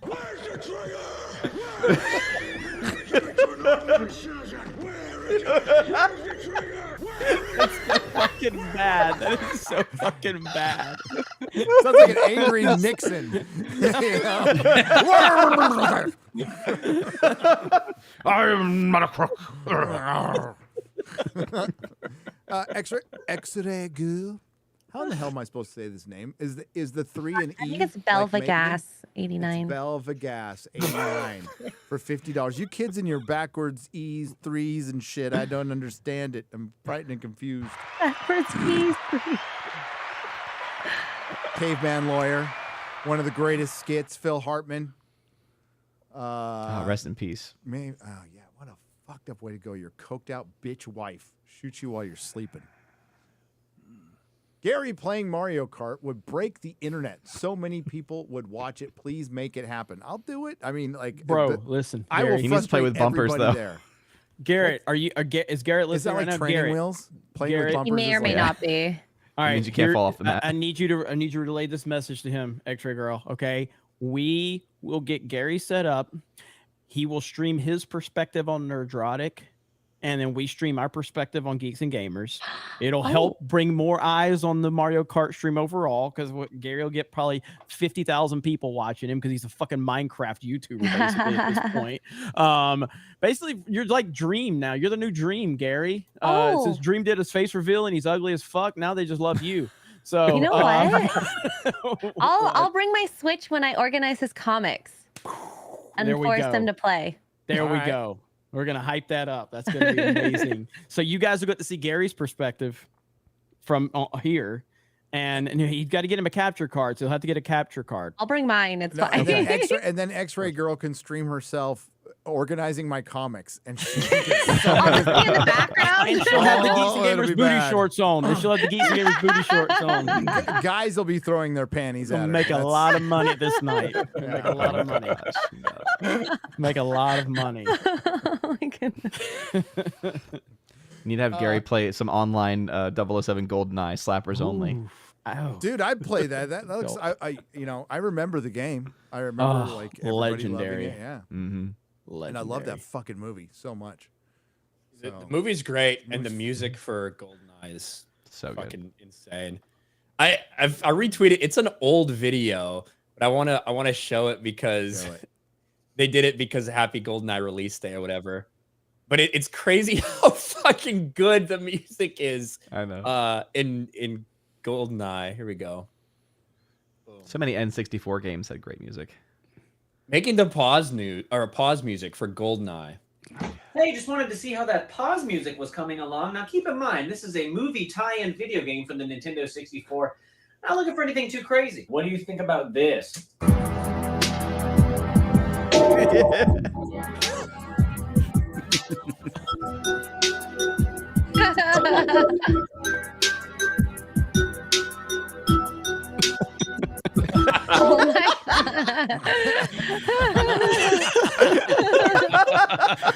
So good. That's so great. It's so good, dude. Holy shit. Yeah, I might watch that now. Gary playing Mario Kart is going to be amazing. What's bumpers? wait. What you keep hearing up? Is that like training wheels? Essentially, think about when a retarded. I'm sorry. When a kid goes bowling. When a kid goes bowling. Why did you apologize? Who in the fuck is this guy? Who's retarded now? Yeah. Who's this guy saying sorry for saying retarded? That's not Jeremy. It's because he may have been thinking of a story and referring to actual retarded. I know what. That might be why he did that. Yeah. You don't call retarded people retards. You call your friends retards when they're acting retarded. What if your friends are retarded, though? I mean, that's the thing. I hit too close to home. I was out with my friends and we saw a retarded person bowling. It was so funny. Yeah, that's the only reason I can think that he would apologize. Dude, he was actually thinking of a real life situation. Before you even get started on that, I'll tell this story again. I was at a Charger game. My friend Scott Edwards. I'm gonna fucking name drop you, dude. We went to a Charger game, and they did the Special Olympics at halftime, and we were trying not to laugh for 15 minutes until the kid running from track was running around track, a kid with Down syndrome, just fucking cut across the field to win, and we just lost our shit. Oh, no. We were going like, yeah, fucking yeah. But He knows what's up. Everybody thought we were laughing at the Down syndrome gymnastic people, but we were laughing at the kid who ran across the track and cheated to win the game. We're like, yeah, motherfucker. And we're all going to hell. And then when we figured out what they thought what we were laughing at, we started laughing more. And we're all going to hell. And I'm sorry for it. It brings up the underrated film, The Ringer, with Johnny Knoxville. Oh, yeah. Yes, The Ringer. Holy shit. All right. So anyway, bumpers is so when you go bowling, you put the bumpers up. You have that basically turned on by default on Mario Kart, and so basically it steers you, keeps you onto the track.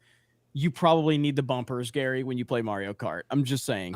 Probably, yeah. If there's training wheels and I'll probably have to wear a helmet while I'm playing. I understand that. I might hurt myself. I want to see that now. Gary with a helmet on. Get like a speed racer helmet on. Yeah. I'm ready to go, guys. Oh shit! If Eric July has to be there, dude. He will be. He's there. He's there every time we play. So. Oh, Eric. Eric's a multi-millionaire comic. Go on your freaking Mario Kart street. Love Eric. Angry Teacher for $50. Says, hey, Friday Night Tights, you along with Exeter Ghouls Top inspired me to restart my channel after 5 years. You're welcome. It's been a blast doing something I enjoy and watching it grow.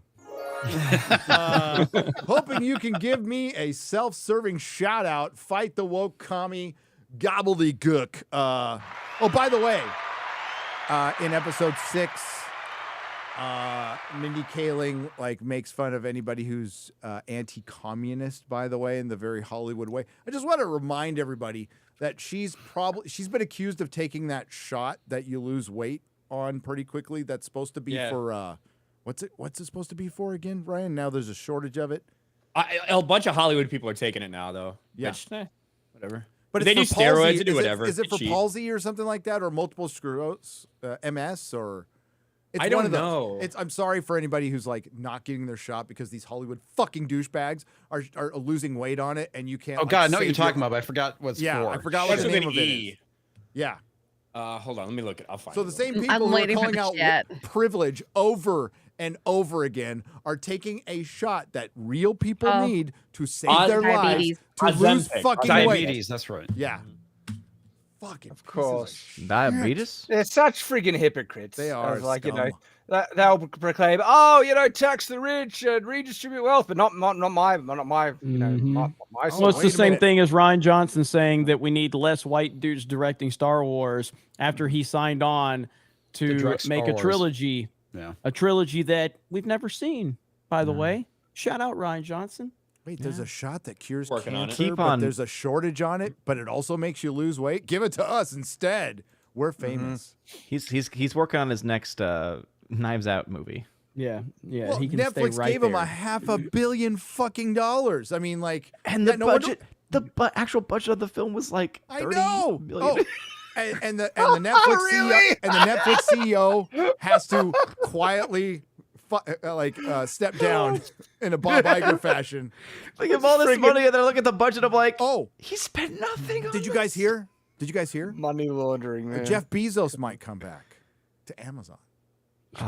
As Bob Iger, he's going to do this. Well, I think a lot of the Spotify CEO just stepped down too.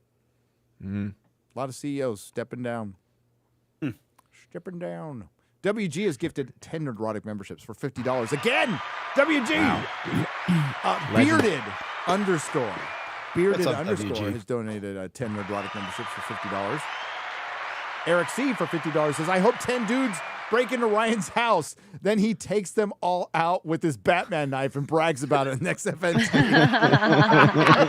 That would be the one. That would be the only way that Shad would respect the Batman knife. I think so. You know what would piss me off about that? If he managed to beat 10 people with a Batman knife, he could have done so much better with a real knife or a real friggin' weapon. You could have taken out 20 then. But Shad, handicapping yourself. Hold on. With that Batman knife, because it does have a blade on either side, it would, especially against multiple assailants, give me the ability to, without having to reorient my hand, I could slice 2 throats, fucking puncture one, boom, like that. You could do that with that one. That's not my criticism of the Batman knife, though, Ryan. Well, in terms of defensive capabilities, there's two really none. blades. Yeah. There's really no sort of defensive capabilities with it, certainly. No. But with knives, you're not really going to get that very much anyway. It's the gay bling. It's the blade profile. It looks like it's got a crappy cutting edge. And the handle looks uncomfortable as anything. I'll say this, Shad. The blade's pretty sharp. I will say that. Yeah, it's sharper than it looks. I don't necessarily have anything against a double-bladed knife. I have something against your Batman knife. Now, I feel like if it were, the metal's probably real shitty. So if it were to hit bone, it'd probably get fucked. But I'm not going for bone. I'm going for flesh and cartilage. No bone, all right? Dang. Use a sword, man.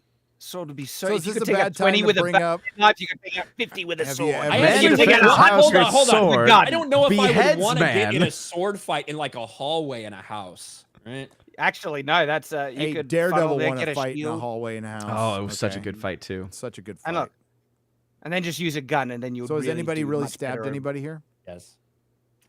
With Only a myself. needle? With a knife. Oh, okay. Yeah, only myself on accident once whoops. when I was a kid. Yeah. I mean, Yeah, I've same killed here. one of the most deadly snakes in the world with a sword. Does that count? Yeah, sure. Yeah, Sure. I Except think that that's not passes. a person. So An Australian tiger snake. I'm when I was glad you all 16. said no. I'm glad. Took it I out did with a sword. myself. I said yes. Oh, I you brought stabbed a little- yourself, dude. Okay. Correct, yes. I brought a knife I to school. stabbed when I was myself in school. too. We're gonna I stabbed myself. So today to see because I slipped free. cutting meat or whatever. Dan from Wisconsin. So on the Streamlabs side for $50. Hail Dan from Doxed Wisconsin. himself. I'll be in Wisconsin this summer for Oh. a couple 3 weeks working from there because my wife wants to go up there and see her brother or something stupid. I'm just kidding. I like her brother. Hail to all you wonderful massives. Found a new game for you and Az to play on Steam the other day, Gary. Might be interested. It might interest Chrissy more. It's out of the way, Geralt. Move that ass, Yennefer. Let's open the door and watch the boomer play Cuckold Simulator. Oh, yeah, I know that. I know. There's a Jack Murphy version of it. There it is. Oh my god. And they were playing the Jack Murphy Simulator for those. That was good times. Good times. He's still out there. He's trying. You know, good for him. Doing his best. Jedi Shredder on the Streamlabs side for $100. Case in point, Nerdrotic has been very open about his past. Did not deter him from a course correction and make a successful advocating for his passions. He's owned it and has earned the respect of many, myself included. Well, thanks. Redemption isn't impossible. Hail. Just own it. Yeah. I don't know. Like I had a pretty heartfelt confession here that Jeremy just, basically canceled me for. So it's okay. Canceled you? I don't know who the fuck you are, so you don't Chad, even exist to cancel. Chad, you're okay in my book. This is my official book that you're okay in, my little notebook, and I just put you're okay in it. That just adds to the gayness of this entire situation. Just remember, Shad, there's no shame in eating pineapple on pizza. There is. No, there is. There Absolutely definitely is. is. In fact, I have a video. I have a video a that I'm lot. sharing that's dedicated to Shad. So it says Cynthia Downs, member for excommunicado. Leave me no choice. I need that clip. No choice. Cynthia Downs, member for 6 months. or 10 months. Like it says 6 months and 10 months at the same time. It says congrats on my daughter who is 13 months sober today. Hell yeah! Oh, wow! Oh, congrats! God, what a relief. That's over a year, so that's over the hump. It's not going to be easy, but it gets way easier after a year. That first year is kind of a bitch, but glad I made it through. Things get better. So, hey, you got your daughter back, too. That's the best part. That's the best part. Love that. Love that story. All right. We'll get the rest in a square up. We're going to wrap things up, let people go. Jeremy's going to go do another stream. I'm going to watch fucking GoldenEye. Shit. I want to watch GoldenEye now. You need to play GoldenEye. Seriously. I'll play it. It looks, I honestly have never seen the gameplay until like yesterday. Really? Yeah, I knew everybody liked the game, but I never like seen the gameplay. But I watched the It's like, gameplay. wow, that looks so realistic. It's so realistic. Look at those graphics. Especially with those block hands. Look at those trapezoids on the screen. Dude, I had ColecoVision, okay? I was gaming before most of you were fucking born. ColecoVision. Holy shit. GoldenEye that was the game growing up. I was playing Mario before on an N64. Jeremy was potty trained. Okay. I was playing Mario. I was playing Mario was a party 85. game, man. GoldenEye was a fucking party game back Oh, in the yeah. day. Yeah. 4-person shooter in the corners, dude. I just remember You everybody don't have to talking get about it. close I'm like, to- isn't this a movie adaptation? Aren't those games lame most of the time? And they're like, no, this is like groundbreaking. Dude, some of the Bond games are fucking awesome, man. Mm-hmm. There was a couple that came out of GameCube era that were pretty good. I really like the James Bond. They kind of stopped doing the movie adaptations for video games. It used to be like everything. I knew the freaking plot to Revenge of the Sith before I saw it in theaters because they released the video game a couple weeks before. They would do that with comic books, Ryan. I was telling all my friends, we were at the theater on like the premiere for Revenge of the Sith, and I was telling everybody, dude, fucking Mace Windu and Anakin are about to have this crazy fucking duel. Because that's what happened in the video game. Like, they actually duel. Anakin comes in, you actually fight Mace Windu. And then he fucking just barges in, chops his hand off. And gets thrown out. And That would be disappointing. No, Ryan. I read the book. Oh, I read the the book before the novelization. movie came out, and I'm like, oh, I can't wait for this movie. I'm like, this is it. George figured it out. Like the book is great, dude. God, the book is so fucking good. The book is all George too. Yeah, like, it's all George. It really. Yeah, I want to say like all three of the books were actually better than the films. Yes. Yeah. Well, yeah, obviously. But like they really built like Anakin, like becomes a Anakin's fully realized internal character. Yeah, his Why did internal. they film that? The best part in my mind of the Revenge of the Sith novelization is you get the internal dialogue for Anakin. Yep. And you get to understand everything that he's thinking. And it really makes it way more sense, especially how manipulative Palpatine is and the way that Anakin feels about Palpatine to like make it make sense why somebody would be willing to was do a father what figure. he does. Yep. Yeah. So You underestimate my power. Yeah. Anakin. Nobody Judge reacted the to what Palpatine Odin is said. evil. Got From my awkward. perspective, But thank you for the saying it, Jedi are Odin. evil. Well, I was just doing one of the really terrible. I need your big gulp clip, Jeremy. Yeah, I know. I need your big gulp clip. On that Big one. gulps, huh? Big gulps, See you huh? later. See you later. We want to recreate film. that with Jay. We want to have like a couple of black dudes standing that's out there, and That's then the royal we. That's Jeremy. Jeremy wants to Jay. recreate that. You goddamn right I do. And then have Jay walk out there and go, "Hey, big gulps, guys." And they don't say anything. Well, see you Hey, later. where did that? Good way to get stabbed. Where did that go? X-Ray Girl. It was just there, and it no, there it is. Okay. Michael Skiway has gifted 5 Nerdrotic memberships for $25. Thank you very much. Nice. Okay, we'll get the rest right. Right, let's go around the horn. Thanks everybody for hanging this long. Appreciate it. We'll start with Comics Division. Hey everybody, how's it going? Comics Division. You can follow me on Twitter, YouTube, and Rumble because I always leave Rumble out. And since that's probably going to be the platform of the future when it comes to free speech, you should probably check me out there. On February 6th, we're going to have Gothics on Yelling at Park Cars. We're going to be talking about the Naked Communist. So I'm really looking forward to that. As always, What's that? Gothix is awesome.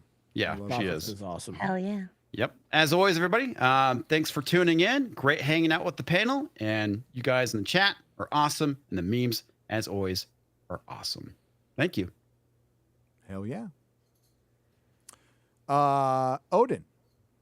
Yeah, so you can check them out over at OMB Reviews on YouTube, Odyssey, Rumble, and Locals. Always fun being on. And yeah, right now we are currently taking in your votes for my 5th annual Raven Awards. This is my Oscars boycott.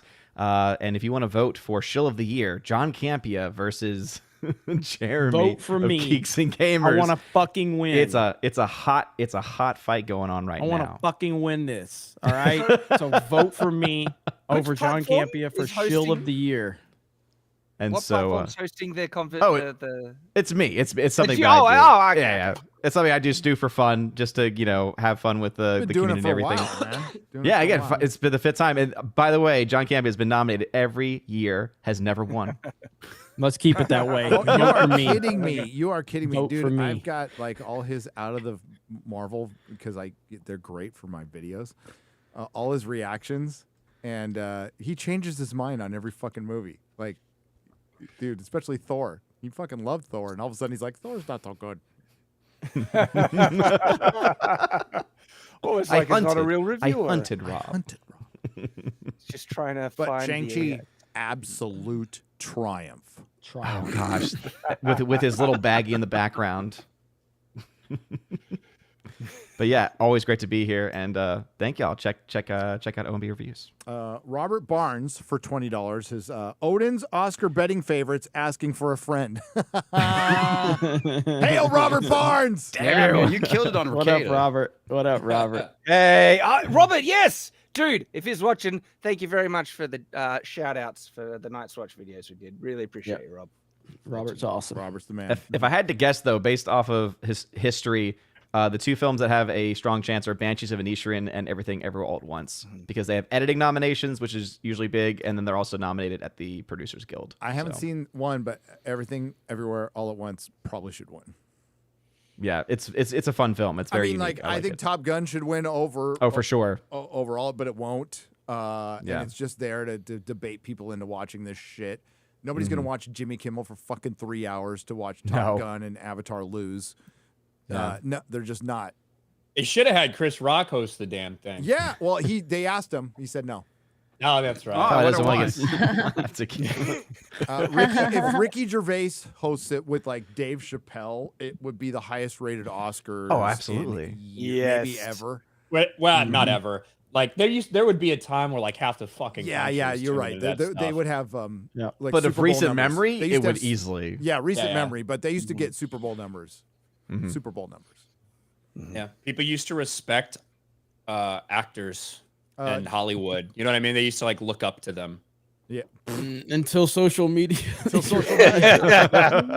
George the Giant Slayer has now Actually, dropping 20, 40. Seriously. George! Whoa!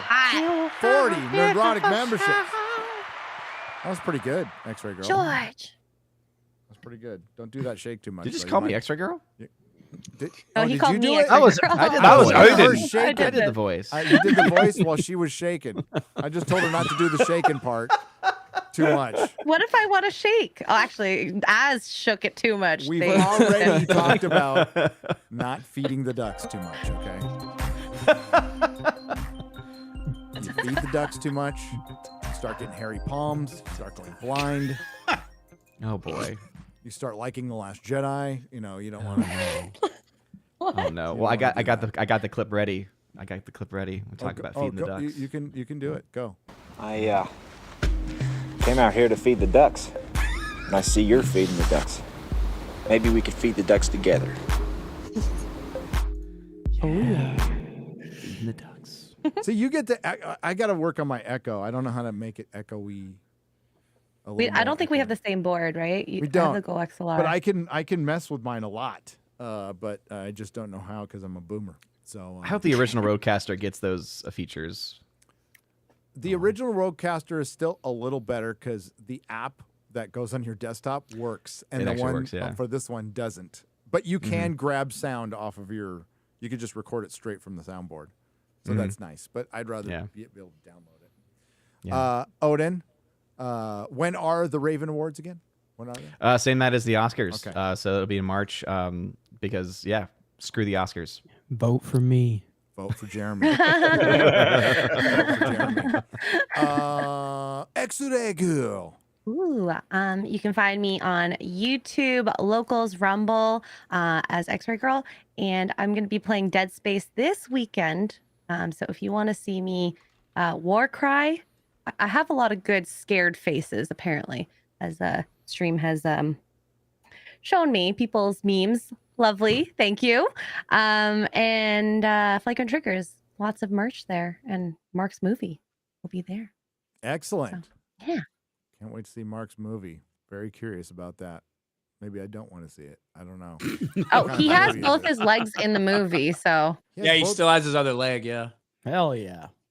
What do you mean, hell yeah? I ain't coming back or anything. It's exciting. It's like thinking of better times. Hell yeah. Remember when Don't you you were a better dead man? leg him. Hell yeah. Don't you dead leg him. Oh my God. Dead leg him. Wow. Hell yeah. Mark Hail Mark. crawling. Mark crawling on Tuesday night's main event. Still one of the best things ever. Awesome. Dude. That was awesome. That was great.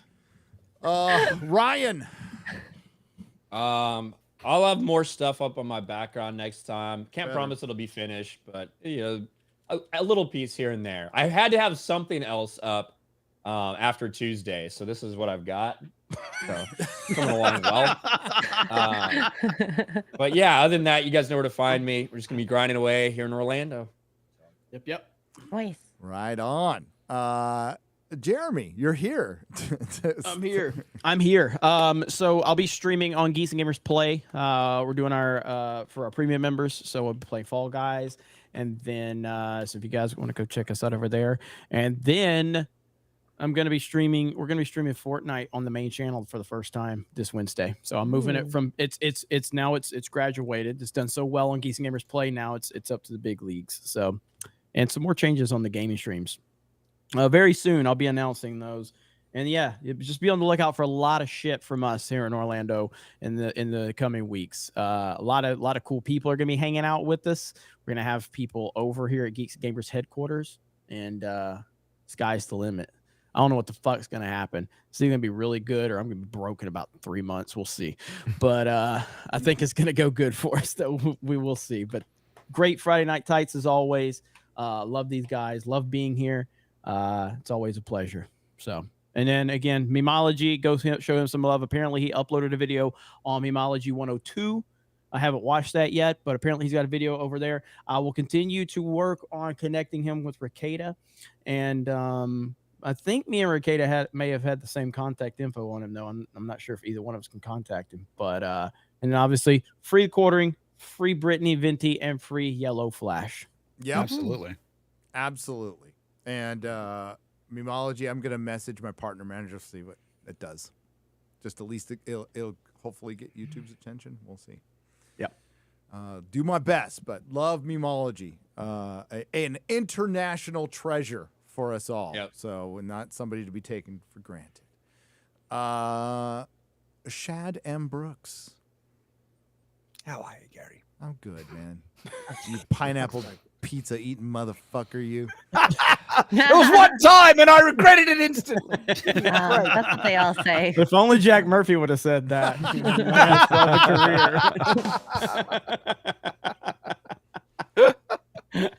Beautiful. You can move on. You just have to admit and then move on. And then move on. Accept your mistakes. So, hey, guys, cogentroleplay.com. The entire rule system, game system is available for free. And now you can also use it in commercial projects if you want to adapt it and use it for whatever you like. It's actually a viable competitor. And my brother and I made it as a passion project, as a gift to the role-playing community. Check it out. I love it. I have a lot of pet peeves with RPG systems, and we specifically made Cogent to address those pet peeves. All right, and it works so good. If you want to see it in action, My brother has a roleplay channel. It's called Tabletop Time Roleplay that he uses Cogent on it. If you go to Tabletop Time OG, I narrate or game master several sessions, like whole things. So there's Rogue Star, there's the Ruin Witch, and then on Night's Watch, my channel, I also have run a small little kind of mini campaign called Silverthorn.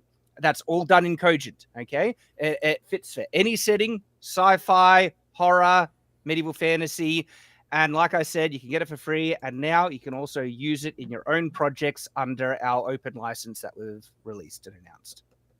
Go to town. You the man, dude. You're like a renaissance man on YouTube. Hell yeah. I just fucking love shit. Everything about shit. Rules. You're just so cool, man. Yeah, you're just so Oh, cool. thank you. It's because I'm only holding a sword. That's the key. The trick is all you need is a sword, and you can get a. And that's why it is the chat. Are we ever going to introduce this crazy fucker as a regular instead of a guest? Like he's been here for like is he ever just not? He's just never going to leave. Is that what it is? Yeah, that's my plan. I think you leave that door open. All I'm right, just gonna walk all right. on it. His logo will go on the thumbnails, and I gotta talk. Shad, I gotta talk to I don't know. I gotta talk to you. So we'll chat. We should just meme it. We should just meme it and just never officially bring it on. You know? Chad's been guesting for a year now. Well, Shad, we got to get the contract and the NDA all worked out. Yeah, and Chad, make sure you have a lawyer go over everything. I mean, literally Absolutely everything. There might be a video coming out of Night's Watch entitled "I Didn't Want to Do This." And speaking of great sponsors, we got to talk about Great Grind Coffee. Gary, if you're gonna fight against big tech, effing fight against big tech. Okay, I will. I'll go and just You kick their have to ass. be better than what they expect of you. You have to be better. Okay. I don't even That's know gonna what go that into means. so many people's heads. I don't know what that means. You see, when you're going up against big tech, my name is Steven Crowder. So, I will Going up tell against you, big tech. there's a great analogy here. Like Yellow Flash put up. Some person impersonating Yellow Flash is called Not Yellow Flash on Twitter. Asked, "Hey, You mean Jay? Should he? Yeah, Jay. Should he delete that tweet to be back on Twitter?" And a lot of people said no, and I say yes, absolutely yes, absolutely. If you're Brittany, no. Brittany asked the legit question. For Yellow Flash, you need to find a way to get back on Twitter to just be a bigger pain in the ass, and start sharing out the videos and stuff. So you're there. You got to be smart about this. I think that's one of the issues. Like I don't take Daily Wire side. I don't give a fuck. And there's no contracts here. Shit, Jeremy is still here. He was only supposed to be on the first show. He's like, I ain't got time for this Friday Night Tides thing. I'm doing Sports Wars, but I'll come on the first show to help you out, buddy. And I'm like, thanks. And he's been here ever since. And That's Jeremy's why he awesome. hasn't made any videos for Sports Wars. Or Geeks and Gamers or D-Day Cobra. It's Friday Night Tides' fault, sure. It's not Fortnite's fault. Whatever. Where was I though? Yeah, I just totally lost my point now. Goddamn. Well, I was talking about this with Yellow Flash. Yeah, yes. Dude, delete the tweet, get back on Twitter. Just do it. Yeah. At the end of the day, like you were talking about the contract stuff. It's like I said, like I don't have any NDAs with Geeks and Gamers. I might at some point, but I'm saying up to this point, never had any. I've had some issues that I've probably thought maybe I should have them because fucking idiots that I try to help come in here and create fucking havoc for me. But at the end of the day, I want help to help people. I want people to help me. And if that helps people grow their individual channels, that's great. Josiah's going to fucking pass the main Geeks and Gamers channel a few more Tom Hanks clickbait videos any fucking way. You'll never believe what Tom Hanks says. Jesus Christ. Like his titles, his thumbnails, it's insane. And I love that motherfucker. No, I love it. You're right. Like I don't ever want to be that way. That's fine if you like. And Jeremy, I think you brought this up too. This is probably the dumbest fucking way to do business on the planet. 100%. This is probably fucking 100%. totally retarded, and I'm not going to change. I don't care. I'm probably gonna get bitten ass at some point in time. Yeah. We're gonna get, dude. I did this at the comic store too. You're gonna get fucked over. Shit. You might get some money embezzled from you, like I did at the comic store. But that shit happened. Like I don't want it to change. That I still think most people are good. You want to give them a chance. You don't want to I don't want to put any rules on you guys. You know, so that's fucking lame. Except for watch Rings of fucking Power if you don't want to. Oh, I know. I'm sorry. Look at all this content you can make content on. I know. I'm such a dick. He's a monster. That's why when it came to Velma, I had to say no. No, damn it, no. Hey, Yeah, no, you're lucky seriously, I didn't make you watch Velma this week. I should have. Seriously. Oh, well, real quick. Last of Us. Anybody see episode 2? I haven't seen 2 yet. I need to watch. I've seen it. Still liking it. So I'm still liking it. There's some warning signs. There's but warning we're signs. Not, but it's still good. But like, you know, it was the way I don't want to give spoilers, but there was a certain thing you could say involves consent at the end. And it's just so unnecessary. Why? It feels like it's just Drugman's fetish coming out where he's just getting off. Dude, it is. The girl power moment was lame as fuck. You got balls, girl. It's like, no, she doesn't. She's stupid as fuck. She went into a fucking locked fucking mall and got bit, and the only reason she's alive is she's immune. I fully expect this show. To go off the rails at some point. I think Ryan had the best kind of breakdown of why it's going to happen, and it's because Naughty Dog, Neil Druckmann, they know what the fans want, and they know how to advertise it to the fans. We saw them do that with The Last of Us Part 2 marketing, where they literally were literally deceptive on purpose because they knew what the fans wanted, just to bait them in. And so they're doing. Look, the first episode I thought was really fucking good. I've heard the second episode's pretty good too. I obviously, you know, I owned that. I said it was going to be terrible, and it wasn't up to this point, but I would not have faith moving forward from anything involving Neil Druckmann or Naughty Dog. Yeah, the second episode was fine. It's got a renewal for season 2. So really, the only positive news we'll get to see Pedro Pascal beat to death by a trans woman. Yep. Hell yeah. Giving the people what they want. Listen, Neil Druckmann, you want to blow my fucking mind, okay? I will stop saying fuck Naughty Dog if you do this. Season 2, hire Scott Steiner, give him a fucking wig, and have him beat the living fuck out of Pedro Pascal. I will forgive Naughty Dog for everything. Cast Scott Steiner as Abby, give him a wig, golf club. All is forgiven. Boom. All is forgiven. I will become. Hey! You think my shill of the year that I'm gonna be? I will be the Naughty Dog shill of the year if you do that. Okay. Hell yeah. That's what's up. Yeah, Give him a chance for 2 years in a row. Ellie getting kind of fucking annoying, to be honest with you, but the ending was pretty good. I'm actually glad you pointed that out, because Yeah, that was one of my criticisms. Ellie is still not likable, and I've seen the same, like almost one-for-one cutscenes from the game versus what they put in episode 2, and just the delivery. She's just more likable. She's got a softness in the game that makes you more okay. You know, there's this vulnerable child there that you feel protective over. She's just so hard. If you and everything in this. I think it has something to do with the jawline, Chad. That's a strong jaw. Something to do with it. That's a strong jaw. Good for her. Okay, George the Giant Slayer has donated 10 more Nerdrotic memberships for $50. Hail George! You madman! You madman! All right, Seriously. we're gonna if get not out of here Steiner, now. then We're getting this a long goodbye. It was longer than our intro, though. So that's which was good. We'll be back. Thank you to the Critical Drinker. Please go Indiegogo, support his comic I have financially. That's your boy Zach, by the way, from God, change your channel name back to Diversity in Comics. That was such a good name. It was. That was such a good name, Zach. Come on. Richard Meyer. Well, I like Richard Meyer. And who was that other guy who was here? Oh, Az. Subscribe to his channel. And happy birthday. I forgot to wish him happy birthday. Happy belated birthday. I suck. So happy belated birthday to crying. Az. Happy birthday, Smiles. And Garrett, we'll be back. We'll be back after.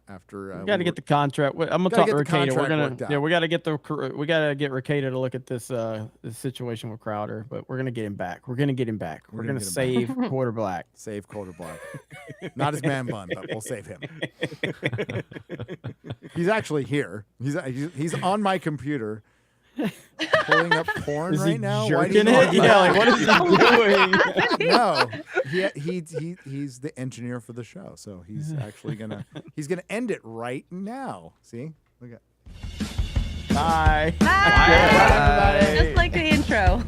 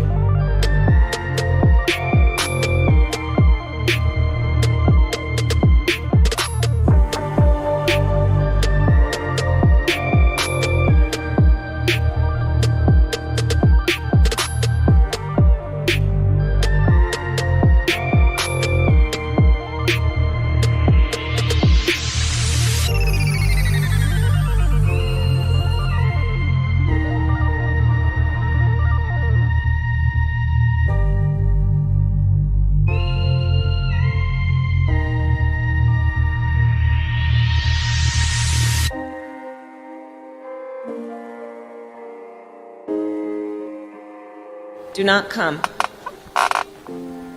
Do not come. I'm gonna come. Dame, dame.